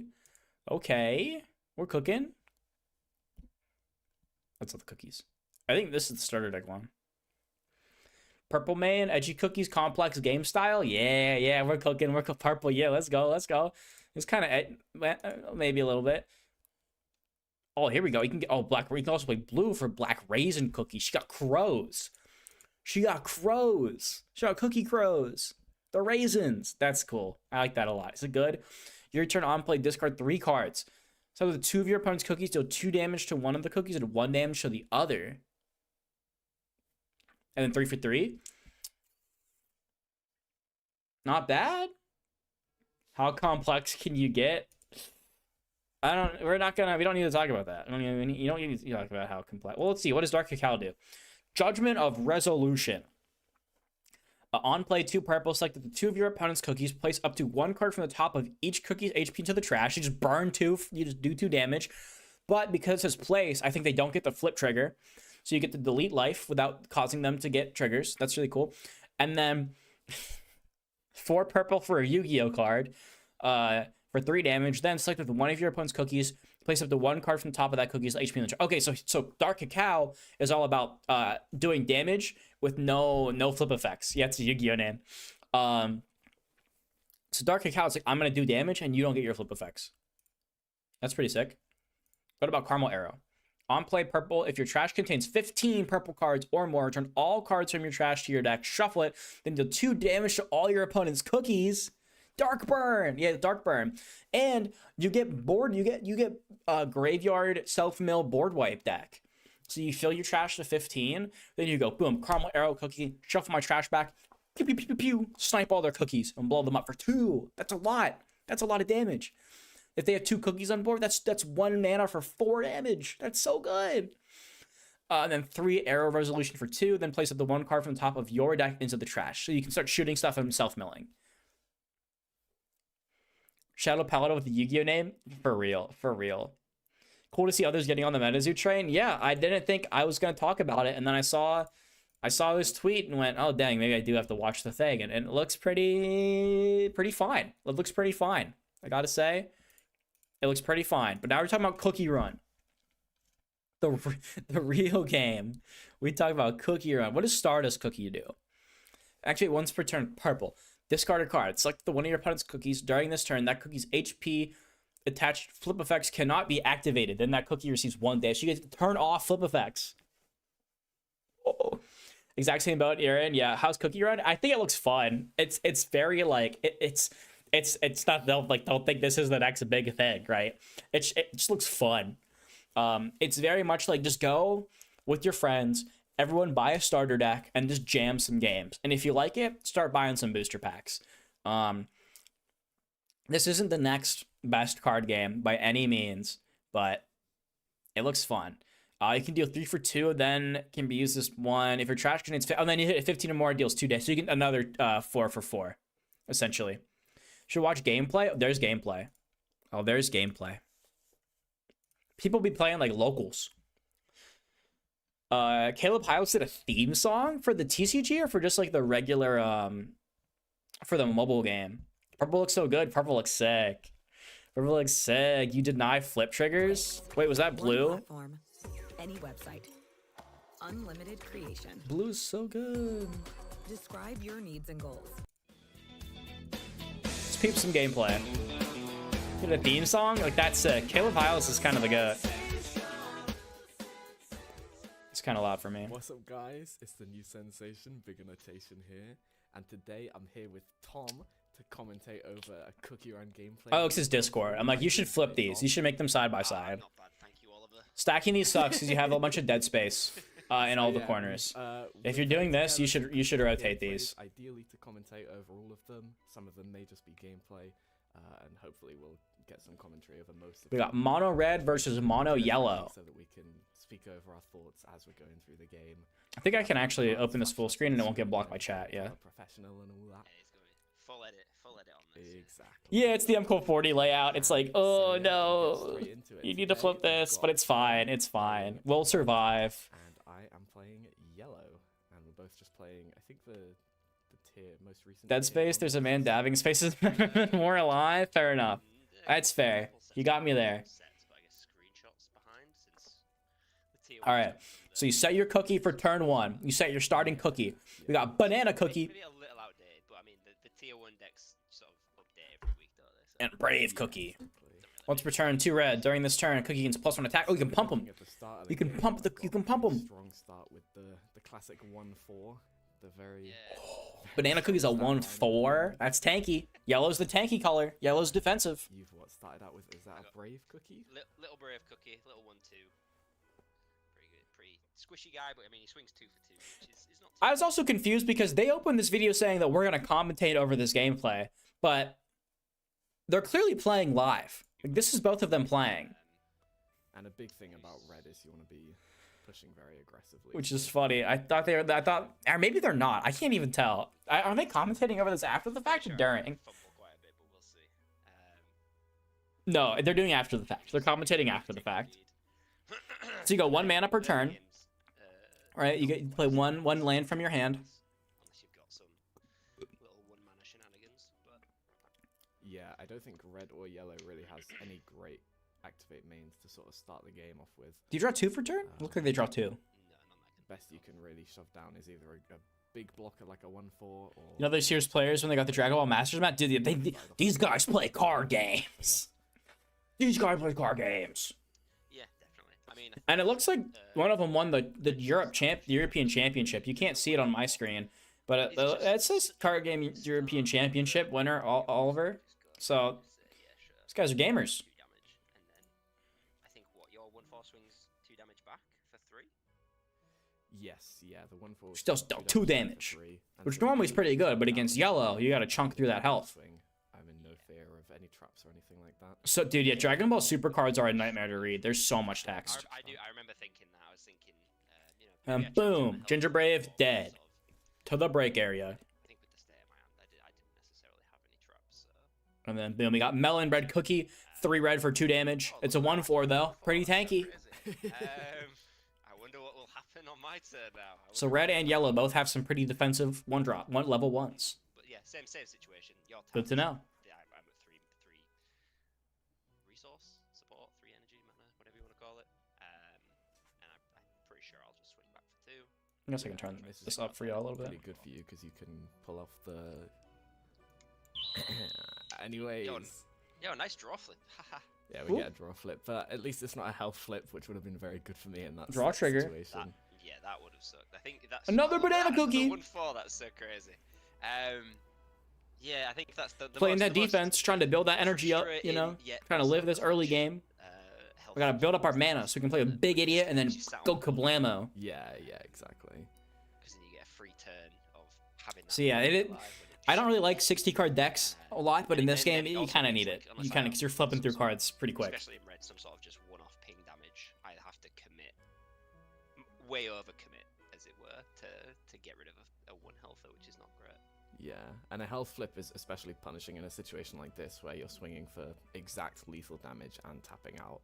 So you're kind of banking on me not hitting a health flip there to almost be able to swing back on the clapback. Yeah, exactly. Very bottom, there's this little bar of text that says flip, and then the effect text. So when it comes up, I'll show you. I'm fairly certain I'll have a good few level 2s and 3s in my hands, because there's not too many level 1s in my red list. I think it mainly is just the Brave and the 1/4. The minor cookie, or whatever you want to call it. So I think I just went for the 1/4 to swing back, rather than committing to a level 2 so early on. Maybe that's a mistake on my part, but... A little 2 damage, a little 3 mana 2 damage. Yeah. Pretty straightforward. Try to stay low to the ground in levels early on, at least. Yeah, of course. I remember this charge specifically was very tricky for me because I think I ended up charging, is that the blackberry cookie? The one that can swap cards in your break with itself. I always like the charging mana from hand. Always a fun, interesting decision that can be tough. It can be challenging. I don't want to charge. That's why it's fun. Too early. Yeah, absolutely. Yeah. So I'm trying to hold on to them for basically as long as I can so that I can stall quite reasonably to the later stages of the game where I'll hopefully be able to out-control you. Oh yeah, definitely. That is definitely something yellow is very, very good at. It is so annoying to be quite honest. All you control players. Yellow's where it's at. And you're sat with maybe like, yellow's sat with like maybe 3-4 resources up. And then maybe you take out one of their things if they don't just trap and What traps have you got in yellow? I forget. There's the shield one that pays 2 and minuses a cookie's damage by 3 if you're at 5. So it looks like your hand gets pretty big. So I think you draw 2 a turn. There's also you get some pretty fat hands. You can -1. I'm pitching medicine robot. Show on screen. Wait, that had so much text on it. Select one of your opponent's cookies during this turn. That cookie's attack damage is reduced by 1. Then you can take one level 1 cookie from your break area into your hand. If you did put a cookie from your hand into your break area, so you can damage swap. That's kind of cool. -1. So you can go back at your little tanky level 1s and just chuck in a random level 1 you don't need. You can also swap a 1-cost cookie with a cookie in your hand. That's sick. Yeah, so you just swap a 1 for a 1 there, don't you? Yeah. Some angel feather stuff right there. Just to grab back another 1/4 so that again I can play the slow game, just try and stall out. But it also puts that cyborg cookie in my break, which is great for if I can establish a snake fruit later on. That is exactly what I was thinking. Yeah, because I'm fairly certain you do drop a snake cookie at some point through this game. I don't ever like how thick the hands get. It's just a weird. I don't like holding on to that many cards. I'm not gonna. It's just kind of weird. Oh, so yeah, what have we really? I mean, it looks like it's more or less just trap. a battle of. Gluttonous Dough Swamp. Red, select the one of your opponent's cookies during this turn. The cookie action reduced by 2. Swinging back and forth. Yeah, and then a couple of traps traded here. That's what -3. No damage today. So kind of just a stall trap, little stally trap. Additional cost that you find in the other colors. Yeah. So yeah, just a -2. So no damage to my 1/4, who's sitting happy on 2 health. I wonder how relevant drawing 2 ends up being. I assume it's varied, but it's like, man, the hands get so thick. It's like. Thinking, okay, well I could just keep swinging 1/4 every turn. I mean, it's like Grand Archive. You put down as much as possible. You don't tap for mana. You have a mana level that goes up by 1 for each card in your mana energy zone. Whilst it feels like you could board lock Fair yourself enough. if you played 2 cookies. I feel Pomegranate cookie. I mean, this cookie level 2. specifically, like Oliver says, pop up on screen. Is that a 2/5? Yeah. Whilst it feels like you could. It board is a lock 2/5. yourself if you played 2 cookies. I feel like you have She to, big. because, I mean, this cookie specifically, like Oliver says, pop up on screen. This buffs the damage of your other cookie, which I don't know if I'm a big fan of or not, but at the very least, you know, I can then swing what effectively is 3 for 4 instead of 2 for 3. That's how that works. Another robot? Cookie that I've just played, just like I said, for 1 resource, it buffs another cookie. Just for some damage reduction, not a whole lot of value. Just keep the cookie alive. So we don't really want to swap because we already have the thing we want in there. My 1/4 is able to live on 1 health. Get fair a little enough. bit more value out of it next turn. Yeah, it's just the most You got the cards in hand. You got the mana to spend. Might as well. I think in this game, you really just can't overcommit to killing any one particular cookie because any sort of traps or health flips, if you're going for exact lethal damage, can be very, very dangerous. Yeah, exactly. So it's like card advantage, probably not the biggest thing here. So now you're what? Not your biggest concern. Resource, you're sitting happy.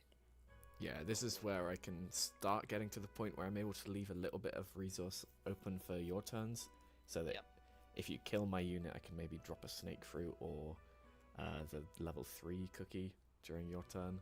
Can't remember what it's called now. Timekeeper? Timekeeper, yeah. Explorer cookie. It also allows me flexibility to use some traps as well. Yeah. So they have it templated where you can't see the flip. It's actually covered up by this white box. Normally it's right here. You can see the F. They have it right in the rules tech. It's just flip. You can draw a card from the deck. But normally it's a little bar down here. They've covered up. Allows me flexibility. You can play anything that has less than equal to your current level, but you can also build onto what you play. I remember this. I hit the health flip, and I'm thinking, do I really care about keeping this 1/4 alive? And it turns out, yes, I do. I think that was probably a mistake because the 1/4 is nothing too valuable. I'm fairly certain I had another. I think I had the dark chocolate cookie level 2 in my hand, so I could have dropped that to. That has an activate main ping damage, as well as a better swing than the 1/4. So I maybe should have just let the 1/4 die there. Oh, you know, you do drop the cheesecake. I do. Cheesecake. Yeah, oh, 2 for 3. So we got an aggressive cookie, level 2, for only 2 life. And I also remember, but I don't currently have a snake fruit in my hand. Some good damage. Which I was trying to stay on 1 level 1 for as long as I could to give myself a good chance to draw the snake fruit, so that I don't board lock myself with it. But I'm kind of stuck with not so many cookies in my hand at this point, and I think 2 for 3. That's kind of nasty. At the moment. And so I'm just trying to set up the timekeepers so that once my cookies do get cleared, I can actually get some value from them. Because eventually I will be forced to play them because I'm so low on cookies in hand. I've just got too many traps. Right, okay, I see. Rose trap locked. Rose bricked on traps. Like, obviously, you there with the cheesecake, you've swung at my 2-5 rather than clearing the 1-4. That is something you do quite a bit when you want to keep me board locked, basically. Yeah. Especially with a color like red. You can play a card, but you can play it with build monsters underneath it. To clear your own cookies, Each gives a +1 to a stat of your choice. Deal damage to your own cookies to clear them, which. Oh, so you play them at the same time for like a minor stat buff? Like blue, purple, even green. So I guess you need to be drawing a lot of cards. Yeah, you gotta have a lot of cards in hand for that, for value there. Yeah. Another one. And I think here I chose to play... But no, this card's even bigger. Purple, even green. Oh, okay, never mind. I just and can't I count. think here I chose to play a 1-4 when my other 1-4 died. Another I believe 1-4. I have the trap that lets me redirect an attack here. So my plan was to maybe try and keep the cheesecake alive for another turn, and then this 1-4 can overkill your level 1. Cheesecake do damage. And the cheesecake can overkill the, is that pepperoncino? 20 card deck, 3 monster zones. Okay. 20 card deck, you're gonna be drawing through that pretty quick. Any potential health flips that you might get off either of them. I think I still just go for it just to sort of carry on the game state so I can free up some board space. 2 manage that cookie and then put 2 cards. Kill Ah. my pomegranate, which the That was a lot of words. Select up to one of your opponent's cookies, deal 2 damage to that cookie, then put 2 cards from the HP one in your. Okay, so you can just trade. I see. Which again doesn't feel great. But at least you're not board locked here, right? Yeah, exactly. And then yeah, you hit the damn hell flip. Trigger. Now, do you do it? I can't remember. I'm not entirely sure because I also don't really want to be board locked right now. Yeah, of course. And the value of the cheesecake is a lot less now because I don't have to save it to kill your level 2 anymore. So there's a recycle effect. Oh, so like Rush Duel. Okay. I still end up deciding to save it because you've only got 1 mana open, so you're not going to be attacking any further this turn. So I can ideally kill this level 1 and then do another 3 damage with the cheesecake onto whatever you play next. He's tapping for. He's going with cheesecake swing. Bop the cheesecake. Then he's got to play another card. Whatever card he plays, immediately he's taking 3 damage. And then what's especially nice is pretty good. Even be able to go into your turn with 2 mana still up, so I can potentially drop a timekeeper if you kill the cheesecake or anything like that. Good. Dark chocolate cookie. Edge. Edgy. I remember I played the dark chocolate because I think the only other. Wait, what does it do? I didn't even read. Drop a timekeeper if you kill. So I activate once per turn, play a red, discard a card for your hand so that one of your opponent's cookies deal damage to it, so you can just ping stuff. Okay, cool, and then 3 for 3. All right, 2 for 4. That seems like pretty solid attacker. Yeah, there we go. There's the dark chocolate. So I Seems remember neat. I played the dark chocolate because I think the only other cookies in my hand are flips, which would just die to the cheesecake because most of the flips are 3 or less life. Whether chocolate's 4 or it's level 3s, which I don't really want to be dropping yet. On the same. This dark chocolate. You win if you attack with 3 monsters directly on the same turn. 70 cents non-exist. Okay. Good value with the ping effect on my cheesecake next turn. So you have to win with 3 guys all at once. So it's just like before you board clear, you just have the board clear and win. Pretty clear that I'm not W cookie for real. Because I've used maybe 1 early so far, and that's kind of it. Yeah. So you can just pay a red, ping the damage off the one, and then deal damage to the other one. That's pretty sick. Yes. Okay. Discard 1. I see. 1 damage, I assume, to the cheesecake. No flips there. Bye-bye, cheesecake. Your break at this point is what, 4? Yeah, 4 break. Yeah, so I'm not too concerned about the Timekeeper cookie. On reveal, discard a card from your hand, 2 yellow. Select up to 1 level 2 or lower in your break area. Put that cookie. Oh, you can heal 1. Oh, if they kill you. If they kill a cookie, you just go Timekeeper. Nope. Heal the damage. That's cool. And then 3 for 3, and then you can pay another yellow. Select one of your opponent's level 1 cookies. This card's crazy. Yeah, that's a boss monster. That's sick. Cool, man. I want to be a fast game so I can play a break work. That makes sense. Yeah, That makes sense. I just want to. That's a great design space. Have it with the timekeeper here, I think.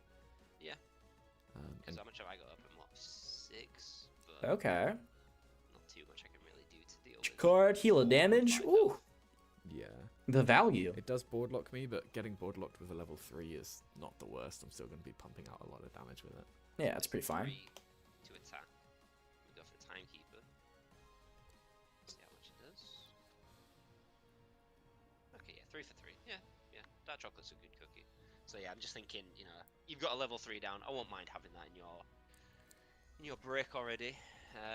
But obviously with the 2 level 1s that are there, it does give you that nice 5 break. We passed through 3. Games are kind of long. I'm not gonna cap. And here ping damage when it. So yeah, I am thinking. I wonder if it might just be like yellow not helping it, but and they also take a bit of time. So this dies. I'm fairly not its names. Righteous thief cookie. But yeah, look at that. And trap. And yeah. Flip. Lots of defense available well for my trap. So lots of defense available to me right now. Yeah. Flip. No, thank God. And yeah, I'm just on 1, so it's like unless I have the -2 trap, I'm not gonna do Defensive drag. It happens to the best of games. Yeah. No flips. I think like I also like yellow is the defensive deck, so I think they do just want to stall, which is fine. I honestly I think it's just the players taking a while. It's probably not actually that bad. Example of a card: Healer Protection Dragon, 5 yellow, 4/4.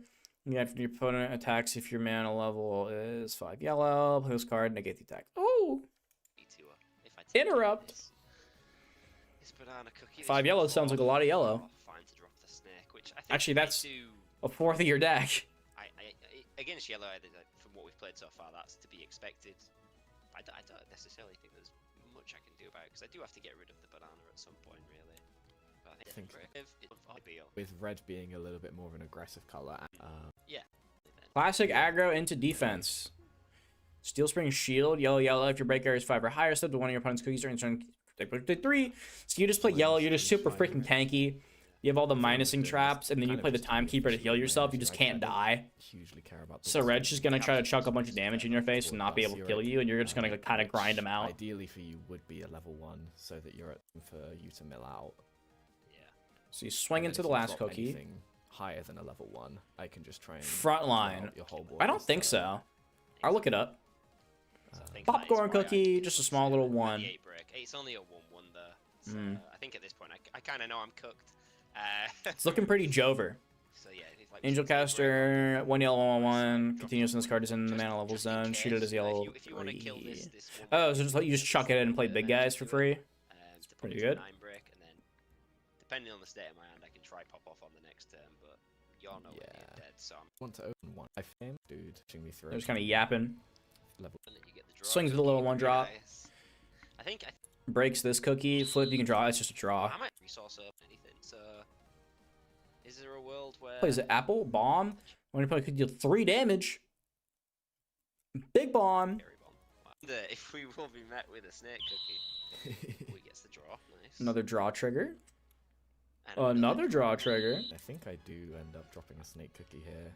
Yep, there it is. So he blew up 2 cookies, but we got a level 2 on reveal. Yellow set to 1 yellow level 1 cookie. Break with the cookie onto the battlefield. Another way. Well, it doesn't heal because the cookie will die again, but you get a free attacker. Pretty good. And then 3 for 3. Anytime you clear a yellow's board, snake is always an option with board. It costs 2, is it, for the on reveal? Yes, yeah. So that card's good into a clear board. They have to clear your whole board. You go snake, get the thing back, blast you. Color. I love yellow. Max level 6. Color. Every color in this game has some incredibly unique. And it's the one of that's the commander. Okay. Yeah, absolutely. And I mean, it's kind of tough because the deck archetype character you never play. You just stick it in your mana zone every turn. Which is a little tough, but it's fair. Absurdly broken, or severely underpowered, or anything. Yeah, definitely. I feel like there are definitely certain color matchups that may favor one color more than another, but that's just it's just how it is really. In some games, and you get your color wheel of. It is what it is. Don't play red. Don't be a nerd. So then he's put the cyborg cookie in earlier. It comes back. Yeah, it comes back, but you just kind of do that repeatedly to always have level 3. We swapped in the cyborg cookie earlier on the earlier turn because it says attack yellow yellow, deal damage. Then you can play another yellow. It's like one of your opponent's cookies deal 1 damage to that cookie for each level 2 cookie higher in your break area. So this is really good late game. It's gonna do a bunch of damage late. So you tucked it in there to grab back later with the snake. Oh, this deck's cool. This is like Angel Feather. It's literally, if you guys like Angel Feather, literally play yellow in Cookie Realm. That's kind of sick. You just stack stuff in your damage down and then get it back later. Here we were considering, I was trying to consider which one to Wait, yellow's kind of cool. I'm not gonna lie, that deck's kind of rad. If I can live until my next turn, I'm probably okay. So going through that, I should just play a 1/4. But I think we were also trying to figure out if I can use the separate instances of Cyborg of his different damage onto 2 different cookies. So if I could ping this one for 1 with the initial attack, and then once you go to play a guy, ping it for another 1. Yes, we definitely did consider that. I think we might have just played as if I couldn't do it. So you swing for the 2 or high. Don't even know the rules. Yeah, so yeah, we're forced to drop. Ooh, 3/6. Big cookie. Big cookie alert. If your break area is level 9, it gets +2 attack damage. So it can do. Oh, it's already 4 for 4. But if you're about to lose, it's 4 for 6 and it's 6 health. Or 6 for 4 and it's 6 health. Your deck size and my own deck size. This is definitely like last stand cookie. This is back against the wall cookie. For a couple more turns, I will just be able to deck you out and put that 1 cost into your break. Yeah. And even like that scenario is. For yellow, that is something that's not necessarily a problem because you can just heal yourself with the right timing of timekeepers and stuff. So you can't just deck out. Which again is just so cool. So here we just push for a nice 3 damage on the level 3. I am quite scared of this turn because once you're on 9 break, you're kind of free to do whatever you want with your board because it doesn't matter as long as something doesn't die. You just play your biggest dudes. Exactly, and I think that is something I prefer in other colors. So from what I'm looking That at, was level 1 that turns to +3. A 6 damage for 4 mana. That's fine. I mean, you've got energy up out the wazoo, so even if you were close to death, or close to losing, unless you didn't have traps or timekeepers or anything in your hand, with red, I mean, like I think remember we were discussing this whether it happens or not. If I trash my own cookie's health, does it go to the break? We said it hits the snake cookie. It does because that makes sense. Does it blows it up, right? It does 4. Yeah, so just 1 shot to the snake cookie. And he can play something if he wants. Another timekeeper. Crazy. When I'm at 9 break, especially because if I go to trash my own cookie's health. Mind control, 3 black, 3 purple. 1/5. This card is psych value. Has 6 or greater. You can discard 2 cards and choose a monster. They control of it. And you can attack directly. Blurple. I do love Blurple. Yeah. Such a high break. Yeah, I can definitely agree with that. It feels a lot trickier to swap out your cookies on a cool kill turn. Big Blurple guy. Okay, so when you deck out, you refresh. Swing with this. I kind of missed what happened. Do you ping yourself or something? Dies to free up a board space to play something else. I just lose. Oh, so you have to ping yourself with a cookie from your trash and then refresh. So it's like the Wii Cross refresh. That's cool. I like that. Of Shadow's Time Winder here, which does almost put me to lethal because I only have 1 costs in my break to heal off. So if you're able to now kill this Timekeeper, I do lose because that puts me at, I think, exactly 10. It's actually looking kind of close. 5, 6, 7, 8, 9, 10. We have another Timekeeper. You've got another timekeeper. So yeah, we just overcommit with another Timekeeper. Maybe should Timekeeper. And now it's level 6, again, and I couldn't write until end of turn because I ran out of room. Fair, now, fair. Obviously a lot harder. Yeah, I mean, what dealing 5 damage with 3 up and resource is hard enough. Let alone, you know, if I had 10 more resource, let alone. Timekeeper cookie go crazy. Oh yeah, no, you don't die. Healed, so I'd have to kill both. The maths, man. The break maths is there. That guy's cool. The on reveal ping stuff. That's pretty sick. But I mean, against these Timekeeper cookies, I don't think it's gonna matter. I think you're just gonna get blown up. At this point, I think we just finished the game for completion's sake. Yeah. Oh yeah, if you take, it's not. We just take the damage. That's cookie run. Is that game? That's game. Let's go yellow. Let's go yellow. God. So what do you think about Cookie Run? I think it looks fun. I think it just looks enjoyable. I don't think it's the Yu-Gi-Oh! Barrier entry for new players. That would be a fun one to watch on stream.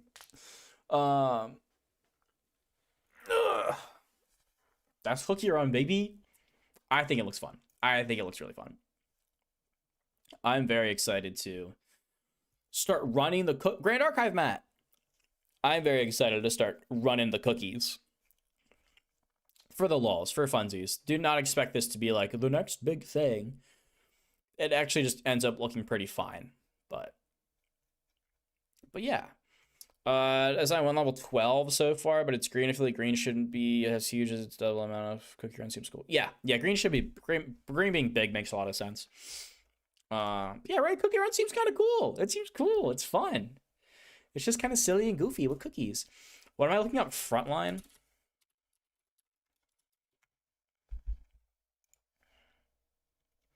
Oh, I'm already okay. I'll say right now, I'm not gonna like it. Not gonna like it, but we'll check out. Fan-made card themed around Titanfall. Okay. I don't know if I like that.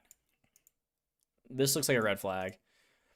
Utilize powerful leader augment wicked abilities, help them customize your. Okay.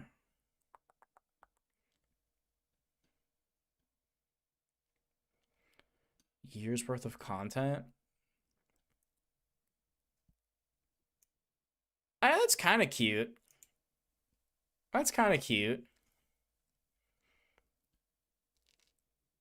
Like, sure, okay. Okay, yeah, all right.